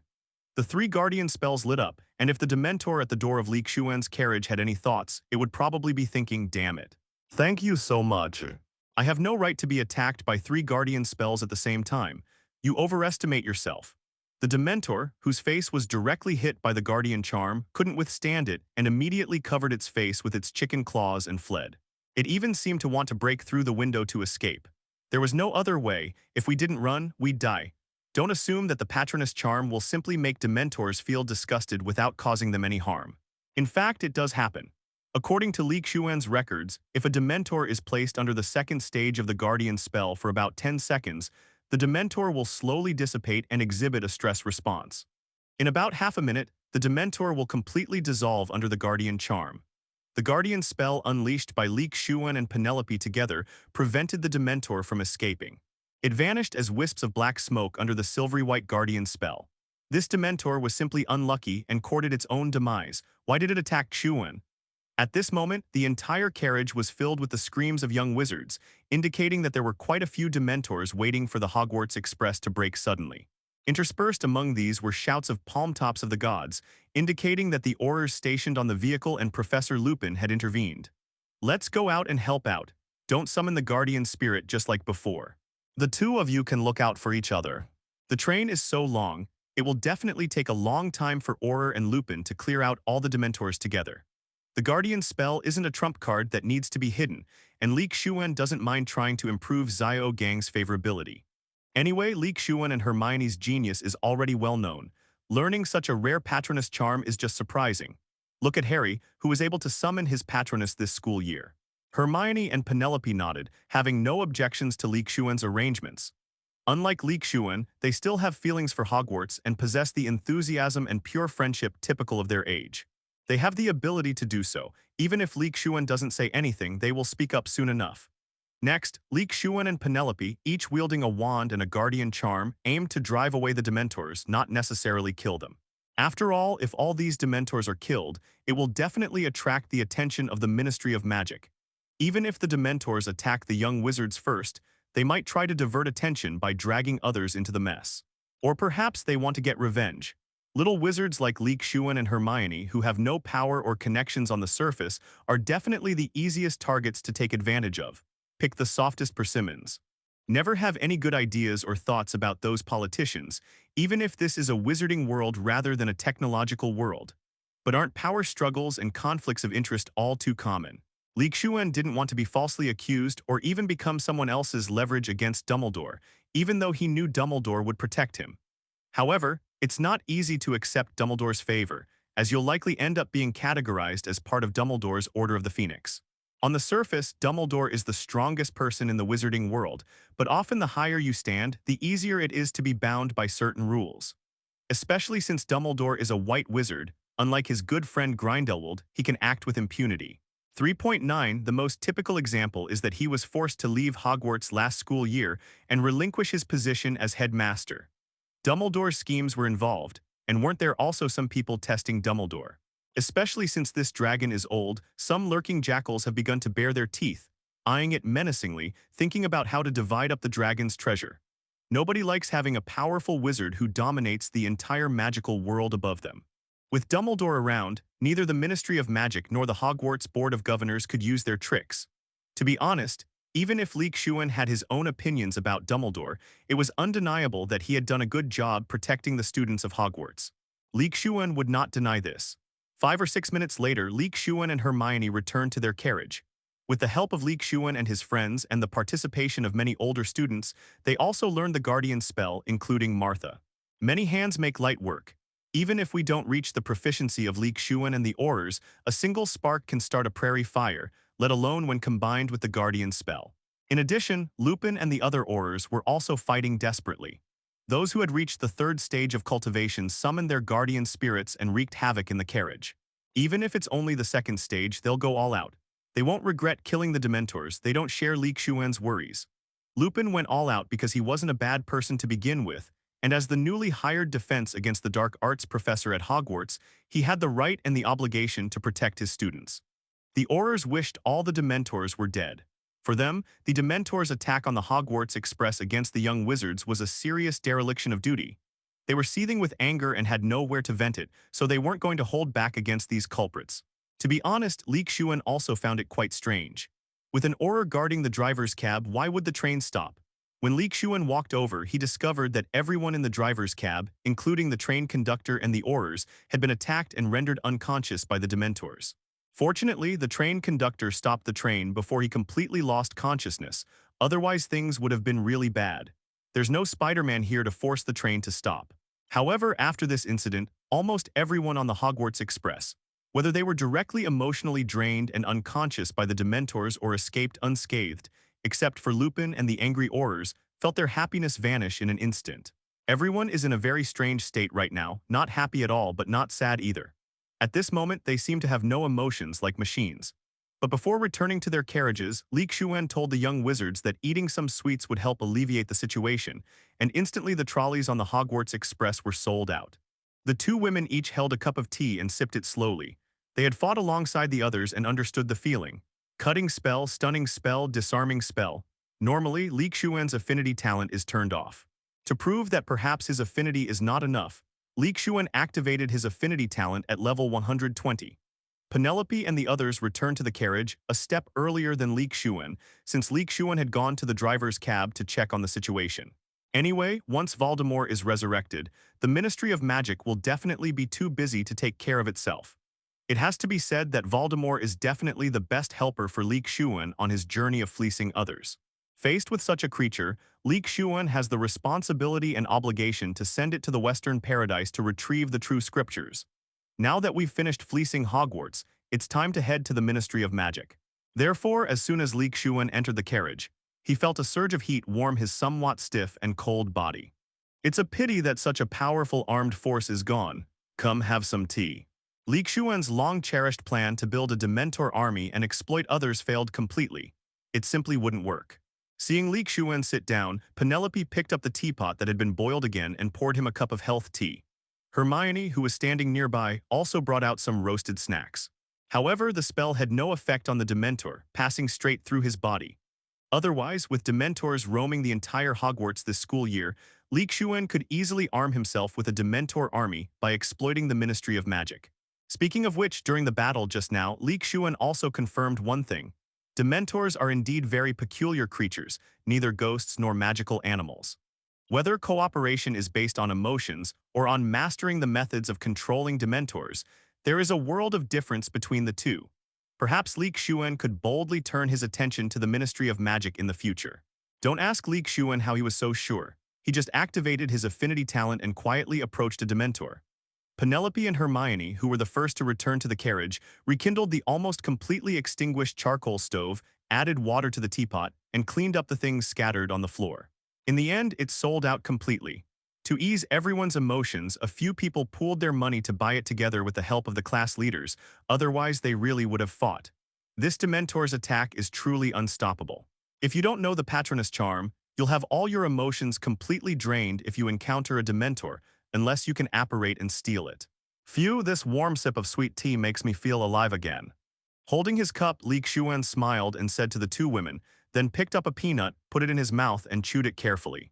These spells even pierced through the Dementors' bodies and caused considerable damage to the train. Fortunately, this is a magical world with spells like the Restoration Charm, which is almost like a bug in the system. Otherwise, we might have had to stop and brave the wind and rain to make repairs before we could continue. He is hardworking and conscientious, and also good at taking the blame. Lee Shuan is willing to call him the number one of the 10 most touching people in the little world. At first, they could shift the blame to Sirius Black, and then he could clear his name later. But by then, Lee Shuan would have already made a fortune, so they could continue to suspect and investigate. As a result, the other party didn't change at all. Instead of getting close to him like magical creatures, they were lusting after his body and wanted to consume his pleasure. However, Lee Shuan didn't have this problem at all. The lights on the train had been restored, but the chill brought by the Dementors wouldn't dissipate in a short time, so the temperature remained just as cold. Lee Shuan is now very curious about the Ministry of Magic's methods of controlling Dementors. How exactly do they manage to make these guys obediently guard Azkaban and search for escaped criminals? If the rain continues, perhaps this year's freshmen won't have to cross Black Lake by boat and retrace the path of Simutu like Lee Shuan and the others. Judging from the weather, it probably won't stop anytime soon. I just don't know if the rain will stop by the time we get to Hogwarts. Actually, he already had a feeling about this when the Dementors attacked Lee Shuan in the carriage, but he was still unwilling to give up and wanted to try again. I don't know if this is good or bad. Maybe there will be a sense of regret in my heart, because it lacks the sense of ceremony of entering school. Hermione, still somewhat shaken, said that during the exorcism of the Dementors, many junior monks who didn't know the Patronus charm tried to attack the Dementors with other spells. In the end, nothing changed. It was a complete waste of expression and emotion. It seems the Ministry of Magic is in trouble this time. Lee Shuan put down his cup and said. Hermione and Penelope nodded. It was obvious. It has always been said that the Dementors are under the absolute control of the Ministry of Magic, which is why the wizards allowed the Ministry to release the Dementors from Azkaban. The results were only released a short time ago and the little wizards attacked the entire train. All those promises they made were lies. The pressure is immense. Fudge and his team are sure to be overwhelmed with work because of this.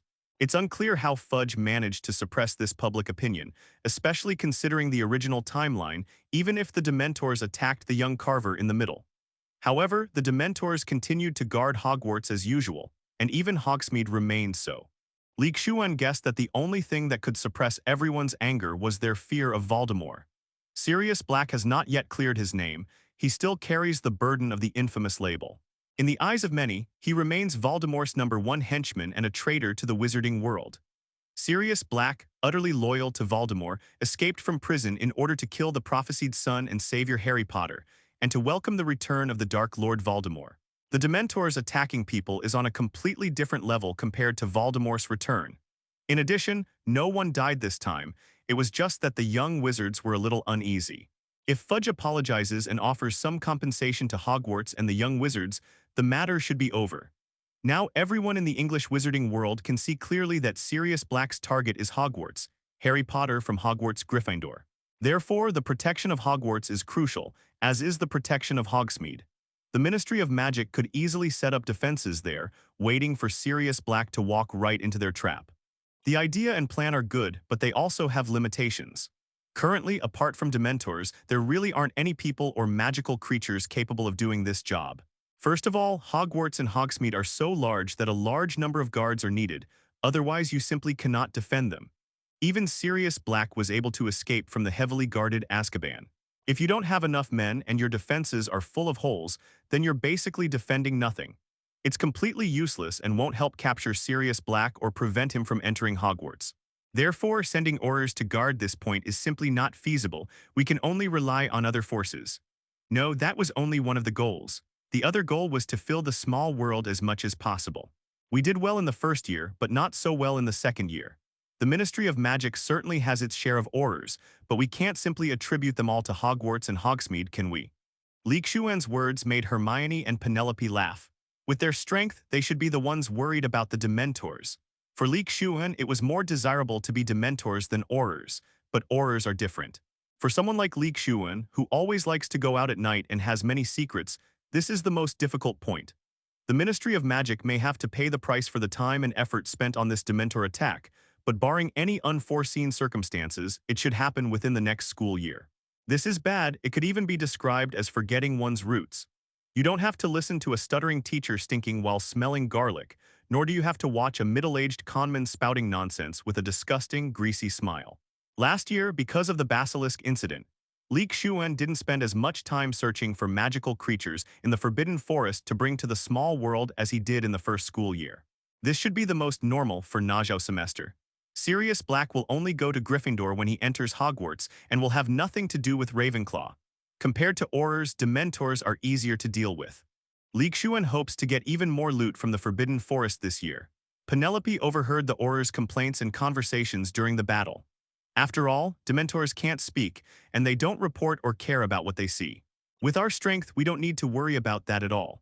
On the contrary, the Dementors should be careful not to fall into our hands, or they'll lose their lives. Dementors are currently the best choice. Lee Shuan was still thinking about expanding the area of the small world to 1,000 square kilometers as soon as possible. He vaguely felt that there would be a significant change when the area of the small world broke through 1,000 square kilometers, and this change would be for the better. At that time, some dark wizards or die-hard Death Eaters might take advantage of this opportunity to cause trouble, resulting in even greater losses.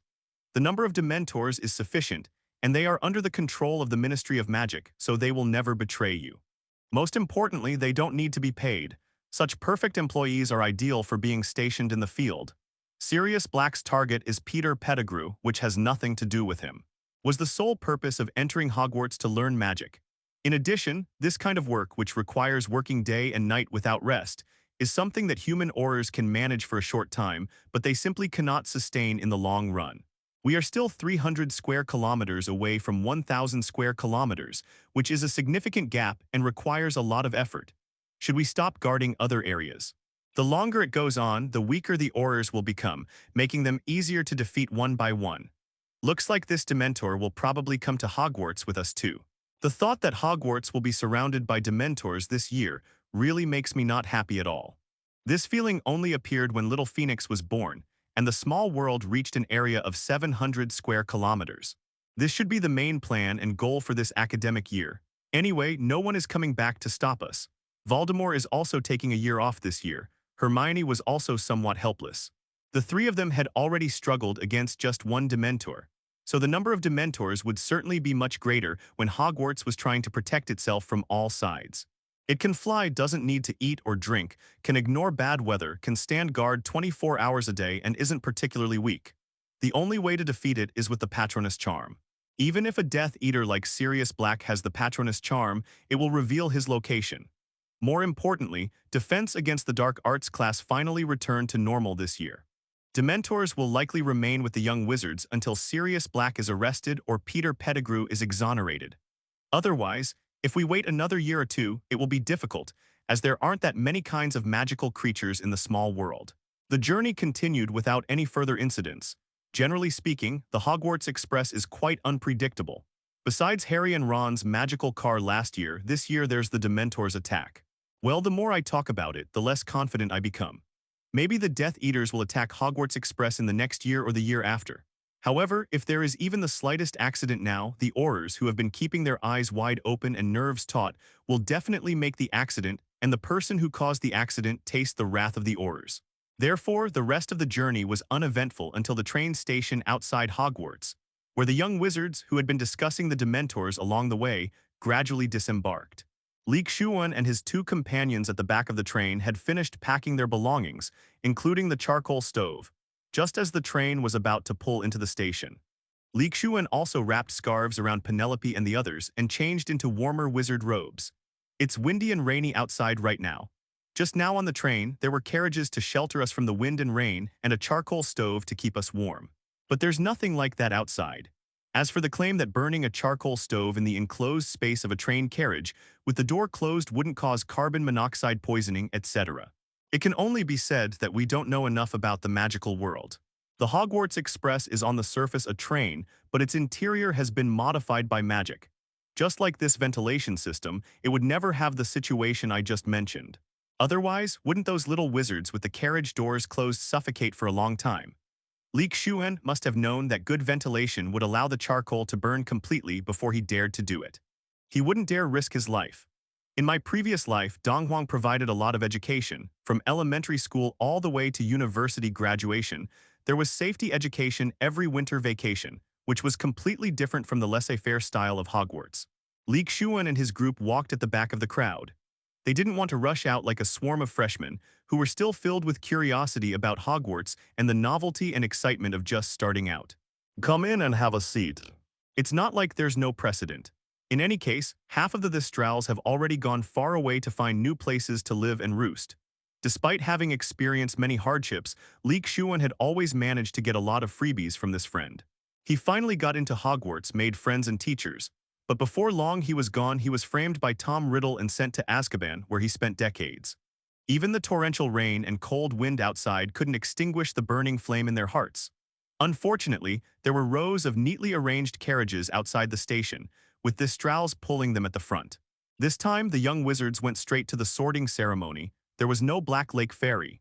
Following the faint light of the lantern hanging in front of the carriage, Lee Shuan and the others stepped into the carriage. Penelope took the initiative to use her wand to create a transparent umbrella, blocking all the raindrops from entering. This is why Hagrid was so angry when he went to pick Harry up to go shopping in Diagon Alley, and even went so far as to reveal that his pink umbrella was actually a wand. This has caused his beard and hair to start turning white, so it's best not to let Hagrid invest too much energy in this area. With Dumbledore's help, he finally escaped from Azkaban and became the keeper of the Forbidden Forest, living a quiet life for a few years. To be honest, Lee Shuan always believed that Hagrid and Harry Potter had such a good relationship, not because Harry was a savior who defeated the second Dark Lord Voldemort and saved the wizarding world, as rumored. Of course, the Thestrals don't actually see souls, but rather experience a vague perception, similar to that of an abstract oil painting. When Lee Shuan got off the carriage, many of the Thestrals who were close to him recognized him. They had not forgotten this wizard who had brought a lot of food to the tribe. It was because of Harry's experiences. Harry, who had lived with the Dursleys since childhood, suffered greatly. This tragic experience resonated deeply with Hagrid, who also did not want to recall his childhood. A child who has been caught in the rain always thinks of holding an umbrella for others, let alone a savior who saved the magical world, yet lived such a miserable and difficult life. Many of his companions and juniors had been taken away by Lee Shuan, including even his own children and descendants. Lee Shuan wasn't the kind of person who would cut off all ties with the ruthless. After taking the Night Stingers into his small world, he didn't just sever all ties. When the time is right, we can just take all the Thestrals' sieg and leave, then blame it on our dear and lovely socket. Moreover, in a few years, Hagrid's health may decline sharply, perhaps due to his age or exhaustion from experiencing too many things. The Thestrals are not Hogwarts' property, but rather were created by Hagrid. Hagrid is Hagrid and Hogwarts is Hogwarts. This distinction must be made clear. Besides, given Hagrid's personality, if the Thestrals really wanted to leave, Hagrid would only offer his blessings and not stop them. They also released the Thestrals from the small world to reunite with their families, and let them show off how great it was in the small world, demonstrating its advantages to the other Thestrals. It is said that the Thestrals did not want to experience the ravages of war, so they all ran away. Now that the Thestrals are sensing the crisis, it's not surprising that they're leaving the Forbidden Forest at Hogwarts again. Lee Shuan's actions clearly have ulterior motives. He's got some serious ulterior motives, and he's practically throwing his abacus beads in other people's faces. But I still sincerely hope that he can live a happy and joyful life in the future and enjoy his own life.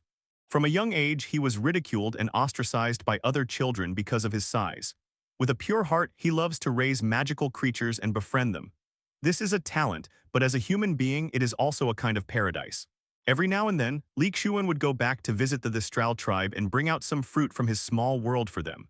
Unlike humans who use their eyes to recognize people, Thestrals, being associated with death, naturally identify people by sensing their souls. Therefore, Lee Shuan also hopes that his good friend can really live a good life. In the future, he will definitely extend an olive branch to him and let him live the life he has always dreamed of. Appearance and physique may change, but the soul will not. However, since they were currently working, they couldn't do anything else. But the two night steeds on Lee Shuan's carriages snorted affectionately and greeted him. The Thestrals in the small world alone were not enough. Lee Shuan wanted to wipe out the rest of the Thestrals in one fell swoop. The time isn't right yet, let's cultivate our relationship first. After Harry Potter entered Hogwarts, everything began to change again. The Great Hall and its long benches were still there, but some familiar faces were no longer there. After all, every year when Hogwarts welcomed new students, it also meant the graduation and departure of the 7th-year students. The familiar long table, the familiar ceiling, and the countless candles levitated by the levitation charm, but this year was different. Professor Flitwick had assembled a choir at Ravenclaw to perform a song at the start of the school year. During the holidays, as Professor Flitwick's favorite student, he naturally received a letter from him inviting Lee Shuan to join his choir. Lee Shuan naturally refused. He wasn't interested in the choir to begin with, and besides, it would take time to rehearse. Why bother finding things to do when you finally have a long holiday? Do you think you don't have enough work to do? Not only Lee Shuan but Penelope was the same. Even after Penelope refused, Professor Flitwick tried to persuade her a second time. Since Penelope is graduating this year, Professor Flitwick naturally hopes to leave her with more memories of Hogwarts. Before Lee Shuan arrived, she was the most beautiful flower in Ravenclaw. Even now that Lee Shuan is here, it doesn't matter. Lee Shuan can also be a supporting character to the flowers. Even when Lee Shuan heard Penelope say that Martha had also received an invitation from Professor Flitwick, he was perfectly capable of having Martha wield her wand and engage in a magic beam duel with someone. But making her stand on the steps and sing along with a group of people would be worse than killing her. Lee Shuan stated that he had not exaggerated at all. These were Masha's exact words. Listening to the chorus above, it was well worth the effort Professor Flitwick put into this holiday. They sang really well. However, Snape's talent was even more terrifying. He not only caught up completely but also surpassed Snape. His talent in potions and spells was truly terrifying. It's just that the occasional flashes of purple lightning on the windows behind them and the giant toad in the hands of each of the little wizards in the first row make it a little eerie, but it's very much in the style of a wizard. After the choir finished singing and left the stage, Dumbledore walked up to the owl sculpture's platform and began to speak. But to my delight, the person who succeeded him was none other than our own Rube Hagrid. Even if you know Hagrid is very nervous, as long as you don't show it, it's not a problem at all. If it weren't for Lily Evans, Lee Shuan would be sure that Snape, after graduating and joining the Death Eaters, would definitely have had the idea of killing James Potter's group of 4. And James Potter and his teammates are quite talented too, just look at the Marauders Point map. That's all, nothing else matters. I don't need to be exceptionally talented. Being able to attend classes normally, without stuttering during hypnosis or constantly having to perform on stage, is enough to satisfy me. They hadn't noticed Lou sitting in the corner next to Snape. The Lupin on stage now is at least humble and seems like a normal wizard. After Dumbledore made that introduction, the young wizards finally noticed the familiar figure. 0.0. Hearing his friends say this, the little wizard who had completely given up had a faint flame rekindled in his heart. If he could kill the Dementor, it meant he was quite capable. As Dumbledore introduced him, Lupin stood up to express his gratitude amidst applause. Lee Shuan noticed that Snape, sitting next to Lupin, not only didn't clap, but his face was as gloomy as the weather outside. First of all, welcome to our new professor, R.J. Lupin. He has gladly agreed to fill the position of our defense against the dark arts professor. Best of luck, Professor. However, soon, some dissenting voices emerged. telling others that this year's defense against the dark arts professor was not the same as the previous one. Snape, being born a Muggle, was already far behind them from the start, so it was normal for him to be behind at first. On the Hogwarts Express, Lupin's decisive and efficient attack on the Dementors to rescue the students with his wand was witnessed by many young wizards. After 2 years of torment, the students of Hogwarts had truly lost all hope for defense against the dark arts. Their young hearts had been wounded time and again. Meanwhile, the young wizards underground were also commenting on Lupin non-stop. After all, the defense against the dark arts professor at Hogwarts had been really terrible these past 2 years, and they hadn't learned much at all. Not to mention that James Potter and his friends were able to bully Snape because of their numerical advantage. And because young wizards like James Potter and Sirius Black, born into pure-blood families, were familiar with spells from a young age and had even received early training in them. It's understandable. Imagine if someone who bullied you in school became your colleague and sat next to you later in life. Anyone would be unhappy in that situation. There's nothing wrong with wearing a scarf on your head, smelling like garlic, or having that greasy, awkward laugh all the time. Nowadays, Hogwarts students don't have high expectations for their defense against the dark arts professors. They just want someone normal. Don't doubt Snape's ability. It is said that one should look at a person with new eyes after 3 days of separation. But for Snape, it has been more than 3 days, perhaps 20 or 30 years. He refrained from harming her because of Lily Evans's presence. Love truly is a cruel twist of fate. Professor Celtic Burn, who teaches the science of magical creature conservation, has decided to retire so that he can have more time to take care of himself and his beloved magical creatures. Looking down at Hagrid, who appeared completely different and confident, Lee Shuan felt very satisfied and happy for him. His butterfly had indeed changed some people. Those witty words actually made many of the young wizards laugh, especially the first-year students who had just arrived at Hogwarts. It's like meeting your idol in person, getting a handshake, a greeting, an autograph, and a hug, a dream come true. Meanwhile, Neville, sitting in Gryffindor, was excitedly talking to Harry and the others. It seemed that Lupin had saved all 3 of them again this time. A new school year has begun. Welcome back to Hogwarts. I have a few things to say before you all get too drowsy from the delicious dinner. Lee Shuan found it somewhat novel. Finally, it wasn't Professor McGonagall tapping a cup with a spoon to quiet everyone down anymore. They practically grew up listening to Dumbledore's stories, never imagining that the legendary strongest white wizard of the modern era, Dumbledore, was such a kind and humorous old man. Snape was already being very lenient and polite by not immediately pulling out his wand to kill Lupin. Finally, there's something even more serious. At the Ministry of Magic's request, Hogwarts' perimeter will be guarded by Dementors from Azkaban until Sirius Black is arrested. Dementors will be stationed at every entrance to the Academy. Although I have been assured that they will not disturb our daily studies, I would like to remind everyone that Dementors are ferocious creatures. They don't distinguish between those they hunt and those who stand in their way, so I must warn everyone. Don't give them a reason to harm you. Dementors are born without the knowledge of forgiveness. As Dumbledore spoke, his voice grew increasingly deep, causing all the young wizards to fall silent and their expressions to tense up. They had already witnessed the Dementor's abilities on the Hogwarts Express, and the feeling of that joy vanishing in an instant, coupled with Dumbledore's words, deepened their fear of 60-70. Dumbledore, standing on the podium, naturally took in the young wizard's reactions and nodded in satisfaction. That's exactly the effect I wanted. Otherwise, knowing Dumbledore's understanding of his students, there would definitely be some stubborn guys who would try to provoke the Dementors. As with what happened on the Hogwarts Express, Dumbledore received news of it before the young wizards even arrived at the school. Naturally, they were furious. What was the Ministry of Magic thinking? They had promised that nothing would go wrong, but problems arose before they even officially moved in. Dumbledore immediately apparated to the Ministry of Magic and gave Fudge a thorough dressing down. Finally, the obsequious Fudge closed the office doors, and half an hour later Dumbledore left with a calm expression, no longer the furious look he had when he first arrived. After seeing Dumbledore off, Fudge, covered in cold sweat, slumped into his office chair. This time he had really suffered a huge loss. Not only will the Ministry of Magic have to compensate Hogwarts, but it will also have to clean up the mess caused by the subsequent public outcry, and it must ensure that there will be no second attack.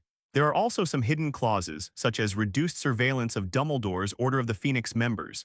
Don't think that Fudge is just a good-for-nothing. He's quite shrewd about some things, especially about monitoring certain forces. Most of the other magical creatures have their own life experiences, but they are not as interested in the products of the technological world as the little Phoenix. After a summer vacation apart, every dormitory was bustling with activity.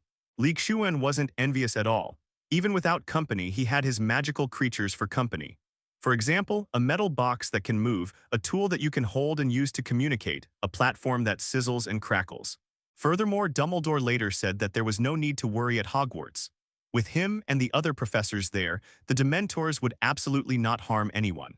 It doesn't know how it could project human figures, buildings, various animals, and strange tools onto a white cloth through an iron box. This statement was the most important, and it reassured the young wizards even more. They still believed in the abilities of their headmaster and professors. Quirrell and Lockhart, both mediocre, were either dead or currently in Azkaban. But we can always find happiness, even in the darkest times, as long as you remember to keep the lights on. Previously, we could only observe from afar. But now Little Phoenix is even more eager to see the internal structure and perhaps even operate it. In addition, the Ministry of Magic will increase its funding for Hogwarts this year. For example, doubling the amount allocated to food. Lee Shuan could only try his best to satisfy this, and it was impossible for him to release it out of the small world. After speaking, Dumbledore clapped his hands, and a dazzling array of food immediately appeared on the tables of the 4 houses. This alone was enough to make the young wizards overjoyed. The food at Hogwarts was already good, and this time it was doubled. They were in for a treat this school year. Therefore, Lee Shuan still needs to protect it well in the next few years. Once he defeats Voldemort and his strength and prestige become as powerful and influential as Dumbledore's throughout the wizarding world, the Little Phoenix and the others will be much freer. There's no way around it. The Order of the Phoenix is a formidable force, especially with Dumbledore as its leader. Watching movies via projector is one of Little Phoenix's favorite things to do lately. There are currently only 2 phoenixes in the wizarding world, and the sensation caused by a newly born, ownerless phoenix is absolutely beyond imagination. It's clear that the Ministry of Magic has really gone all out this time, and Lee Shuan, who was eating, was well aware of this. For a newborn phoenix like this, everything is new and full of curiosity. An unfamiliar world awaits its exploration. After the meal, each house led the new young wizards back to their respective common rooms. Fortunately, the common rooms of each house were connected and did not require going outside. Even Zio, Yin, and Nobta weren't this curious. After discovering the Little Phoenix's condition, Lee Shuan took it out of the small world and showed it around the technological world a few times. Everything about it struck Little Phoenix as strange, since she had basically lived in the small world since birth, just like Little Hidden and Nobta. On the surface, the Ministry of Magic provides Hogwarts with a considerable amount of funding, but Dumbledore will definitely siphon off a portion of it. Norbert was born at Hogwarts and always stayed near Hagrid's hut, which means he never left the small world. With the illusion spell and Yin and the others' abilities at 0.5, there's no need to worry about being discovered while wandering around the technological world with the Little Phoenix. Compared to before, not only is the variety much richer, but there are also more fruits. You know, sometimes fruit is more expensive than meat, otherwise the fruit that Lee Shuan brought out wouldn't have been so popular. Without anyone to protect or watch over it once discovered, it would definitely become a highly sought-after prize among numerous wizards. Outside, the wind and rain are raging, but staying cozy in my little world watching movies and petting dragons and phoenixes is incredibly fun. Finally, Dumbledore smiled and said something that seemed to possess a powerful magic, instantly calming the young wizards down. It's not for my own enjoyment, but for the operation of the Order of the Phoenix and for preparations to deal with Voldemort's return. All of these require money. This satisfied the Little Phoenix's thirst for knowledge, but it didn't mean that was all. Her curiosity only grew stronger. Otherwise, the weather outside would definitely leave anyone walking in the rain. Later, Dumbledore also explained the aftermath of what happened on the Hogwarts Express, especially that the young wizards who were attacked would receive compensation from the Ministry of Magic. Not to mention Voldemort's former henchmen, the Death Eaters who were whitewashed. Dumbledore's Order of the Phoenix was also among them. I instantly teleported into the small world, and luckily I had recently watched some movies about it. The second day after the start of the school year this year, classes did not begin immediately. There was a day of rest. The reason is that the Dementors have officially moved into Hogwarts today, and the professors have all gone to check on the Dementors' location and set up some small warning arrays. The Ministry of Magic's assurances clearly did not reassure Dumbledore and his companions, given the precedent set on the Hogwarts Express. Therefore, some early warning measures are necessary to prevent Dementors from sneaking into Hogwarts without the Dementors' knowledge. At the same time, the location of the Dementors was also marked on the bulletin board so that the young wizards would remember it and not run into the Dementors. Especially the most unruly students from each college were individually pulled aside by the deans for private reprimands, including, of course, our George and Fred. Besides Harry, Ron, and Neville, Professor McGonagall has also noticed that the trio's ability to cause trouble is no less than that of the twins. They're not the same type. The Weasley twins are those 24 kinds of annoying little accidents that happen all the time, but they're all harmless pranks. But Harry and his two friends were completely different. They were usually very well behaved, but if they caused trouble or violated school rules, expulsion was a basic procedure, and sometimes Azkaban would even have to make a trip to them. Violating school rules by going out at night, venturing into underground classrooms, driving a magical car across the Muggle world, destroying the Whomping Willow, threatening professors, and exploring locked rooms. Professor McGonagall couldn't help but wonder what she had done to deserve having both the Crouching Dragon and the Young Phoenix. Unlike other elective courses, this elective course requires tuition, and it's not cheap, 12 galleons per person. That's why Dumbledore's compensation to Fudge earlier included waiving the cost of this year's apparition course. The elective course of alchemy is only available to 6th and 7th grade students who meet certain requirements. Therefore, Lee Shuan will not bring these things that are beyond his control into the small world, as it would harm other magical creatures. He sat down at the long table where Hermione and the others were. The two women who were engrossed in their books exchanged a glance with Li Dong, greeted him, and then continued reading their books. Lee Shuan took the class schedules from Hermione and Penelope and compared them with his own. After confirming Hermione's firm refusal to change her mind, Professor McGonagall had no choice but to give her the time turner and tell her to keep it a secret and not to use it casually. When Professor McGonagall received Hermione's consent form, she had a special conversation with Hermione. Once the most troublesome sources are controlled, the remaining little wizards will naturally stop causing trouble.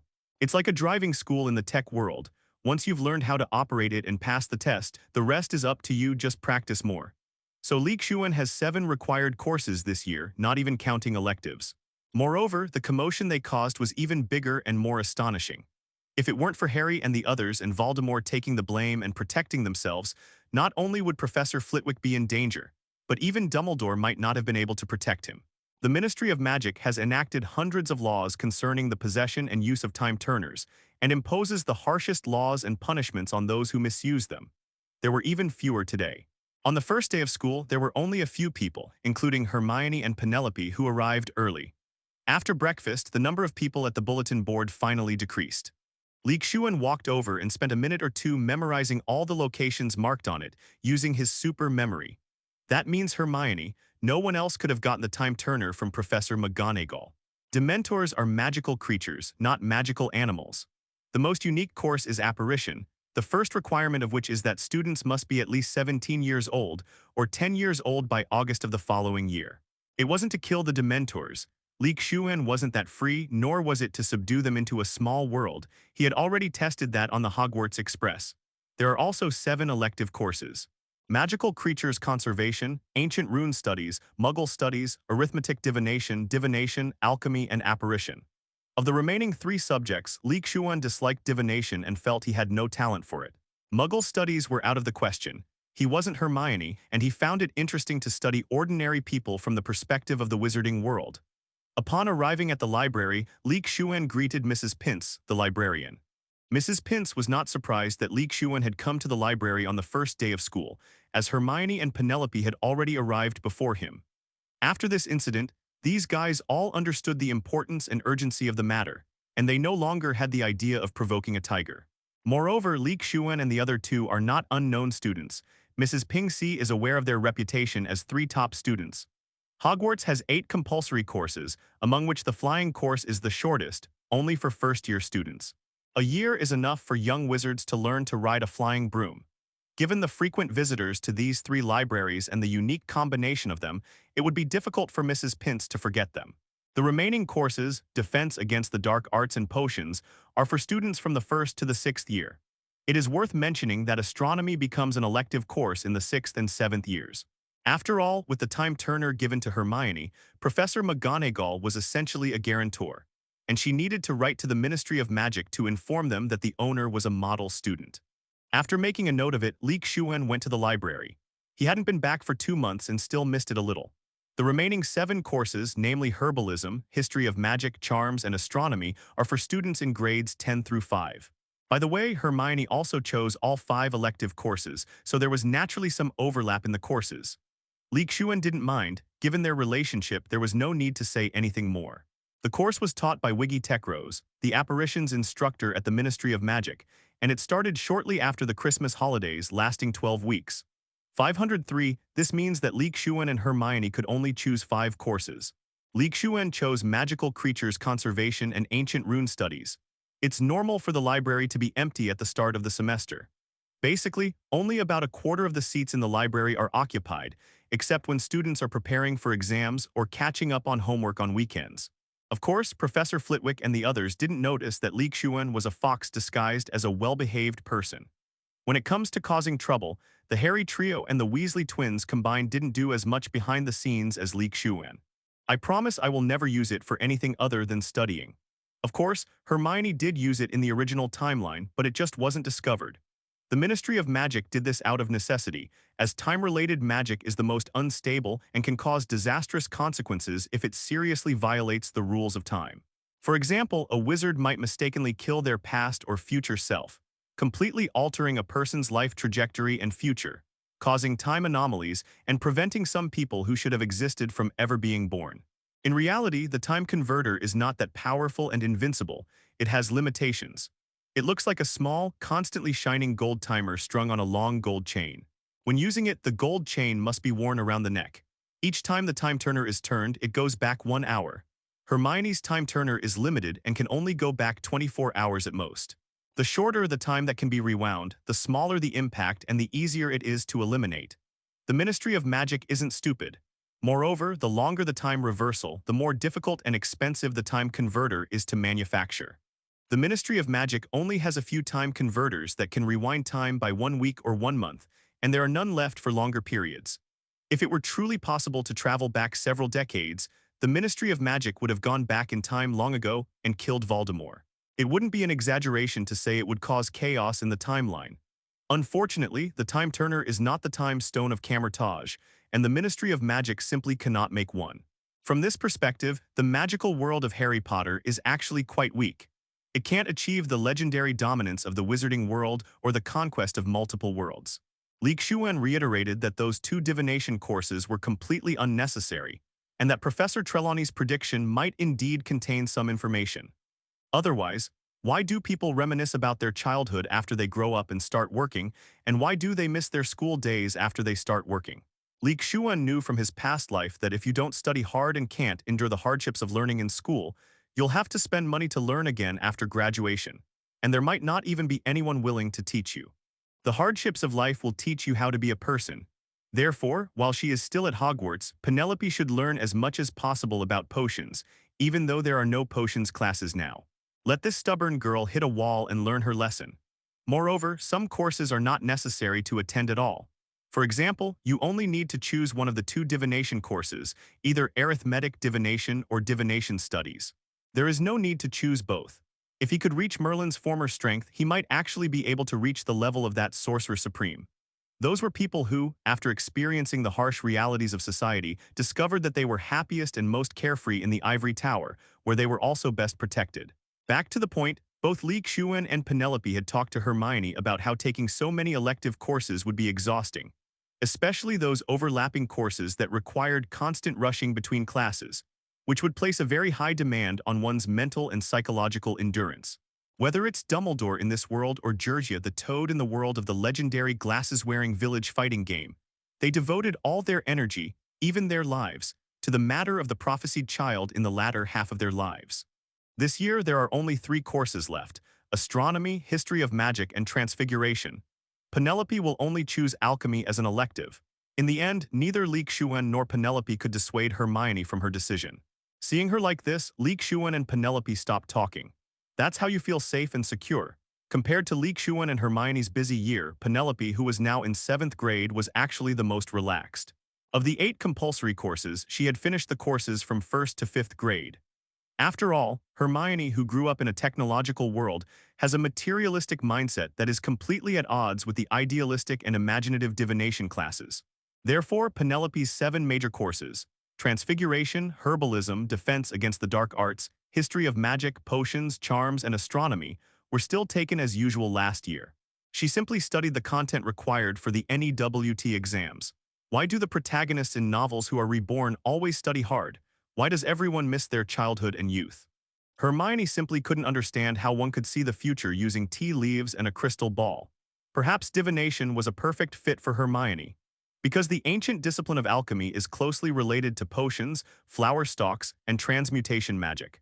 Hermione chose 2 divination classes, and Lee Shuan believed she would soon discover that these classes were completely not her cup of tea and beyond her comprehension. With our own dean around, if we don't take advantage of this time to learn more, it will be difficult once we graduate. Lee Shuan had nothing to say. Everyone has different ideas and perspectives, and you can't expect every leaf in the world to be the same. Penelope has also decided that she will go to Lee Shuan's potion shop after graduating next year, at which point she will no longer have a professor to guide her. To continue her studies in 6th grade, she must excel in the OWL exams, which Penelope's abilities certainly shouldn't be a problem. It's not that we only learn to cherish things after we lose them. And compared to the joy and happiness of childhood, the various pressures of adulthood weigh heavily on us, making it hard to breathe. Anyway, elective courses aren't required courses, so if you really can't keep up, dropping 1 or 2 isn't a big deal. Hermione just needs to explain the specifics, because she knew she couldn't handle it, even with a time converter. At the same time, those who blindly believe in prophecies and strive to obtain their outcomes will ultimately come to no good end, just as it is better to have no books than to believe everything in them. Without camouflage to protect Earth and fight against hell and the demons, they can only fight amongst themselves in their own little corner of the world. Their vision is too small also because of their weak strength. However, if there is a real problem, Snape will still provide guidance if you ask him for advice. He is cold on the outside but warm on the inside. Snape does not discriminate among Ravenclaw students. While studying, you can slack off without too many worries. But after starting work, all sorts of things from the company and family come crashing down like waves, and you can only grit your teeth and deal with them little by little. But the future is ever-changing, especially with the addition of Lee Shuan himself, a time traveler. The timeline has already been altered. Unlike them who pinned their hopes on prophecy, Lee Shuan preferred to have everything under his own control. Moreover, this wasn't just once or twice. It happened throughout the entire school year. Even Penelope didn't dare to select all the elective courses like Hermione did at the beginning. In addition, Penelope should also allocate some energy to the study of magic, which was also Lee Shuan's suggestion. On the first day of school, there were no classes. Lee Shuan spent the morning with Hermione in the library, and at noon, he chatted with Neville and the others while eating lunch in the Great Hall. In the 2 months since they last met, not only Lee Shuan but everyone else has also grown taller by leaps and bounds. Especially Naue, who was originally a chubby boy, miraculously lost weight and was only a little shorter than Lee Shuan. His chubby face is starting to develop more defined features, and he's starting to look quite handsome. The same goes for others. They reach the age of rapid development and growth typical of Westerners. If nothing unexpected happens, the next few years should be the peak of your looks. Lee Shuan didn't have this problem, and he also discovered that the stronger one's power is in the wizarding world, the more the magic power within one's body will automatically cleanse the body. Physical fitness will be improved, including strength, speed, reflexes, and even lifespan, extending one's peak performance time. This can be seen in the cases of Dumbledore and Professor McGonagall. This is a gradual process, and generally the effect is not particularly strong. But Lee Shuan, nourished by the spiritual energy of the small world, never fell ill. In all this time, he hadn't even developed a single pimple, much to the envy of Hermione and Penelope. He felt a chill run down his spine from the strange, envious looks that Hermione and Penelope were always giving him. After thinking about it, 500 specially set aside a small plot of land in the small world to grow some aloe vera. After growing up, he had his subordinate company make aloe vera gel for Hermione and the others. Generally speaking, as long as you apply it to your face once or twice after you get pimples, they will basically disappear. It's also very effective at moisturizing and preventing dryness in winter. With consistent use, it can make your skin smooth and hydrated, truly deserving of the description skin-like cream. These few tubes of aloe vera gel are Hermione and Penelope's prized possessions, and they have naturally witnessed what the older women around them look like as they get older. Although I'm still young, I've already started to worry. After I got this aloe vera gel, I wanted to apply it all over my body after showering every day, almost like a body lotion. Of course, Lee Shuan didn't forget to be filial to his future mothers-in-law, which further solidified his position. Even if we only get the goods from Hermione and Penelope, and the rest are from the young wizards at Hogwarts, how much can we sell for? Having witnessed death, she believes that nothing is indispensable except for the birth and death of life. In Lee Xuan's view, Luna is a lively little sprite. Such a personality may not be accepted by most people, but once you get to know her and become friends with her, you will find that living with such a person will bring countless joys. Since there's no potion master in the shop, let's find another way. Making money isn't shameful. Neither of the two women were ordinary girls. They wouldn't judge people with prejudice like those other girls. Sometimes, being eccentric and unconventional can also mean that the person is extraordinary and has their own unique qualities, but they are not accepted or understood by others and are simply regarded as outcasts. Thanks to Lee Xuan's matchmaking, Hermione and Penelope also got along well with Luna. Now that we have high-end products, we need to catch up with mid to low-end products as well. However, we don't need to rush at the beginning. Taking too big a step can easily lead to problems. Thinking back, I remembered seeing Luna, who was quirky and seemed a bit neurotic last year. She also had a good relationship with Lee Shuan. Why not just make room for someone else? However, no matter how handsome someone is, they are not as handsome as Lee Shuan. Lee Shuan's appearance has improved a lot since he came back from his vacation. Hermione had the same experience as Lee Shuan. I spent the morning with Hermione and the others and chatted with Neville and his friends for a while at noon. Just like our Weasley twins, they've gotten even more handsome over the summer. After learning how to manage my messy, frizzy hair this summer and using a quick smoothing hair conditioner, it's much better than before. But Luna is beautiful. Men and women have different concerns, and it's not just a female-only phenomenon that values are influenced by physical appearance. Lee Shuan specially set up a plot of land in the small world to grow aloe vera.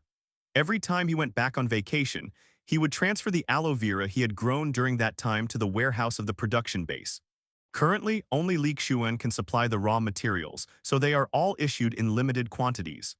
The premium series is mainly used to open up the market, expand brand awareness, and quickly establish the brand. There's no need to develop additional sales channels. Don't forget about the department stores under Lee Xuan's control. It was only with Lee Shuan acting as a buffer and mediator that they were able to escape this predicament. Lee Shuan also helped them integrate into the group. Not only that, besides Hermione, there's also Penelope the upperclassman. What boy could resist a beautiful older woman? So later, Lee Shuan set up another cosmetics company, which currently focuses on aloe vera products. This is how he ended up with another company without really knowing what was going on. Besides, aren't they sometimes seen as strange girls by others? However, this also reminded Lee Shuan that, having transmigrated, he knew that money from children and women was the easiest to earn. And you know what? After the girls at Hogwarts spread the word and told their mothers about it, it really boosted spending and made the place famous. But some people are unwilling to do that, unwilling to change themselves for the sake of fitting in. Those who understand you will understand, and those who don't, there's no need to force it. Luna is one such person. In the eyes of the girls, Luna was a bit strange, with an outgoing personality and a reluctance to play with them. While it might seem odd to sell beauty products in a potion shop, who says beauty products can't be potions? Not only did they set up a cosmetics company in the tech world, but their aloe vera gel is also available in the potions shop in Diagon Alley. Especially the latter's spending on cosmetics. In Lee Xuan's generation in her previous life, there was no girl who didn't wear makeup. No matter what, she would own at least 10 lipsticks. Many people are simply envious of Lee Xuan's discerning eye for talent, making his move on Hermione while she was still young. Who wouldn't want a childhood sweetheart like that?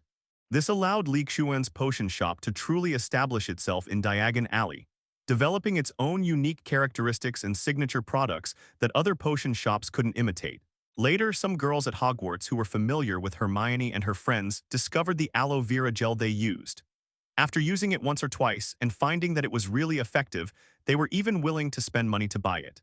Don't forget that beauty potions, hair smoothing serums, and hair growth potions are also magical potions. For example, Hermione's Mr. Know-It-All nickname wouldn't exist without Lee Xuan's appearance, and Penelope and Martha would remain outside the Ravenclaw group, etc. In order to fit in, many people have to hide their true nature and act as if they are no different from everyone else. Anyway, Lee Shuan doesn't have to do anything. A single word from above and his subordinates are running themselves ragged. Otherwise, why spend so much money to support so many people? Aren't they just there to work for us? Are we going to do charity? As long as the money is there, everything is negotiable. After lunch break, he went to chat with Hagrid for a while. It wasn't Lee Shuan who approached Hagrid, it was Hagrid who approached him first.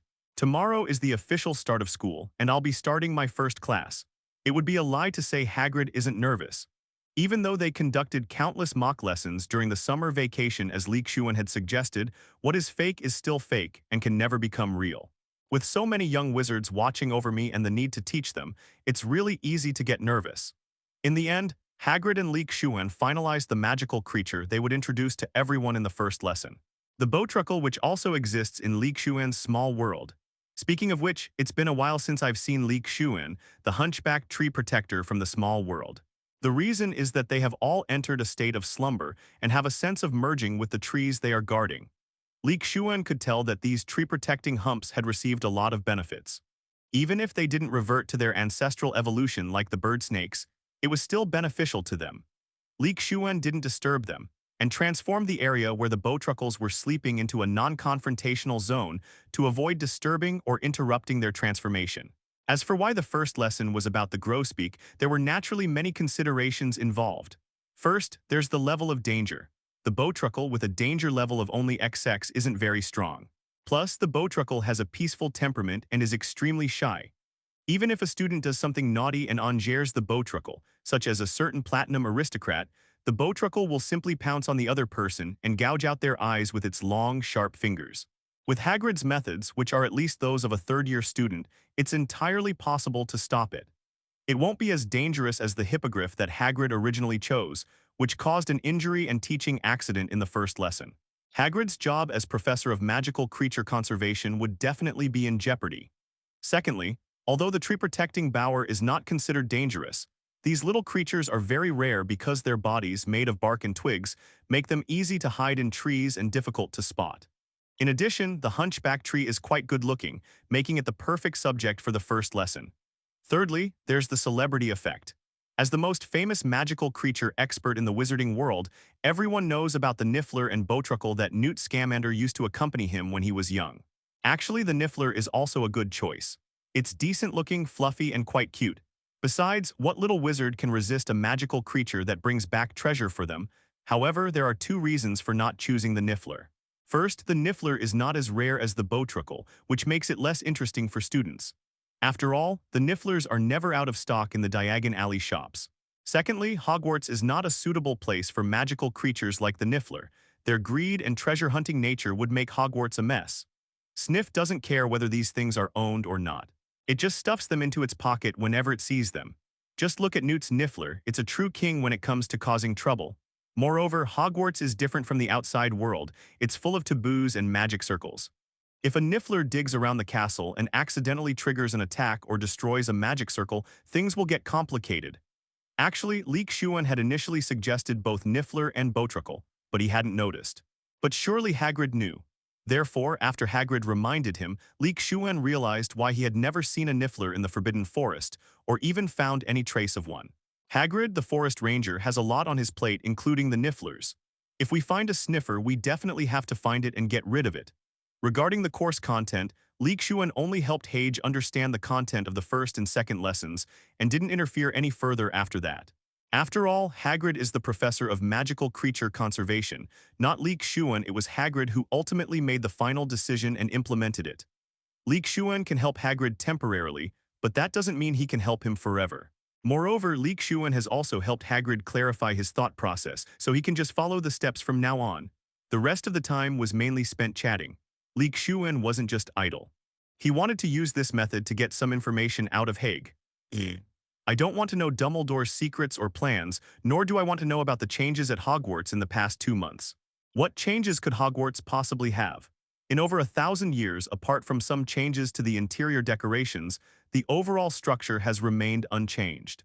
Lee Shuan mainly wanted to know from Hagrid about the changes in the Forbidden Forest, such as whether any magical creatures had appeared there since he hadn't visited in 2 months. Especially those novel and rare items that don't exist in his own little world and that Lee Shuan doesn't have the means to purchase. There was no way around it. It wasn't that Lee Shuan was always eyeing Hagrid, but rather that the food here just smelled too good. Hagrid didn't find Lee Shuan's question strange at all. As a fellow fan of magical creatures, such a question was perfectly normal. Unfortunately, Lee Shuan's plan backfired. No new magical creatures appeared in the Forbidden Forest in the past 2 months. All that happened were trivial matters. For example, the conflicts and struggles between the A-Tide Spider clan and the Thistral clan are so vast that Hagrid has not been able to patrol the entire Forbidden Forest. His activity area was basically the edge of the Forbidden Forest, occasionally venturing a little deeper.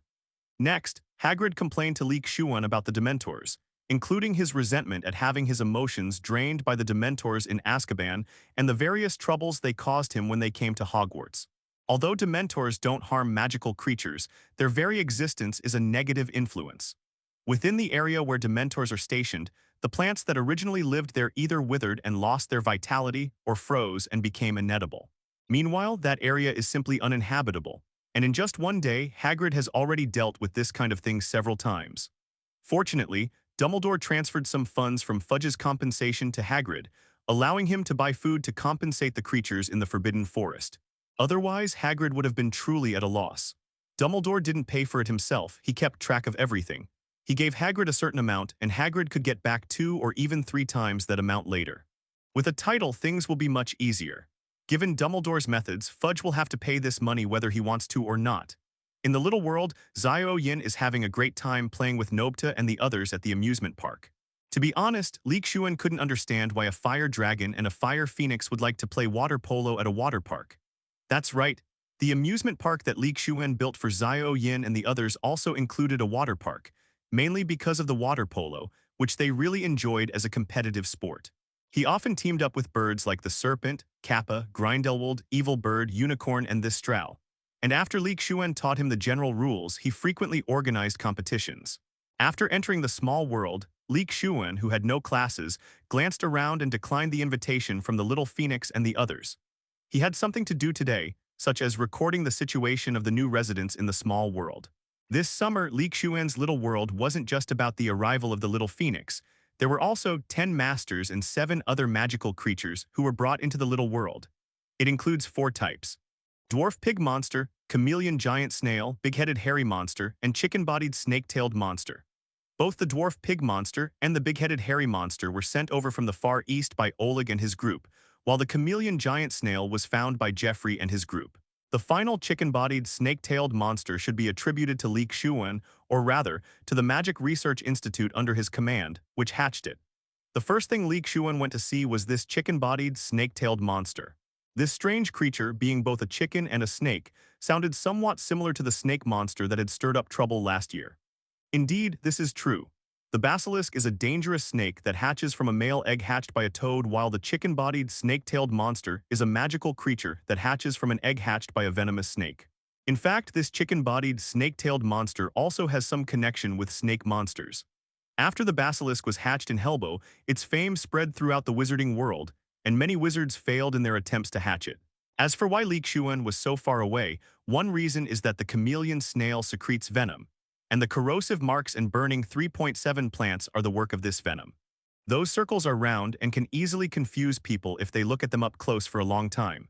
With Lee Shuan's strength, he would not be confused so easily, but after looking at them for a while, his eyes still left afterimages. Lee Shuan arrived at a forest where the trees were at least 4 or 5 meters tall. Even for the 2-meter-tall chicken-bodied, snake-tailed monster, it wasn't cramped. This was the habitat Lee Shuan had designated for them. Perhaps because of Lee Shuan, there really will be another path for wizards in the future. Indeed, it's not just for show. If you were to evaluate it within Lee Shuan's level 9 wizard class, it would certainly reach the level of a wizard. With the Basilisk as a benchmark, any chicken-bodied, snake-tailed monster that doesn't reach or even surpass its level is a failure, akin to trying to draw a tiger but ending up with a dog instead. It's a bit like the world of a super rookie who's been traveling for 10 years but is still 10 years old. The combination of wizards and magical creatures is something to look forward to. After being subjected to it once, Lee Shuan didn't want to be subjected to it a second time. Feeling extremely unwilling, he started to think outside the box and decided to try a different approach, learning from Helbo to create a completely new and powerful magical creature.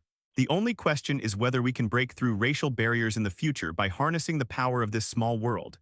Even though the small world was vast and had strong resilience, Lee Shuan still couldn't see these marks scattered all over it, like unsightly psoriasis. Unlike the powerful snake monster that can kill anyone it glares at, this chicken-bodied snake-tailed monster's appearance is evident from its name. But in reality, these are two completely different creatures. Just like the basilisk looks like a snake, but it isn't. It wasn't small, not as huge as a basilisk, but it was still taller than an adult when standing, about 2 meters tall.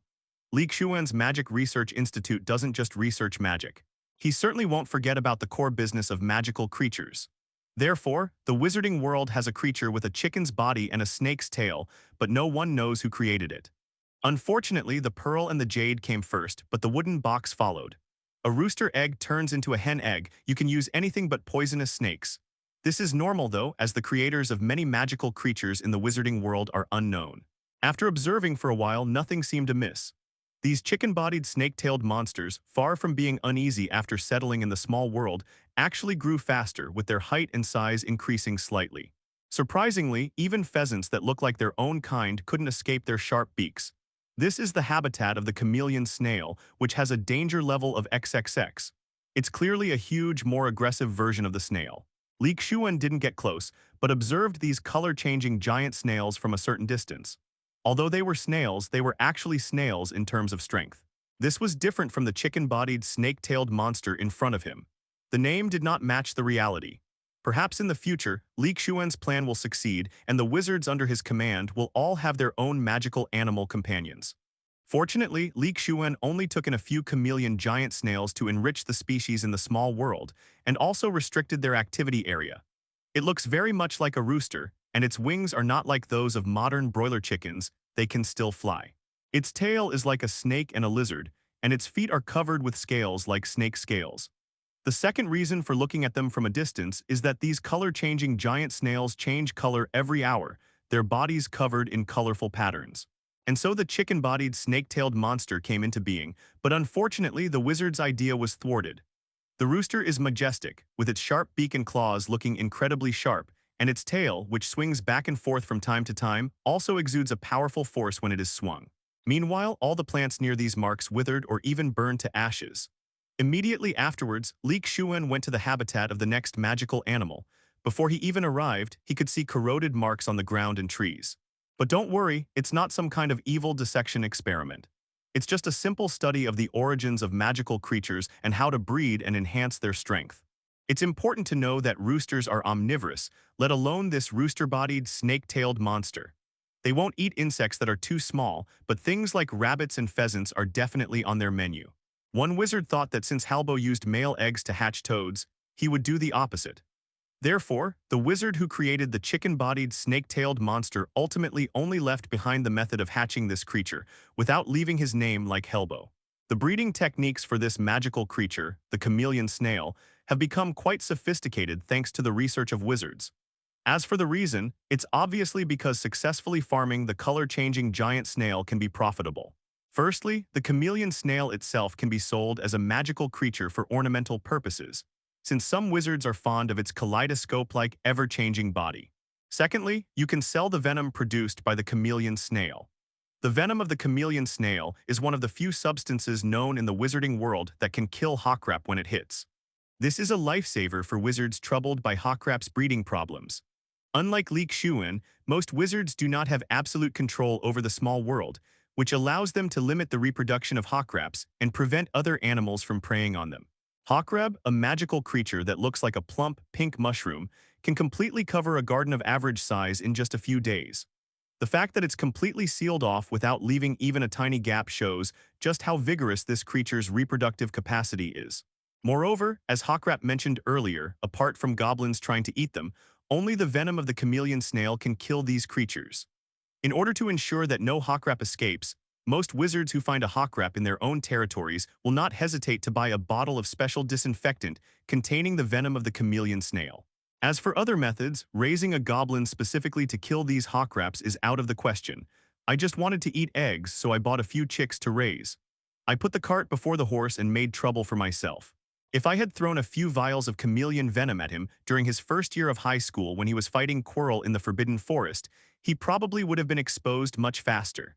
Lee Shuan doesn't profit from the venom. He just collects it for future use, such as if he had the venom of the chameleon snail back then.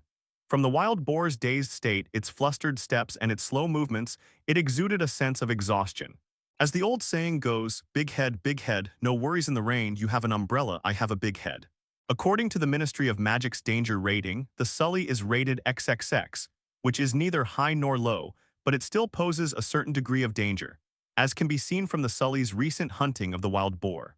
Or in the future, if you dislike someone or someone makes you unhappy but you can't openly confront them, you can use a bottle of chameleon venom to kill them.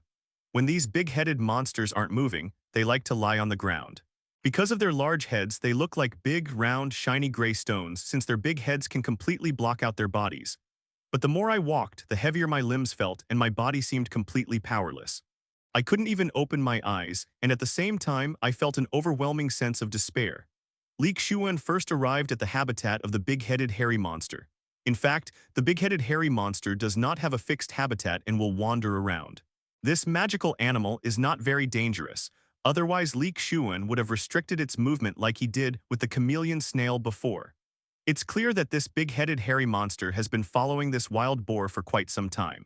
As Lee Shuan walked, he thought to himself that he had been observing the big-headed hairy monster's hunting behavior, not out of boredom, but because he was trying to find clues about the monster's abilities.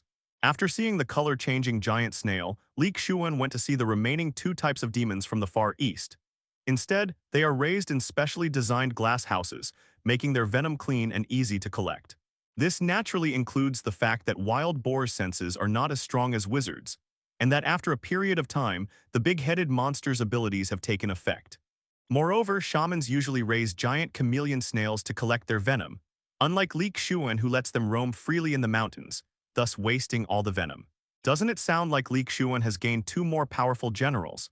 This is a legendary demon, the antithesis of angels. Even if it's an abridged version, it shouldn't be too bad, right? As he pondered this, Lee Shuan arrived at the place where the other big-headed hairy monsters who hadn't gone out to hunt were gathered. A few more minutes passed, and the wild boar finally gave up and collapsed unconscious. Collecting the venom of the chameleon snail is simple. For someone like Lee Shuan, a simple flying spell is enough, since the venom isn't a living thing. However, one must be as skilled as Lee Shuan and have a prepared container so that the venom can be perfectly caught instead of being drenched and corroded all over. Seeing its prey finally fall unconscious, the big-headed monster no longer just hid behind the wild boar but started dancing happily around it. In Lee Lai's eyes, it was just jumping around randomly. Next came the moment for the big-headed monster to enjoy its prey, and Lee Shuan didn't appear to disturb it, leaving directly. Now Lee Shuan was no longer in a hurry. Judging from the looks of it, it wouldn't take long for the wild boar to fall to the ground. Lee Shuan, who had been hiding his figure, watched the actions of the boar and the demon below from the air. What was also very strange was that the big-headed hairy monster was clearly following behind the wild boar, but the wild boar didn't notice at all. If you don't have Lee Shuan's skills, then you should just wear thick gloves to collect the venom. For example, dragon skin gloves can effectively prevent the venom from corroding. The wild boar walking in front seemed completely unaware that a large-headed hairy monster was following behind it. However, 10 bald gray-headed monsters were following behind a wild boar. Bang. At this moment, the big-headed monster following behind couldn't help but grin silently. Before long, this wild boar would become its meal. Instead, it walked forward in a daze, its body too exhausted to think clearly, and could only keep its head down and move forward. This big-headed hairy monster's ability is a bit strange. Like the bad luck of that soft-clawed land shrimp, it also has a bit of a rule-related meaning, but it's very weak. After an hour or so of hard work, the big-headed monster finally managed to subdue the wild boar, and Lee Shuan wouldn't be so shameless as to try and snatch it away. As it turns out, they really are incredibly weak. There's no limit to how weak they can get. Lee Shuan sensed the location of the big-headed hairy monster and went there. Before he even arrived, he saw a creature about a foot tall, or about 30 centimeters, covered in fur. This time, Oleg and his group brought quite a few big-headed hairy monsters and dwarf pig monsters, especially the former, which numbered more than 20. Otherwise, it wouldn't have taken so long to reap the rewards after sending Ayan over. If Oleg hadn't been afraid of being punished by Lee Shuan for waiting too long, he might have accumulated a few more big-headed hairy monsters before sending them over. Unfortunately, these big-headed hairy monsters are not numerous in the vast Far East, but they are not as numerous as invisible beasts. At the same time, unlike the invisible beasts that hide from people, this magical creature is very interested in people and likes to follow behind them and stay in their shadows. Once the owner of the shadows turns around, they quickly lie prone on the ground, using their bald gray heads to disguise themselves as stones. The wild boar that Lee Shuan just saw might have sensed movement behind it at first, but when it turned around, there was nothing there. Song was fooled by the 10 stones. Of course, this might work for animals with low intelligence, but for humans, this kind of disguise is a bit like burying one's head in the sand. You might think it's normal once or twice, but if there's still that same rock behind you for hours, even a fool would realize something's wrong. Lee Shuan guessed that this was because the demonic bloodline within the big-headed hairy monster was at work. In Legends from Any World, demons always covet human souls, and perhaps the human soul is the root cause of the evolution of the big-headed hairy gourd. If a big-headed hairy monster follows a person for hours without being driven away, the person being followed will experience intense physical and mental exhaustion. The evolution of the big-headed smoker includes several aspects. The first is the size, including height, strength, and speed. This increases the big-headed smoker's attack power. It no longer needs to wait for people to kneel down and cry before it can make a move, as has been said for thousands of years. Originally only 30 centimeters tall, the big-headed monster was finally able to attack a person's head, killing them instantly. Then it completely devoured the opponent. Finally, he stopped walking, knelt down to rest, and burst into a violent sobbing. In the face of death, conscience and all other moral principles can be discarded. To live is the only pursuit and the unchanging destiny. Moreover, this big-headed hairy monster can only survive in places like the Far East, since it can follow someone for hours at a time. It is speculated that if this big-headed hairy monster devours a 3-digit number of people, it will definitely activate the demonic bloodline within it, at which point it may not even need to follow behind people to use this power. Finally, there's the strange ability of the big-headed hairy monster itself. It normally needs to follow a person for several hours before it can corrupt them. The stronger the monster, the longer it takes. During that period, a wave of exterminating Sullies swept through the country. After that, the Ministry of Magic also began to monitor Sullies to a certain extent to prevent such a situation from happening again. The second point is the tracking ability. In the past, it could only pretend to be a stone, but now that the speed has increased, it has also made some connection with people's shadows and can hide in the shadows for a short time. It was only after this elite aura was devoured that the Ministry of Magic's investigation uncovered this big-headed hairy monster. Otherwise, if it had grown any later, the situation would have been even more unmanageable. The abilities of the big-headed hairy monster can be seen from that wild boar. They extend to humans. After devouring 10 people, this big-headed monster changed completely. It broke free from the constraints of its species and began its evolutionary process. Based on Lee Shuan's observations over this period, just like the big-headed monster from before, their predation on other creatures also promotes their growth, although this process is negligible. Unfortunately, Lee Shuan is now on a path to heaven and has no need to enter the darkness to gain power. Another elite aura was followed for more than half an hour before being devoured by the big-headed hairy monster. According to the books that Oleg and his companions sent along with the big-headed monster, a big-headed monster appeared in the Far East several hundred years ago and devoured dozens of people through various coincidences. They must be incredibly grateful and happy that even in death they can contribute a little more light and warmth to Lee Shuan's strength. But that was an exception among exceptions.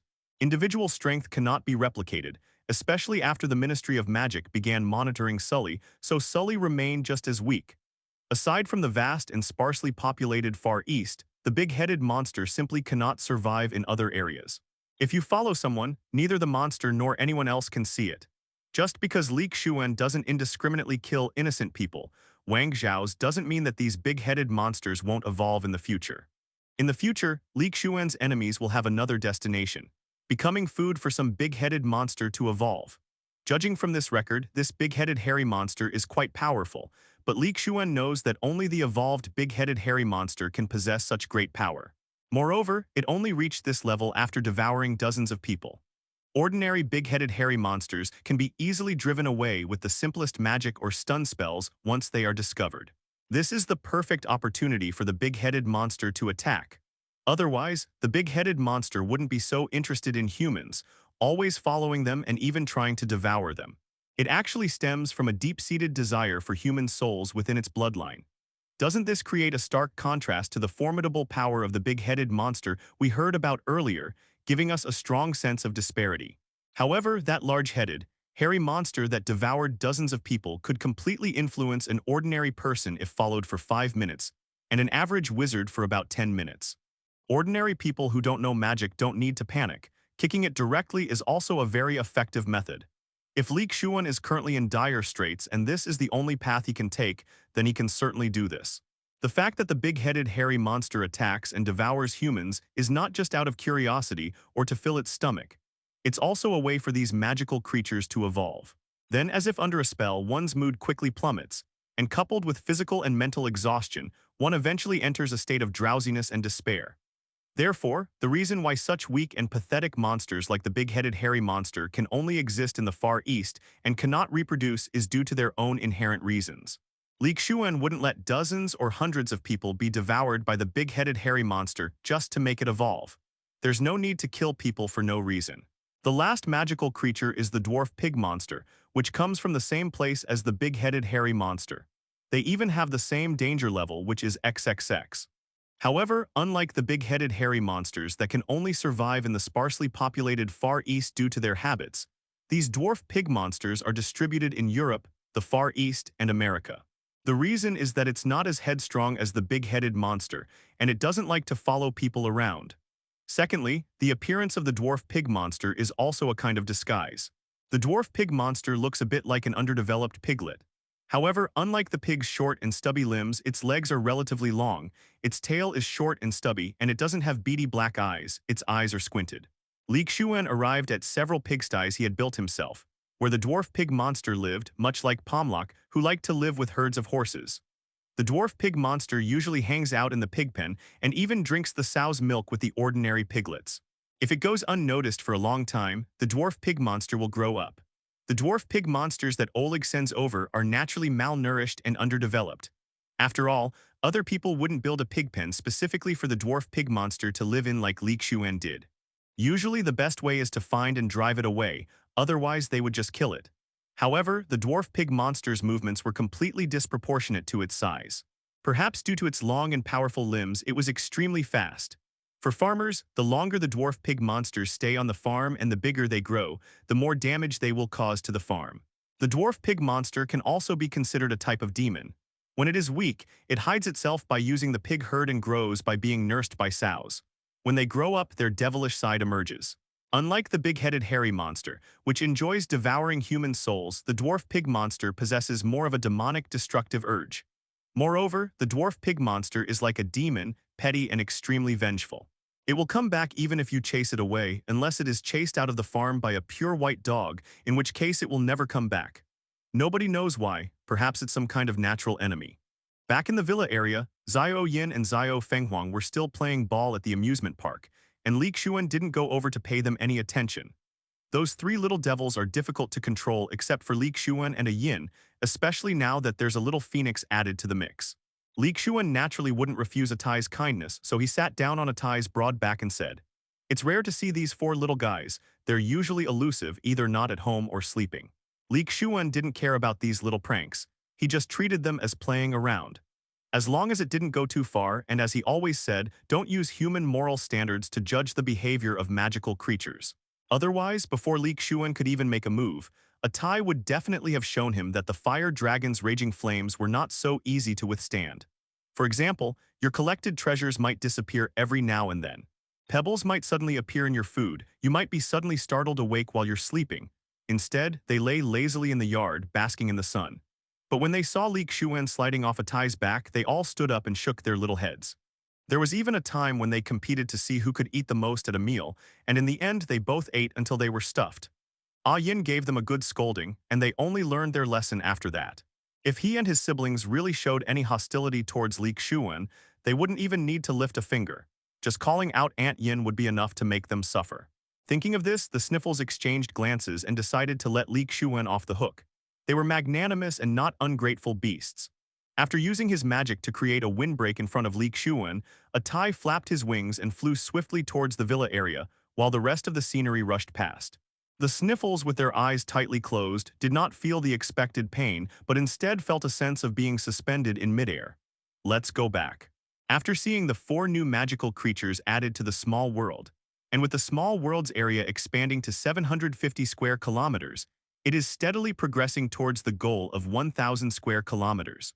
The Sniffles only dared to open their eyes after hearing Lee Shuan's laughter, and then found themselves on Lee Shuan's arm without bumping into anything.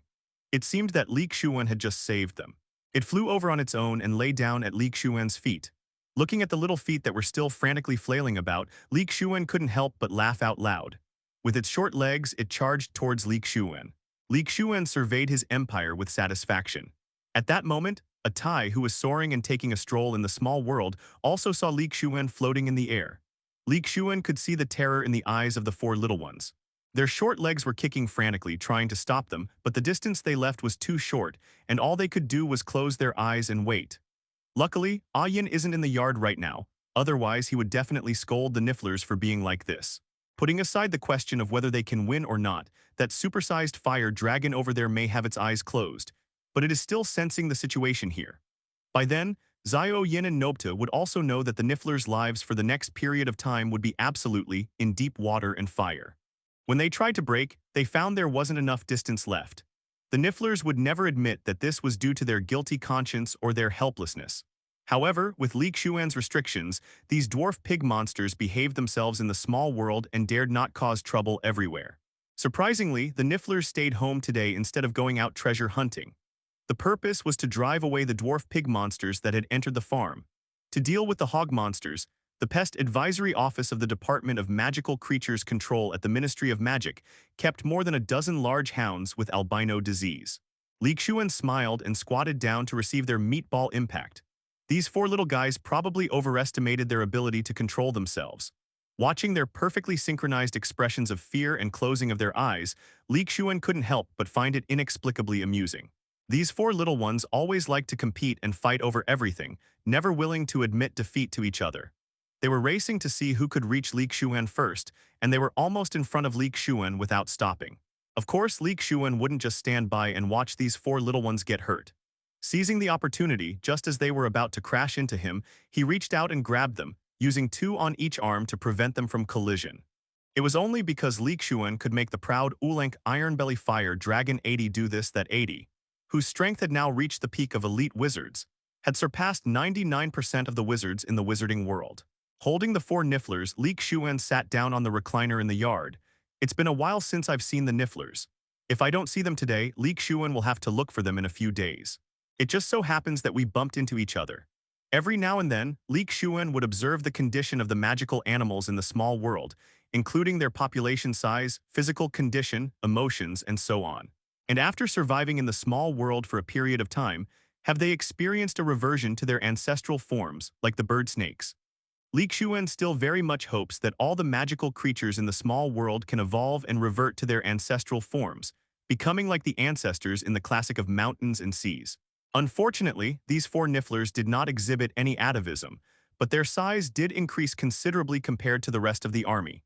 These Nifflers were originally just cubs when Lee Shuan bought them from the magical animal shop. Now that they've been in the small world for 2 years, they should have grown up and become real money-making machines. It's a pity that the Nifflers don't have a place to operate in this small world. Otherwise, with these four Nifflers, Lee Shuan might not be able to make a fortune, but he could at least make ends meet. The greedy fairies had already thought of this. In the magical world, fairies are definitely the biggest breeders of Nifflers.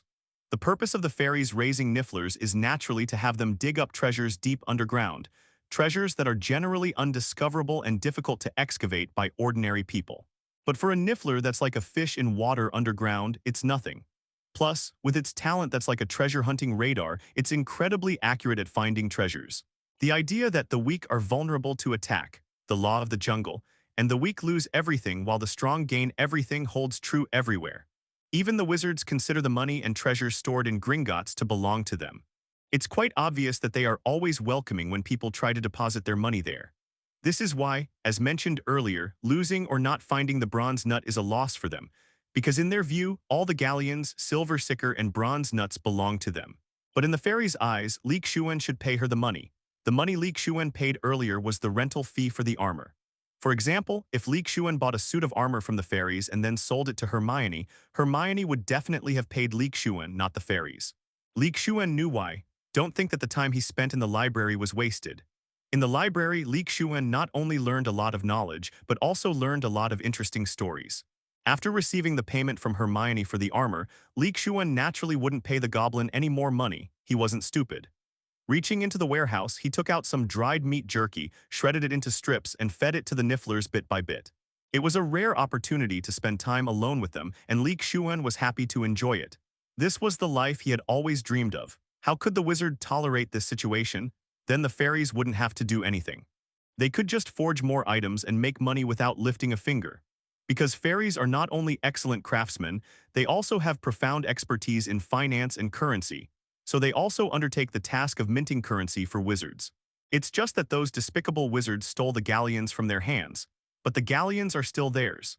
They even believed that passing something one had made from a wizard to another wizard without paying the goblin was no better than stealing. Even so, the relationship between fairies and wizards was particularly bad. Differences in their beliefs led fairies to frequently launch rebellions and riots throughout history. Wizards' power is not so simple. It's not just England that has wizards. The total number of wizards in the world is far greater than the number of fairies, not to mention their strength. Some fairies even spend their days leading the Nifflers around, their goal being to find treasures hidden in every inch of land, leaving not a single piece of bronze knuckle behind. Fairies must be out of their minds to compare numbers with humans. Ultimately, the outcome will be decided by the stronger side, and in the magical world, the rule of supremacy of strength is naturally upheld. Lee Shuan checked all 4 Nifflers and found that they were perfectly healthy and robust, with no problems whatsoever. This is truly a hypocrite. When Lee Shuan saw it, he almost laughed, not because he found it funny, but because he was so angry he laughed. How could there be such greedy and despicable creatures as fairies in this world? If it weren't for the fact that wizards need fairies to control the economy, the fairies would have been wiped out by the wizards. The fairies' perception stems from their belief that the galleons, silver sickles, and bronze gnats circulating in the wizarding world belong to them. The wizards merely possess the right to use them, not to claim them as their own. Not to mention that with the development of technology, ordinary people equipped with firearms can easily kill the fairies. If even 1 copper nut is not found, they will lose 1 copper nut. The armor is no longer in my possession, and I've already given the money to the fairy. Isn't that a double loss? In other words, even if this armor changes hands hundreds or thousands of times, as long as it is not damaged and can still be resold, the fee paid must be given to the fairy. For fairies, lost and unfound treasure is a financial loss, even more painful than not making any money at all. The funny thing is that this concept only applies to the things that fairies forge and sell. What they buy from wizards is that they believe the wizard's values are correct, and that once they've paid for it, it belongs to them. Of course, Lee Shuan is human and naturally stands on the side of humans. Fairies are also highly intelligent beings with their own language and magic, so conflicts and contradictions are normal. Fairies' value perceptions differ greatly from those of humans. For example, in the fairies' value system, the legal owner of an item is the maker of that item, not the buyer. Even if the wizards paid the fairies for the items they created, the fairies viewed it as rent, not a transfer of ownership fee. Who wouldn't want such a wonderful thing? But it's completely impossible. When he finds out you're going to withdraw money or something, his face turns ashen and his attitude becomes incredibly cold. Lee Shuan also did not believe that these short, dark-skinned guys with hemispherical heads would be able to overthrow the wizard's rule in the future. The money Hermione paid later was rent for the armor. Even if Hermione later sold the armor to Penelope, the money Penelope paid still had to go to the goblins. This year, Voldemort didn't cause any trouble, so everything was very peaceful for the first week of school. Even last weekend, when the various houses held their Quidditch qualifying tournaments, Lee Shuan went to watch the Ravenclaw qualifying tournament with Penelope. Such dates between the two are quite rare, especially since Penelope will be graduating next year, so they should cherish this time together. Hermione is also very generous in giving them a chance. The main problem is that Hermione herself is too busy.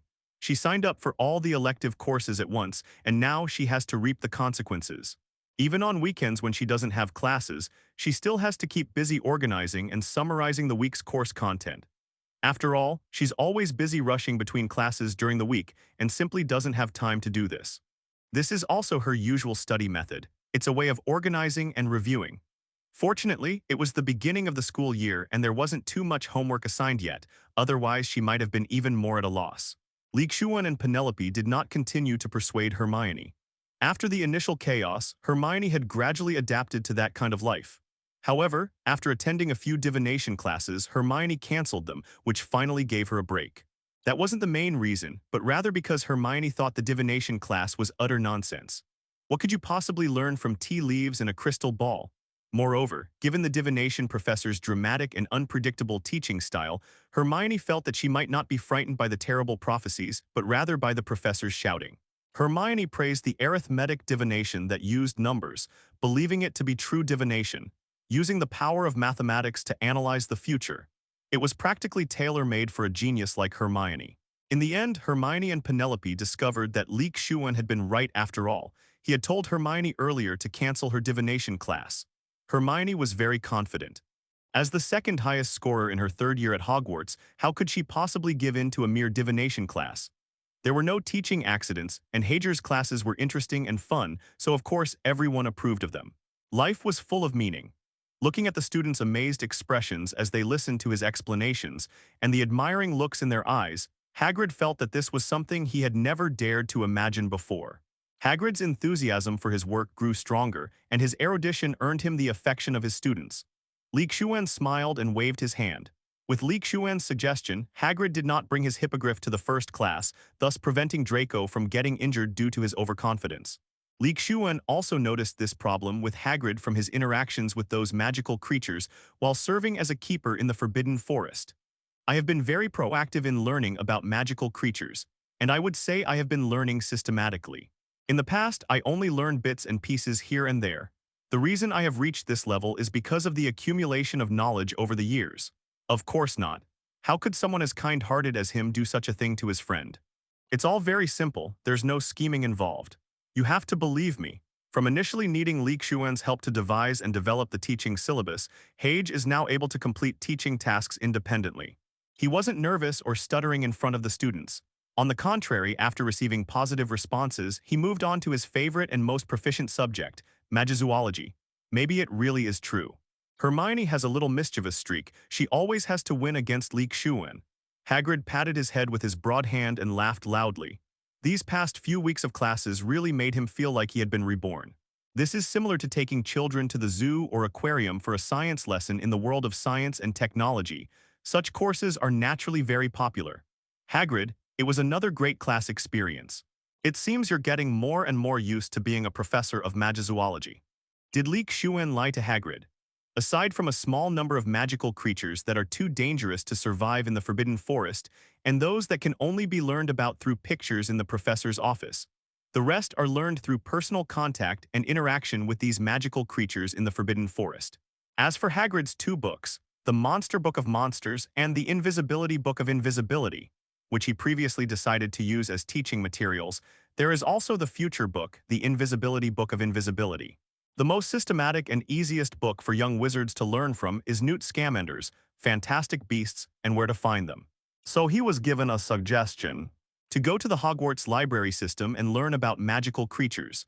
The thought of becoming a mission like Newt Scamander gave Hagrid a burst of energy.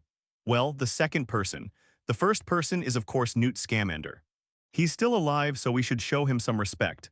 Haha, you deserve some credit for this too. Actually, there aren't many books about magical creatures in the magical world right now. To be precise, there aren't any courses like charms, potions, and transfiguration that have been systematically organized and summarized by wizards. Give her another 2 or 3 weeks to get used to things, and maybe she can go back to the way she was at the beginning. Unlike the physically disabled Professor Celticburn, he primarily taught in the classroom to facilitate his movement. Lee Shuan even painted a rosy picture for Hagrid in 5.8.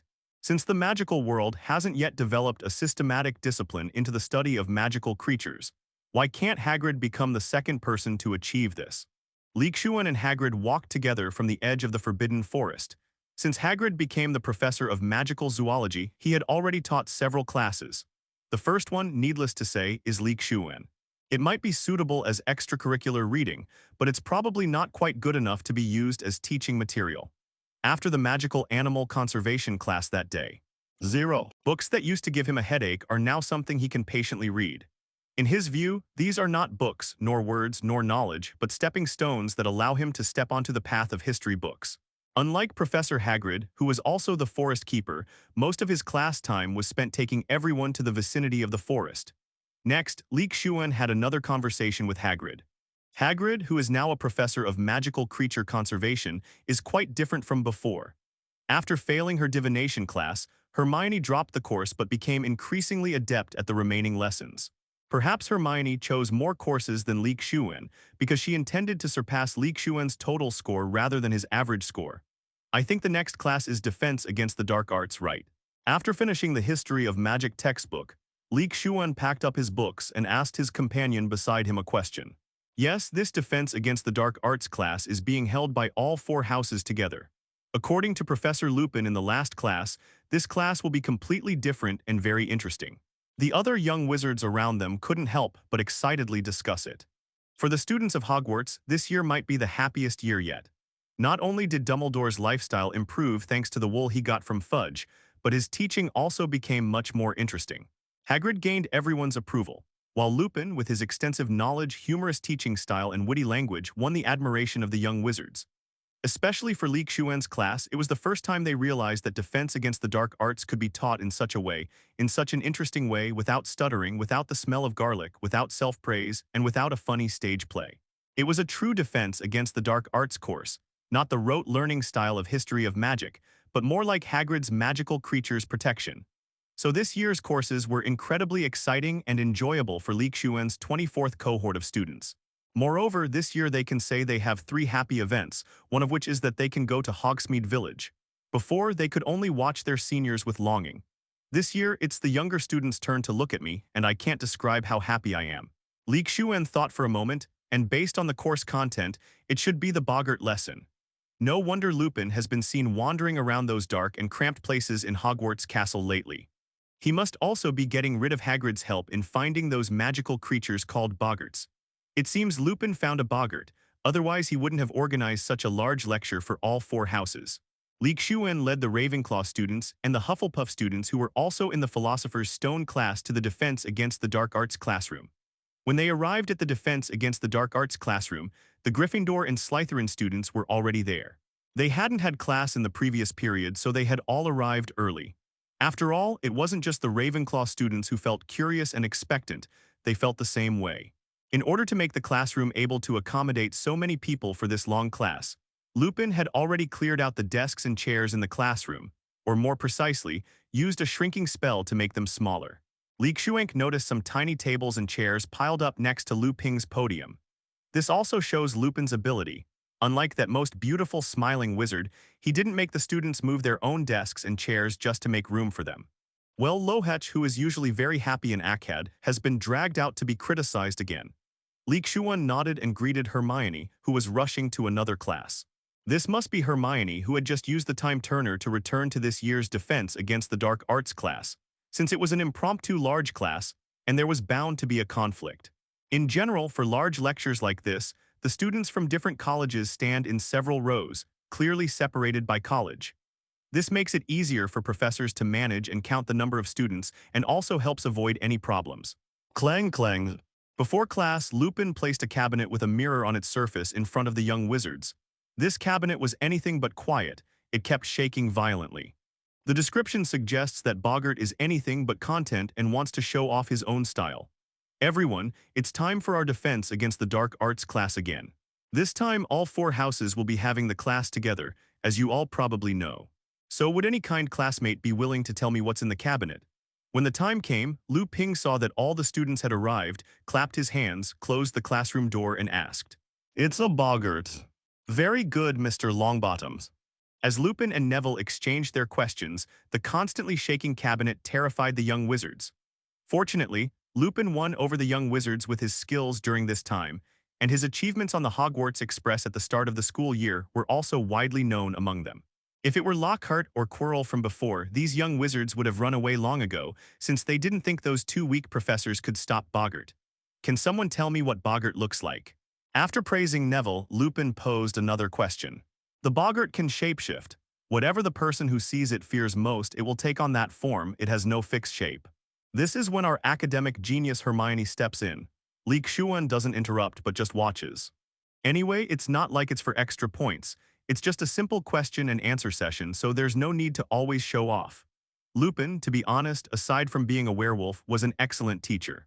No wonder many young wizards were reluctant to see him leave Hogwarts in the future. Lee Shuan was wondering whether to keep Lu Ping around.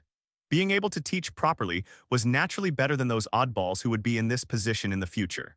However, this required careful planning. This is not the same as Hagrid's professorship.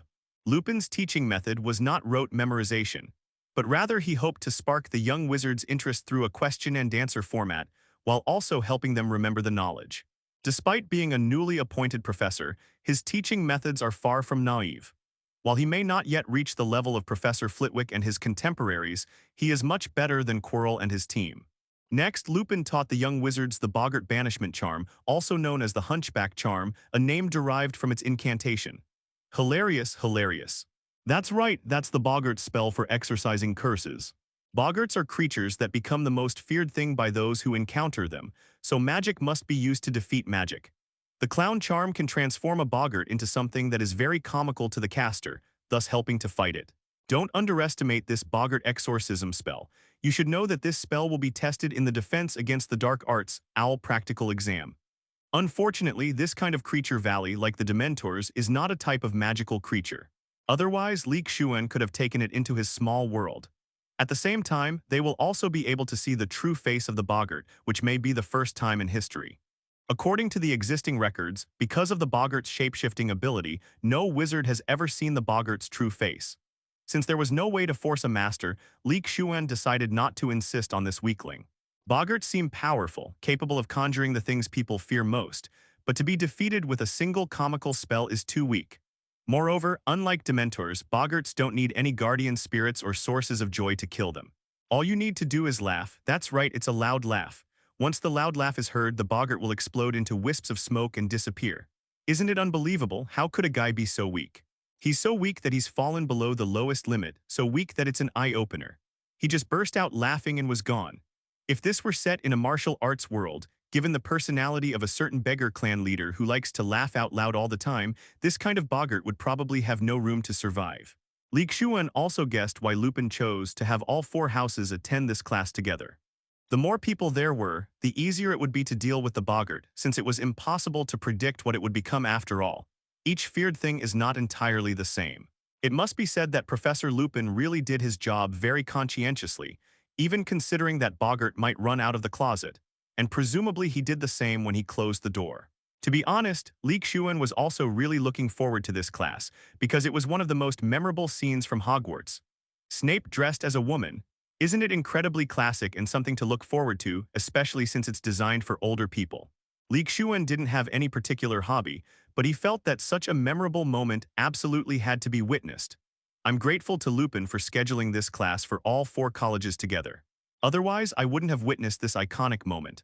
I wonder if, after my appearance, Snape will still be the person Neville fears most, considering Neville's grades in potions are quite good. Let's start practicing now, but don't use your wand. Just repeat after me the boggart exorcism charm lol. Hilarious, hilarious. Very good, let's do it again, but this time make it louder and clearer, and say it properly, it's ridiculous. Hilarious. Hilarious. Under Lupin's guidance, everyone practiced the boggart exorcism charm several times. Now that they were third-year students, their understanding of spells was naturally different from that of first-year students. Moreover, this spell is not very difficult. It's very easy, even easier than the levitation spell you learned at the beginning. Therefore, under Lupin's guidance, after several rounds of learning and passing Lupin's assessment, the young wizards began this practical course. Of course, Lupin also told everyone that the way to eliminate boggart was through laughter. If boggart really got out of control, the laughter of so many people would definitely make him disappear. Nowie, please come forward. Well, it's our chosen one again, Mr. Neville Longbottom, who has been chosen by Lupin. However, Neville, now changed, was no longer the timid and fearful person he was in the original timeline. After hearing Lupin's words, he walked forward confidently. What are you most afraid of? Giant snake. Neville's answer had changed. Just as Lee Shuan had expected, he was now doing well in potions class. Although he wasn't liked by Snape, he wasn't being targeted or scolded either. So the one I fear most isn't Snape, who's like a venomous snake, constantly spitting venom during class. As for why it's a giant snake, that's naturally a consequence of the Basilisk attack last year. Those were nerve-wracking days, not to mention Neville and Harry even went to explore the Chamber of Secrets together, even though they didn't actually see the Basilisk. But that feeling and the pictures of the basilisk in the library's records still make Neville very afraid of snakes, especially snakes. Giant serpent, I understand. Lupin quickly realized why Neville was afraid of the basilisk after a moment's thought. The basilisk attack at Hogwarts last year had been the talk of the town.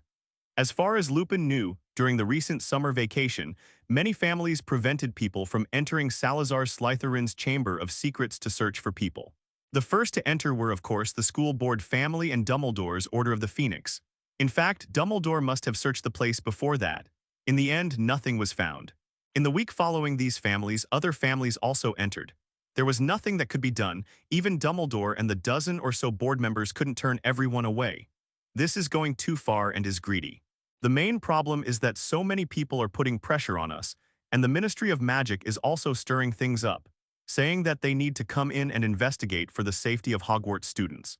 It's normal that Hogwarts eventually couldn't withstand the pressure and opened up. After all, those who hoard knowledge and resources don't have a good ending. This mainly means that even if you try to keep everything for yourself, you will still be discovered. If someone like Lee Shuan manages to take all the spoils without anyone noticing, there is no such danger.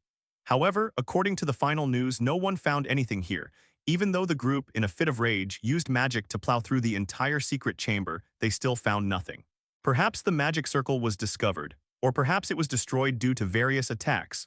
Lee Shuan didn't know, but Lu Ping did, so how could Lee Shuan not have the information? That's impossible. Therefore, Lee Shuan believed that the teleportation array might have been discovered, but they had not found a way to open it, so they released this smoke bomb.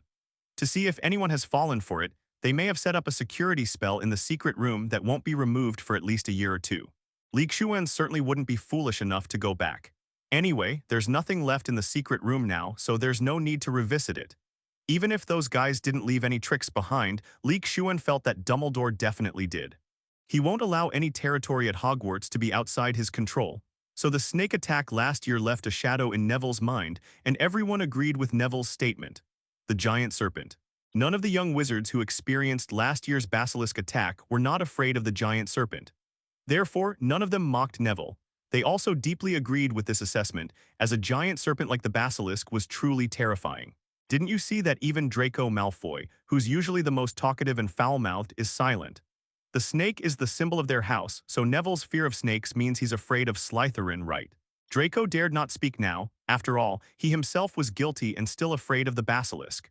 The observant Lupin noticed that many of the young wizards looked rather grim when Neville said he was afraid of giant snakes. Fear stems from the unknown, and there is a way to eliminate fear, to face it directly. Although this was a joke that made people laugh in the past, it also has some truth to it. Lupin intended to use this method, albeit with a slight modification, instead of forcing people to confront their fears head-on. It utilizes Boggart's comical nature to diffuse fear with humor. A giant snake that can turn people to stone would certainly inspire fear, but a giant snake made of pumpkin pie would probably be incredibly tempting, wouldn't it? Imagine what a giant snake made of pumpkin pie would look like. Think about it for a moment, and soon, if you can see it, we can see it too. There was a reason why Neville was so chubby as a child. He loved sweets. So when Lupin mentioned a giant snake made of pumpkin pie, his eyes lit up with excitement. It sounded really interesting. Lee Shuan below looked at Lu Ping with some surprise. If he didn't know that Lu Ping was a native and not a transmigrator, he would have thought that Lu Ping had also read the story of the beautiful wife with big nose and the 4 heavenly kings. Isn't this kind of animal composed of food just a normal phenomenon in that imaginative world? 73. All right, I'm going to open the wardrobe now. The rest is up to you, Mr. Longbottom. As Lupin opened the wardrobe, a cloud of black mist floated out, and the moment Neville looked at it, it began to change drastically.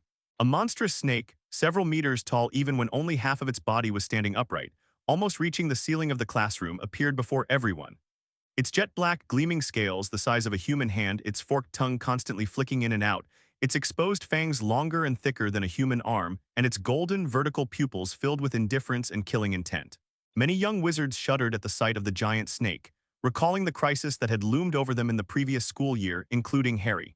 Fortunately, after a summer vacation, the fear and anxiety in everyone's hearts had subsided considerably, so they were only a little scared, but not to the point of having the urge to scream and run out the door. Unlike in Gryffindor and Slytherin classrooms, Lee Shuan suddenly felt extremely fortunate that he hadn't been sorted into Gryffindor. Otherwise, this constant mental pollution would have been unbearable. Looking at Snape, who was looking at him like he was trash, Seamus shouted as if he wanted to take revenge for all the insults he had suffered over the past 2 years.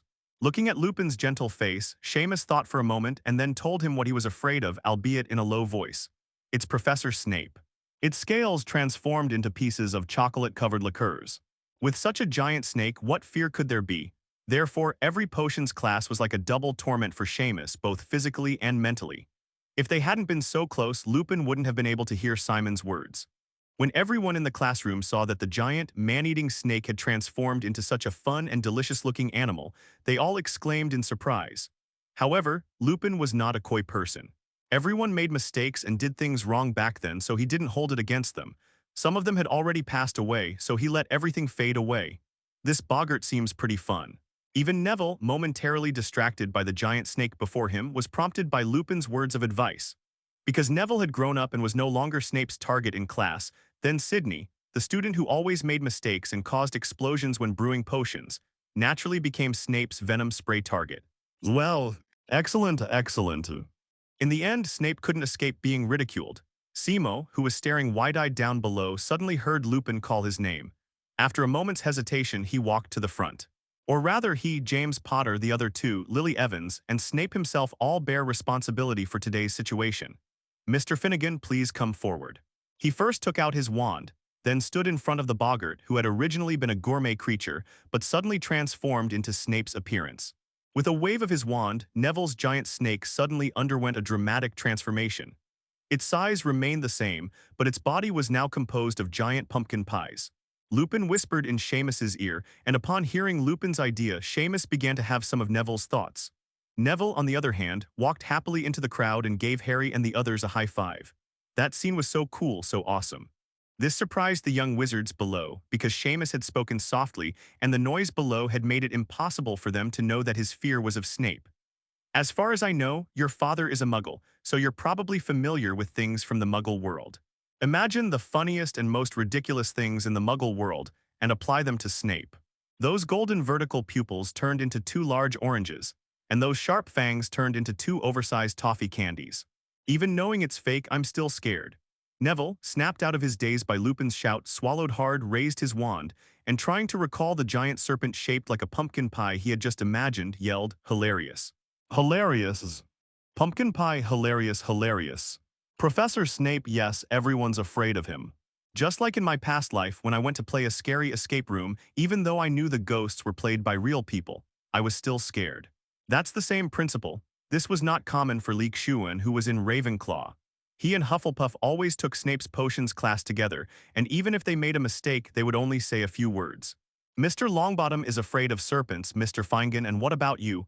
What are your deepest fears? Hearing Seamus's words, Lupin felt somewhat emotional.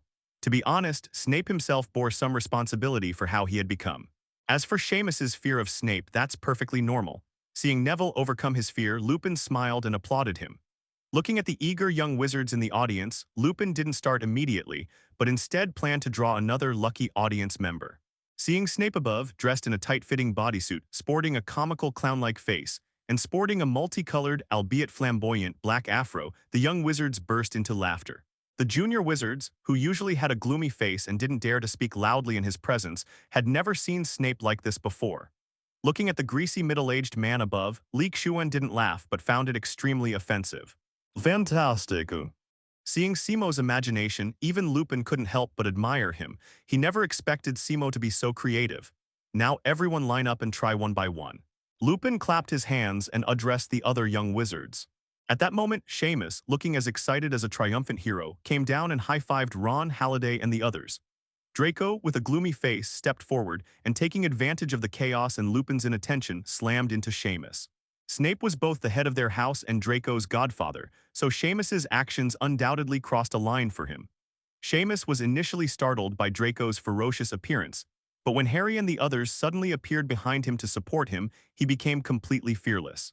Furthermore, his actions had just made everyone happy, and at this moment Seamus felt like a fearless hero, while Draco and the like were nothing but trash. Seeing that the other side had 5 people, while he only had 4 including Goyle and Crabbe, and Lupin seemed to have noticed the situation above, Draco had no choice but to turn around and leave for the time being. Finally, he gave Draco a vicious glare, a blatant threat. Seamus and the others naturally understood Draco's meaning. Just you wait, you'll see. Lee Shuan and Hermione stood aside watching their fight, not in a hurry to join the queue like middle-aged women rushing to the supermarket to grab eggs early in the morning. Lee Shuan shook his head, especially at Simfernape's demeanor. Why was it that, aside from dealing with him and Neville, the two children of prophecy, everyone else in Harry's dorm seemed to become arrogant and condescending once they gained power? Not only Lee Shuan, but Hermione beside him felt the same way. Or rather, she was already worried about Seamus's future, since there was still a year left to deal with Snape. Leaving aside Snape, Lee Shuan could do it right now. Moreover, Hermione, who has always been a good student, was rarely targeted by professors. Because of Lee Shuan's intervention, Hermione's personality has also changed a lot. Therefore, Hermione and Penelope shared the same thought as Lee Shuan regarding this complicated relationship. Stay out of it and just observe. Moreover, this would be done openly and honestly. With Snape's strength, he could secretly kill Seamus without anyone noticing. But if someone were to be petty and not kill you, they might just give you a lesson in broad daylight, and you wouldn't be able to say anything, as long as they don't kill you outright. Furthermore, Lee Shuan himself is not weak, so those who want to make a move will think twice and then give up. In addition, Lee Shuan has a good reputation, so there are not many messy things. Snape is probably alright. He's just sarcastic and won't actually fight just like before. As for Gryffindor, it's probably similar to Ron's previous ostracism, but much less severe. After all, who wouldn't be angry after being unjustly targeted? Furthermore, despite Snape's poor reputation in other houses, the Slytherin students who believe in the survival of the fittest greatly admire their headmaster. But Slytherin and Gryffindor seem to be mortal enemies, as you can tell from their Quidditch matches. They really go all out. Lee Shuan didn't say much, just the love triangle between Snape, James Potter, and Lily Evans, and James Potter's bullying of Snape at school. Lee Shuan always believed that Snape could teach all courses at Hogwarts, except for astronomy, divination, and magical creature conservation. He was an all-around teacher. What defines a strong person? Someone who can crush you with a flick of their wrist, that's a true warrior. What Lee Shuan feared most was Slytherin. He didn't think these guys were any good. Under Lee Shuan's influence, Hermione and Penelope underwent another change. They developed a sense of awe for the strong. Firstly, Lee Shuan is from Ravenclaw and doesn't have much conflict with Slytherin. Secondly, Ravenclaw has Martha, a formidable figure, so they can't defeat her. Given his already precarious situation, the events that occurred in defense against the dark arts class today will undoubtedly reach Snape's ears within 2 days. However, Lee Shuan did not see any of these things among the students at Hogwarts. The professors, as teachers, probably didn't say anything about his usual mischief. After learning from Lee Shuan, along with Penelope, why Snape had always targeted Harry, I never thought of standing up for Snape again. Seamus might then face pressure from Snape, Slytherin, and Gryffindor. Lee Shuan tilde. Therefore, Hermione and Lee Shuan both believed that once Seamus revealed the truth about embarrassing Snape, it wouldn't just be a matter of giving him a hard time in potions class. The entire Gryffindor house would definitely be affected. Lee Shuan didn't believe that Snape, who had joined the Death Eaters, only possessed the 3 unforgivable curses, and that there were also all sorts of other strange potions. Professor McGonagall might intervene later, so this is a minor issue. She studied diligently in potions class, and since she knew Snape had a problem with Gryffindor, Hermione certainly wouldn't be foolish enough to rush forward again. Given Snape's petty nature, or rather, the fact that he was so insulted by a student that Lee Shuan felt he had already restrained himself from secretly delivering a fatal blow. Why didn't they cause me any trouble? Seeing Lee Shuan's expression, Hermione could only silently worry about her own house grades. She wouldn't blame Lee Shuan for it since it was just a trial anyway. Even if it's just for show, you have to pretend. Snape could have easily punished Seamus for disrespecting his teacher, and the other professors wouldn't have been able to say anything, not even the most protective Professor McGonagall. Lee Shuan shook his head with a wry smile. He had no way to help himself, and even if he did, he wouldn't speak up. Some of the Gryffindor students needed to learn something. See, Neville might have been able to rely on the Longbottom family's prestige for backing him up, but who knows what will happen to Seamus, who's half-breed. Of course, Snape wouldn't kill Seamus now, but it's normal for him to make things difficult for students in class for no reason, and it's also normal for him to scoff at Gryffindor's grades. At this moment, Hermione also thought of this outcome, and couldn't help but look at Lee Shuan with a wronged expression, pouting and wanting to get a solution from him. As for saying that we shouldn't go into too much detail about class, Lee Shuan could only chuckle. Don't always adopt a saintly mentality, always trying to stand on a moral high ground to view and blame others. We are all people with emotions and desires. We all like to hear kind words but dislike being scolded. Moreover, they live in a transcendent world like the magical realm and possess superhuman powers. Forget it, what does this have to do with me? Anyway, someone will definitely come out to support Seamus. Don't forget that Harry, Ron, and Neville are in his dorm. If Professor McGonagall and Dumbledore also stand up for him, Saigon will only get some punishment at most. It can only be said that these young wizards did not experience the Voldemort era and have lost their awe of the strong. Lee Shuan shook his head. Why was he thinking so much about 583? As he said before, it had nothing to do with him, so there was no need to worry about it. This year, Lee Shuan has also set a goal to improve his strength as much as possible. This includes their own strength, the strength of the magical creatures, and the strength of Hermione and Penelope. Everything else is secondary, especially the strength of Ulank Iron Belly Fire Dragon 80, who is now only a step away from becoming a bright moon carver. Once a tie breaks through, at least the most powerful enemy at present, Voldemort, will be nothing but trash. At that time, Lee Shuan will not need to worry too much about either Voldemort or Dumbledore. There's no need to be so cautious in doing things. Lee Shuan's development speed can be much faster in the future. Having witnessed the development of Donghuang in his previous life, Lee Shuan knew that the stronger one's power and the more confident one is, the faster one's development will be. With fewer obstacles and the backing of strength, others dare not cause too much trouble. If Lee Shuan now possessed the power to dominate the entire magical world, he could easily establish his own power like Voldemort. They use the resources of the entire magical world to support themselves. This way, your strength will improve faster, just like rolling a snowball. It's always difficult at first, but the larger the size, the more snow it can stir up. A group of people pushed and shoved each other, lining up one after another to stand in front of Boggart and materialize what they feared. Then, using a funny spell, they transformed it into a comical form. The little wizards were very excited, using the name of class to play around. Even Lee Shuan would be happy. Just like physical education, art, and music classes in my past life when I was in school, we could play instead of studying during class time. Anyone would be happy in that situation. Coupled with the light and cheerful music that Lupin specially played, the whole scene was naturally harmonious and joyful. Harry Potter. Standing at the back, Lee Shuan watched Harry being called to the front by Lupin. Lee Shuan looked at him with interest, wondering if this time Harry was still afraid of the Dementor who had stolen his first kiss. Harry, who was thoroughly enjoying the spectacle below, walked forward with a smile. But when he stopped and saw the giant, constantly swaying clown in front of him and its claws, his smile vanished instantly. It hadn't been long since Harry was attacked by Dementors on the Hogwarts Express, and if Lupin hadn't been there with him on the train, he probably wouldn't have fully recovered by now. Returning to Hogwarts, Harry's true home, and being surrounded by his best buddies and other friends in his dormitory, Harry felt warmth and happiness. Otherwise, if the attack had occurred on his way back to the Dursleys' house, Harry might have become so depressed that he would never recover. Bangs! As expected, the boggart in front of him instantly transformed into the Dementor that Harry feared most, and flew straight towards Harry. Harry seemed to be terrified by the Dementors, standing motionless in place. Lupin, who had noticed something was wrong the moment Harry walked over and stood there dumbfounded, instantly changed from his lazy, appealing demeanor to a serious expression as he observed Harry's situation. Therefore, the moment Boggart transformed into a Dementor, and seeing Harry's terrified eyes and completely frozen body, one knew what was going on. In an instant, he took several large strides and rushed over, spreading his arms to block Harry's path. It must be said that Professor Lupin is truly a very responsible person. He really steps up when something happens. Lupin, by shielding Harry with his body, caused the Boggart to instantly transform from a Dementor into a full moon hidden in the clouds. At that moment, the clouds gradually dispersed. The full moon was about to appear. Hilarious, hilarious. Puff! Lupin waved his wand, turning Boggart into a deflated balloon, then herded him into the wardrobe and locked it. The young wizards below breathed a sigh of relief after seeing Boggart locked in the closet by Lupin. If the Basilisk was what terrified them last school year, then this semester it's undoubtedly the Dementors. On clear days, you can see countless Dementors floating in the distance from Hogwarts Castle.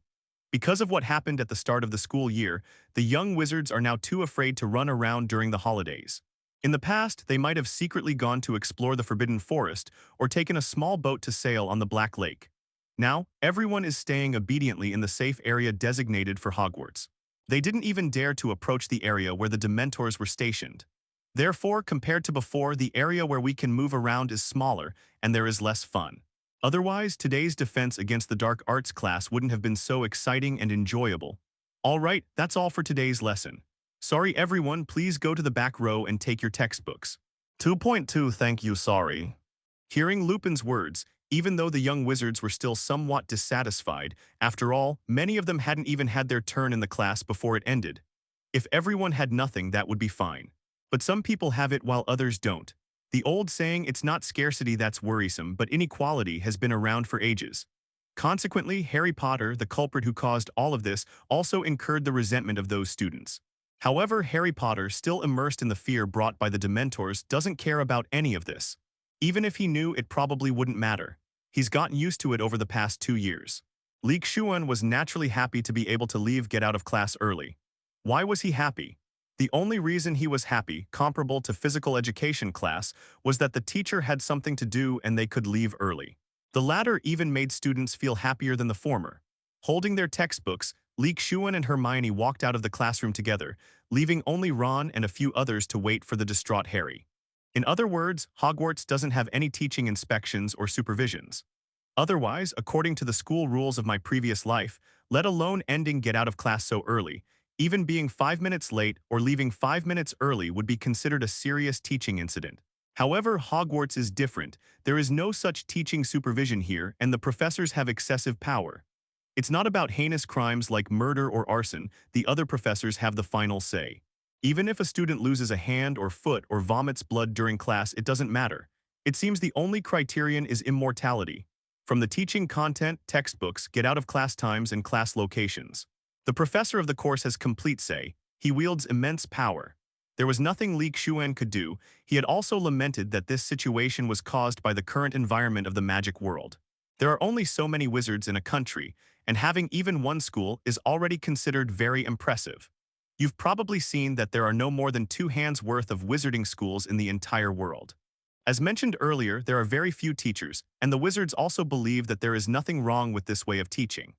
Lee Shuan thought for a moment, and perhaps in the future, when he became powerful enough to eliminate the socket hero who was wreaking havoc on the entire wizarding world, and took control of the wizarding world, he could perhaps implement an educational reform if he had nothing else to do.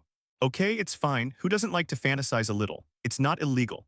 After class ended early, before it was even lunchtime, Lee Shuan, who was originally a bit bored, was dragged to the library by Hermione 24.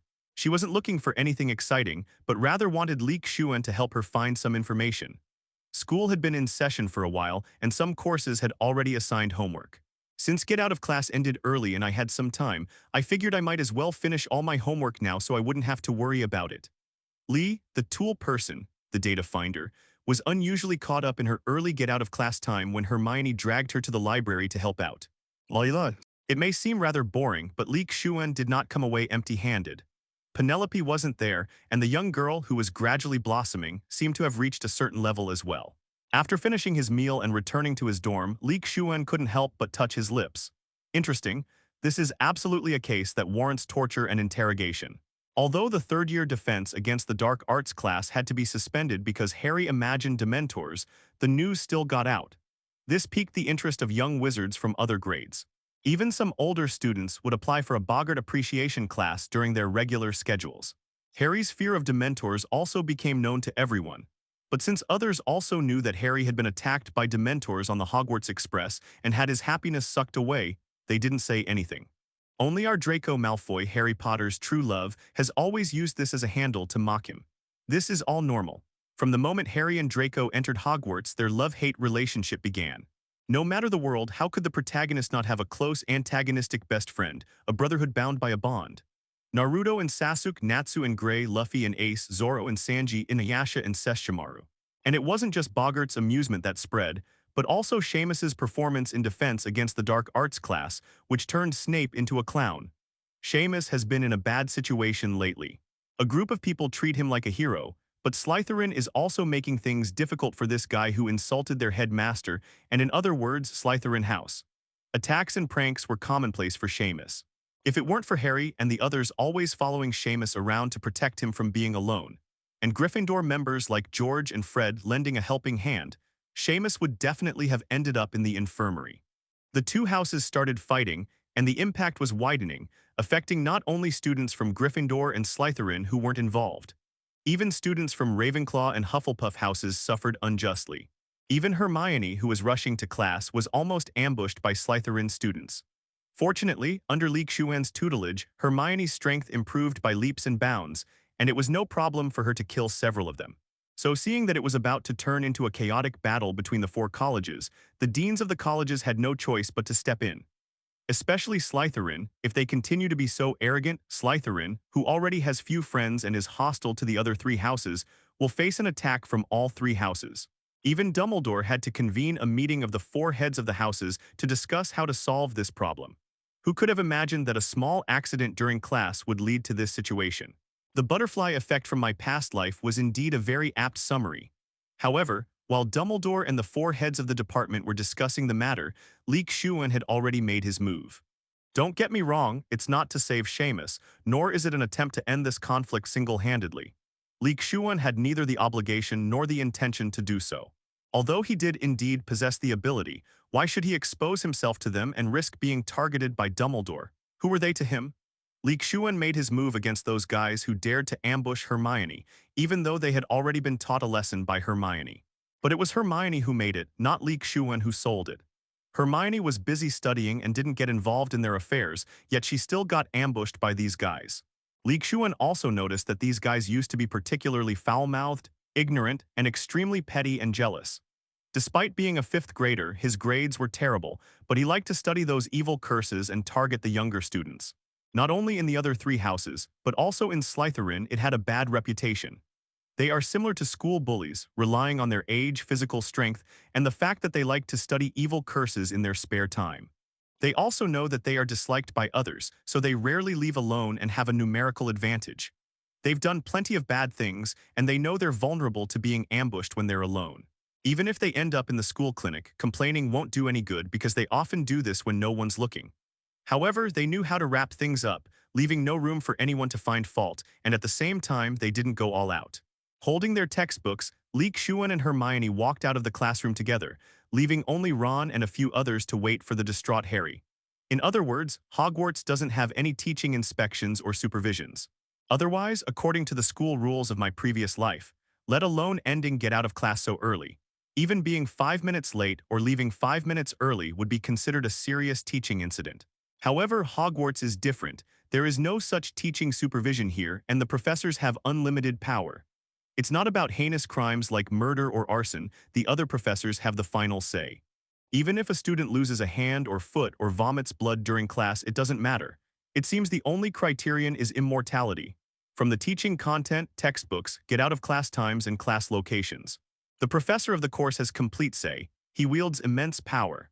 There was nothing Lee Shuan could do. He had also lamented that this situation was caused by the current environment of the magic world. There are only so many wizards in a country, and having even one school is already considered very impressive. You've probably seen that there are no more than 2 hands worth of wizarding schools in the entire world. As mentioned earlier, there are very few teachers, and the wizards also believe that there is nothing wrong with this way of teaching. Lee Shuan 917 thought for a moment, and perhaps in the future, when he became powerful enough to eliminate the socket man who was wreaking havoc on the entire wizarding world and took control of the wizarding world, he could perhaps implement an educational reform if he had nothing else to do. Okay, it's fine, who doesn't like to fantasize? It's not illegal. After class ended early, before it was even lunchtime, Lee Shuan, who had been feeling rather aimless, was dragged to the library by Hermione. She wasn't looking for anything exciting, but rather wanted Lee Shuan to help her find some information. School had been in session for a while, and some courses had already assigned homework. Since get out of class ended early and I had some time, I figured I might as well finish all my homework now so I wouldn't have to worry about it. Lee, the tool person and data finder, was dragged to the library by Hermione to help out during her rare early dismissal time. It may seem rather boring, but Lee Shuan did not come away empty-handed. Penelope wasn't there, and the young girl who was gradually blossoming seemed to have reached a certain level as well. After finishing his meal and returning to his dorm, Lee Shuan couldn't help but touch his lips. Interesting, this is absolutely a case that warrants torture and interrogation. Although the third-year defense against the dark arts class had to be suspended because Harry imagined Dementors, the news still got out. This piqued the interest of wizards from other grades, And even some older students asked Lupin to give them a boggart appreciation class during regular instruction. Harry's fear of Dementors also became known to everyone. But since others also knew that Harry had been attacked by Dementors on the Hogwarts Express and had his happiness sucked away, they didn't say anything. Only our Draco Malfoy, Harry Potter's true love, has always used a little bit as leverage. They knew that if they were to kill them, Hogwarts would not tolerate them. They had some intelligence, but they didn't use it for good. Now they will face the righteous punishment. Who gave you bunch of scum the courage to make a move, huh? Somewhere in Hogwarts Castle, Lee Shuan brought these guys here and said fiercely, "This is the entrance to the underground chamber from when we were freshmen 2 years ago. Back then, the three-headed dog Lou Williams was guarding this place. After that incident, the place was restored to its original state. This place is secluded with few people and no murals or anything like that, making it a perfect spot for Lee Shuan to make his move." Wow. Lee Shuan's expression was extremely calm, and his tone of voice was completely even, as if he were simply stating a fact. But the calmer Lee Shuan was, the more afraid they became. Their mouths were also gagged, and now they could only writhe in terror, their eyes filled with pleading. By the way, they've been subjected to the upside-down Golden Bell Curse and the imprisonment curse by Lee Shuan. Their bodies are bound by ropes and they can't move at all. Judging from their flushed faces with blood flowing backward, they've been like this for some time now. That's why they all looked like they were begging for mercy after hearing Lee Shuan's words. Anyone who was suddenly knocked unconscious and taken away, then hung upside down for half an hour, would be begging for mercy without saying a word. Lee Shuan wasn't in a hurry to chat with these guys. After knocking them unconscious, he brought them here and hung them upside down without saying a word. He wanted them to wake up and experience the pleasure of blood flowing backward. But for those guys, this scene was like hell. They were all attacked even though they were walking together. Then a dizzy, throbbing feeling woke them up and they realized their predicament. In the dimly lit environment, with Lee Shuan's indifferent expression, and feeling dizzy, bloated, and uncomfortable due to the reversed blood flow, how could they not know what was going on? The relationship between Lee Shuan, Penelope, and Hermione is well known throughout Hogwarts. The reason they dared to attack that day was because they thought Hermione was alone, and they also believed that the battle between Gryffindor and Slytherin had begun. They stood on some moral high ground thinking, what does my attack on Gryffindor wizards have to do with Ravenclaw? They just didn't expect Hermione to be so strong, and they were even killed by her. They hadn't managed to hurt Hermione, and they'd all been knocked down, so they were the ones who had suffered a loss. They thought that was the end of it. Unexpectedly, a few days later, Lee Shuan actually came knocking on their door again. This was something they hadn't expected at all. At first, they thought it was someone else who had attacked them before. In the instant they regained consciousness, they still wanted to argue. Their injuries hadn't fully healed, so wasn't Lee Shuan bullying them. Lee Shuan didn't want to listen to their sophistry and arguments. They were already seeking revenge, so who wanted to listen to their ear-polluting nonsense? Secondly, he didn't want them to shout and attract attention. So Lee Shuan directly used a tongue lock to silence them. This tongue-locking curse was invented by their headmaster Snape, which is quite a coincidence. The wicked need to be dealt with by the wicked, especially since Lee Shuan, an adult who transmigrated here, knows that talking too much is useless. He has to make them feel pain first before they will talk to him properly. It's like that saying, reading and studying are to help you reason with others calmly, and exercising is to help others reason with you calmly. Ear-wrinkling curse. The bat curse doesn't actually turn the cursed person into a bat. Instead, it transforms their contest into a large black bat that crawls out of their nose. In the end, Lee Shuan didn't put them down. These curses wouldn't last long, especially the tongue-locking and throat-sealing one. Once it was released, they could call for help. It's so hot and spicy. Her face, already flushed from being upside down, turned even redder. Petrify them all. It's both the name of a spell and the spell itself. Because Lee Shuan used both the Price Sting curse and the Knot curse together, their faces were so swollen that their eyes were reduced to narrow slits. If Dumbledore or Snape really wanted to find out who did it and used legilimency to read the memories, that would be no fun. Knot curses. A door-to-door blockage. The ear wrinkle curse will cause both of their ears to wrinkle up.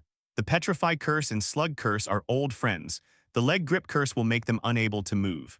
Moreover, the inventor of this bat spirit curse is Miranda Goshek, who is also the subject of Lee Shuan's spell class.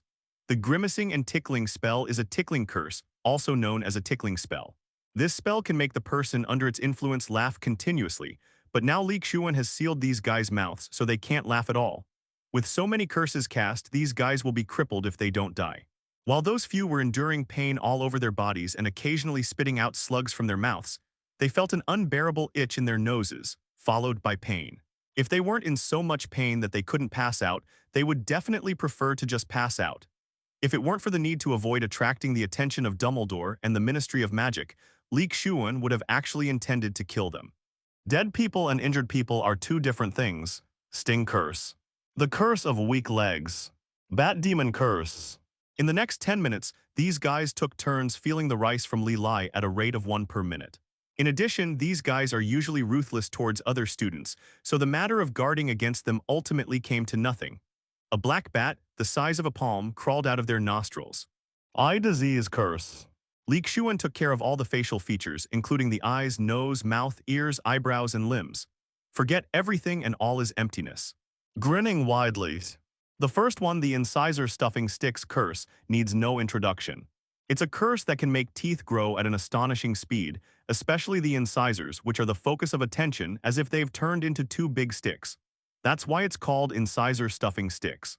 The stinging curse and the subsequent curse for burning hot bumps are similar. Both are used to sting the skin of the person affected, creating a burn-like mark that then causes swelling.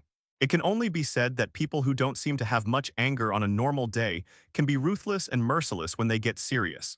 The final bat spirit incantation was something Lee Shuan had only recently learned. Since he was hanging upside down from the ceiling, it wouldn't make sense for him not to transform into a bat, right? The final forgetting spell was meant to extricate Lee Shuan from his predicament. Surprised. However, having eyes is useless anyway, as Lee Shuan's eye disease curse is a curse that will damage their eyesight. Have you heard about what happened with Flint and his group? The next day, while having lunch in the Great Hall, Lee Shuan overheard several young Ravenclaw wizards discussing something. Speaking of which, the Great Hall at Hogwarts is not only a meeting room, dining room, performance hall, and activity center, but it also has another function, a gossip exchange center. By the way, Flint is one of those guys who got a beating from Lee Shuan yesterday. Of course I heard. They were found on the 4th floor of the castle yesterday. If they hadn't called for help, it would have taken them at least a while longer before Filch on patrol found them. Even so, they're still lying in the school clinic after all. They've been tormented simultaneously by several curses, including the bump curse, the itching curse, the stick stuck in their front teeth curse, the Huxia curse, and the wrinkled ear curse. When his friend asked this question, his companion excitedly replied. Yesterday, after the tongue-locking and throat-sealing spell had been cast for a while, Flint and the others cried out for help a few times, followed by various cries of pain, interspersed with puzzling laughter. When Filch and the passing wizards arrived after hearing the noise, they saw several large zombies hanging upside down from the ceiling in the dark corridor. His whole body was red, his face was swollen, and his body was covered with tiny bumps. His ears were curled up. While crying out in pain, they also burst into laughter, and 130 slugs were mixed in with the grass in the field. That scene left a shadow in the hearts of some students, and when 1 or 2 young wizards who witnessed it recounted it vividly, it made many young wizards who had been bullied by Flint feel very gratified. As a result, the young wizards in good spirits have increased their appetites considerably, and their food consumption may increase in the next day or two. After lunch, I had no classes this afternoon. It was a day off, and the weather outside was just right, sunny and warm, not too hot or dry. So Lee Shuan thought for a moment, and decided to find a grassy area to lie down and rest for a while, enjoy the breeze and sunshine. The warm autumn sun on his body gave him a lazy and drowsy feeling. Lee Shuan, you were the one who did what Lin T and the others did, weren't you? Finding a spot away from direct sunlight, Lee Shuan took out a picnic mat and a couple of small pillows from his little world, cast a small insect-repelling spell, and lay down. Hermione and Penelope, who had come along, sat down on either side of Lee Shuan. It was a rare occasion that even Hermione was taking a break today, so they both came along. Lee Shuan didn't answer Hermione's question. He simply closed his eyes and smiled. Seeing Lee Shuan like this, the two women knew exactly what was going on. They exchanged a glance, smiled, and followed Lee Shuan's example, lying down and closing their eyes. Without needing to ask, Lee Shuan's current state indicated that he was the one who did it, but he simply didn't want to say. Knowing the answer, the two women didn't press the matter further. At the same time, they were also very clear about why Lee Shuan, who had never made a move before, had suddenly become so ruthless. It's all because Hermione was attacked that day, which annoyed Lee Shuan. Knowing that Lee Shuan was protecting them, they were overjoyed, especially Hermione, who wouldn't say anything more. What girl could resist the sense of security and love she feels from being cherished and protected by someone she likes? A beautiful afternoon passed by in this way. When Lee Shuan entered the small world in the evening, he found that the snow owl, which had been missing for a long time, had returned. This is... Having not seen each other for some time, Lee Shuan looked at Zhu Zio, who had come to him, and noticed that the other party had changed a little. Its size hasn't changed much, it's just grown a bit. Lee Shuan was focused on the snow owl's tail and legs. Its original tail had unknowingly turned into a pig's tail, and its feet had also become single feet. If you look closely, you can also see wisps of purple light flashing on its snow-white feathers. When they sensed Snow Owl's return, the likes, such as Little Hidden, didn't come over but watched from a distance. On the other hand, the bird snakes liked to stay by Snow Owl's side and seemed quite happy. Lee Shuan also noticed that Zhu Zio was carrying an aura similar to Zio Yi and the others, but not the hot and dry feeling that Zio and the others had. Similar to the sourness in Zio Yi, it's all strange and makes you feel physically uncomfortable. Lee Shuan thought of a strange bird called Qizhang from the classic of mountains and seas, and Zuxiao must have reverted to its ancestral form. There is a bird that resembles an owl but has only one leg and a tail. This description refers to the strange bird called Qizhang, which brings plague. Therefore, the unsettling aura emanating from the school that Zioin and the others felt must be the aura of plague. However, because the snow owl has just begun to revert to its ancestral form, its aura is not yet strong, and it only barely makes people and animals feel uncomfortable. They were all old friends from the classic of mountains and seas, so the birds and snakes felt very familiar with them. Moreover, none of them were good mythical beasts. They were either terrifying or associated with drought and plague, so it was normal for them to feel a sense of familiarity. If the fertilizer, the sour, and the heel appear in one place at the same time, and they are not eliminated in time, this place will definitely become a dead zone. No human, animal, or plant can simultaneously withstand drought, plague, and misfortune. Not bad, not bad. You can't control your power right now, so like Zio Yi and the others, seal your aura first, otherwise it's easy to accidentally hurt someone. Lee Shuan said to Zhu Zio, and then placed the same seal on it as on Zio Yi and the others. Only after the uncomfortable aura disappeared did Zio Yin and the others run over. Let Snow Owl and Nope go play, while Lee Shuan watches from the side. To be honest, he never expected that after the bird snakes, the second one to show signs of reversion would be Snow Owl, who rarely shows up. There are now dozens of magical creatures in the small world. Snow Owl should be considered one of the second batch to enter, coming in with Hello, Tree Protector, and Brocade. Thinking about it this way, it seems quite normal that Zhu Zio is like this. Although he is usually quiet, he looks like someone who is going to do great things.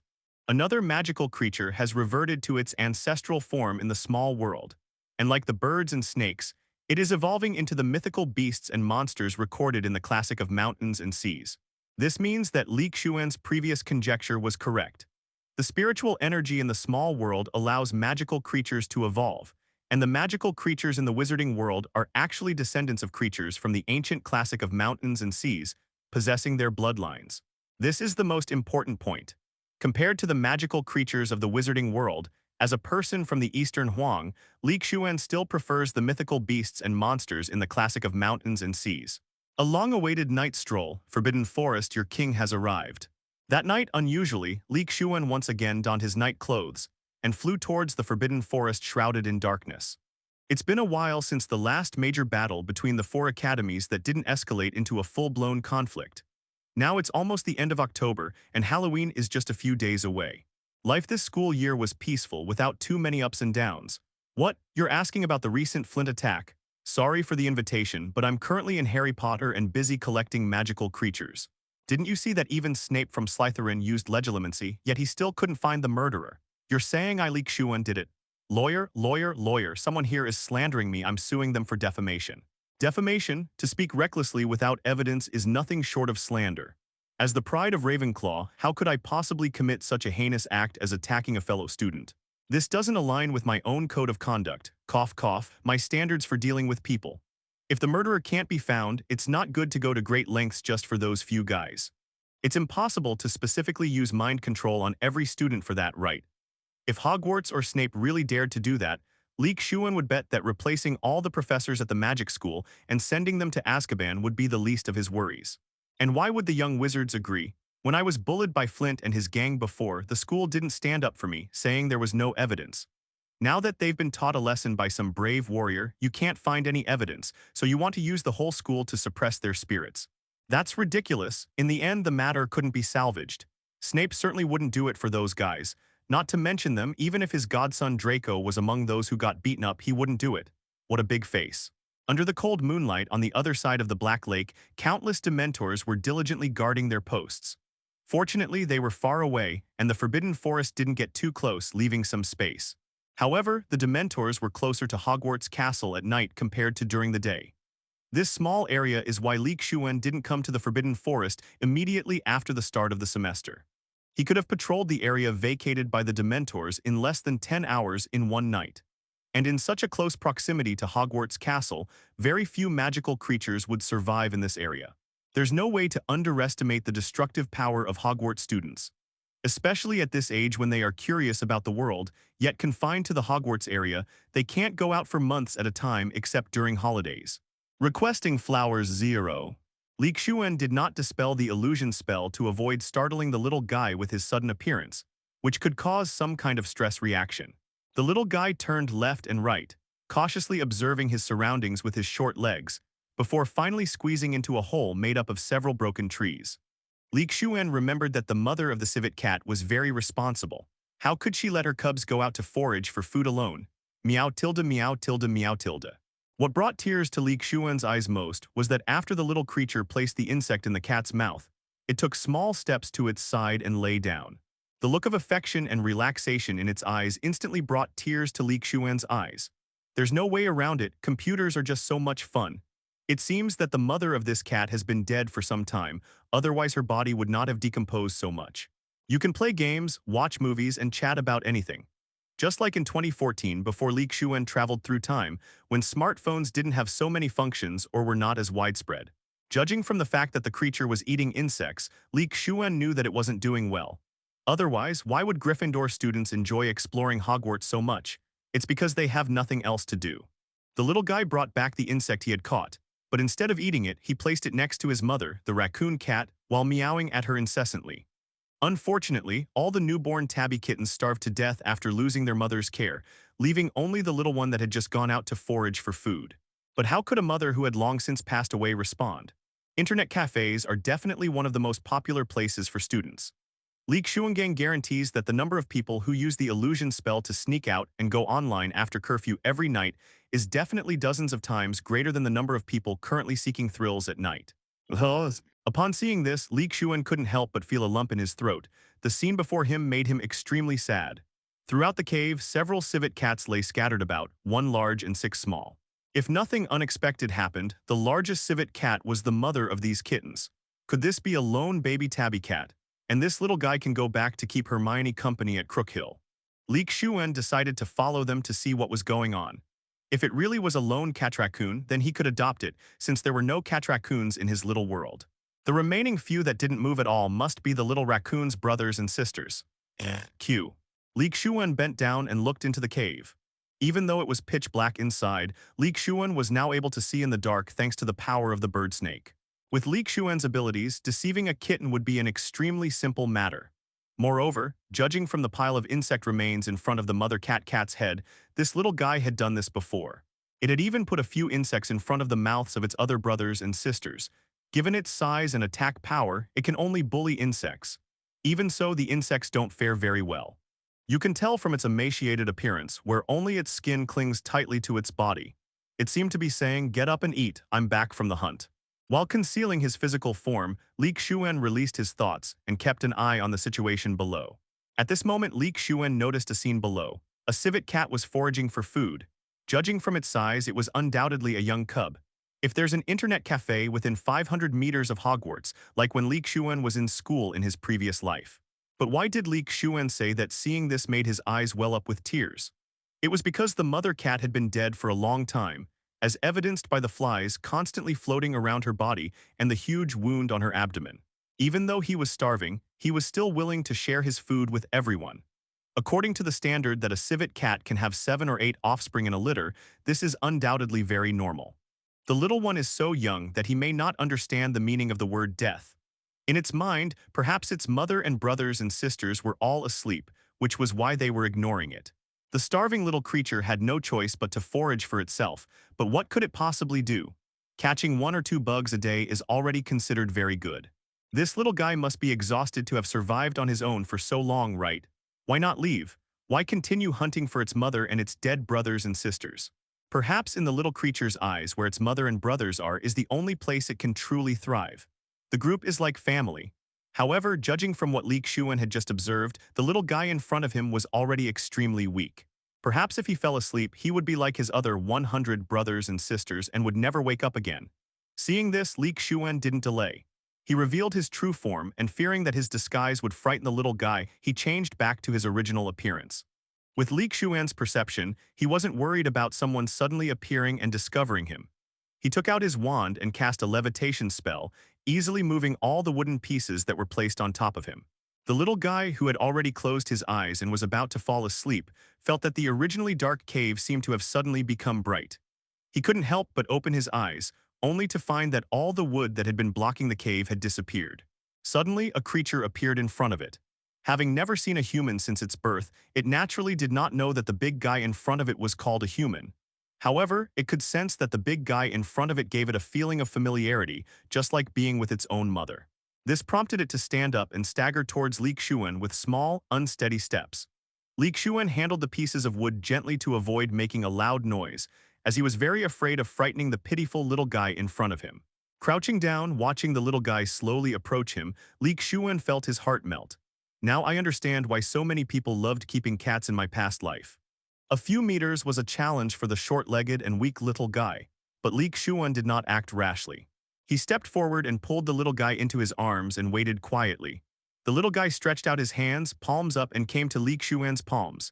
He put his little head close and sniffed them, then looked up at Lee Shuan. Looking into those pure obsidian-like eyes, Lee Shuan responded with a smile. It seemed to understand Lee Shuan's meaning and jumped into Lee Shuan's palm on its own. This little guy is so small that it's not even as big as 2 of Xuan's palms put together. Lee Shuan carefully cradled the little guy in front of him. Feeling the warmth emanating from Lee Shuan, the little guy nestled down in Lee Shuan's palm and rubbed against him. Of course, Lee Shuan had unlocked his natural talent for animal affinity. Sensing the little guy's weakness, Lee Shuan quickly took out a drop of innate 5-element spiritual liquid from his small world, and then took out a carton of milk and mixed it in. Otherwise, he was afraid that the little guy would not be able to absorb the nourishment. After shaking it evenly, heat it slightly, as cold milk might irritate the kitten's stomach. Take out a small tray, pour in half a bowl of milk, and then gently place the little guy on the ground. The little guy, drawn by the aroma of milk, walked over and glanced up at Lee Shuan. Seeing Lee Shuan's encouraging look, he lowered his head and stuck out his pink little tongue to lick the milk in the small plate. Seeing that the little guy was willing to eat, Lee Shuan breathed a sigh of relief. As long as he was willing to eat, his body would definitely recover slowly under the nourishment of the innate spiritual liquid. Lee Shuan looked at the corpses of the mother cat and her kittens, sighed silently, and waved his hand. The soil beside him seemed to surge like water, forming a large pit. If the pit isn't deep enough, Lee Shuan is afraid that those predators with a keen sense of smell will detect it, and then dig out the cat and fox corpses with their claws. The influx of Dementors into the Forbidden Forest has caused many plants to wither and die, reducing the food supply for herbivores, which will naturally migrate away. Without herbivores, carnivores will also lack food. Moreover, many predators bury their uneaten prey or hang it in trees. This pit is a full 2 meters deep. Surely no predator would dig that deep. Just as Lee Shuan was about to put all the cat-like creatures' corpses into the mud pit, he thought for a moment, then filled the pit back in and took out a cardboard box from his small world. Lee Shuan thought that once he graduated, he might not be able to stay at Hogwarts anymore, so he decided to bury the cat's body in the small world. This way, no predators will dig it up, and the kitten will have something to look forward to in the future. At least its family will be there to keep it company in its little world. Wait a moment. Just as Lee Shuan was putting all the cat-like creatures' corpses into a cardboard box to wait for a while before burying them in the small world, he suddenly sensed that one of the little cat-like creatures still had a very faint life and breath. Lee Shuan quickly picked up the little guy and pulled it out of the house, pried open its mouth, and poured in the milk that had just been diluted. If Lee Shuan had any healing potions on hand, that would be the most suitable option. Unfortunately, healing potions in the wizarding world are strictly controlled, or more accurately, tightly held by certain individuals, giving it a bit of a monopolistic feel. Lee Shuan checked the remaining kittens and civets again, but unfortunately the miracle could only happen once.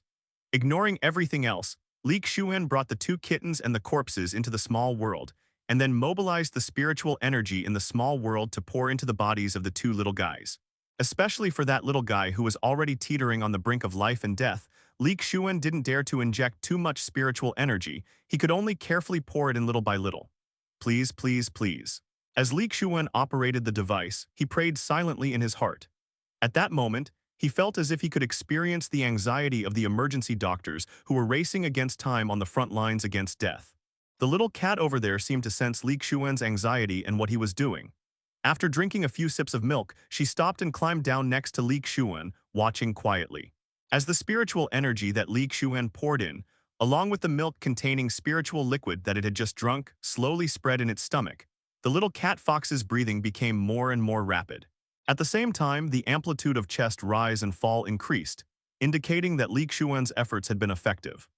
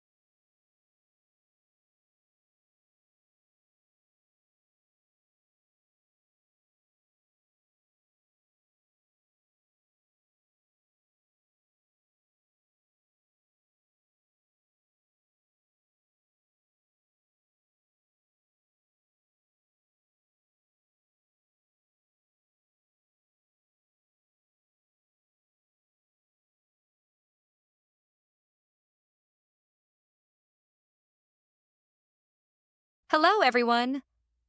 As we wrap up this video, I want to share a quick note. I have a Patreon account. If you'd like to support me and enjoy on-demand audiobooks, you can become a Patreon member. Alternatively, you can check out my Google Drive link, which has 500-plus novel audiobooks available through my Ko-fi or Patreon shop. I appreciate your support.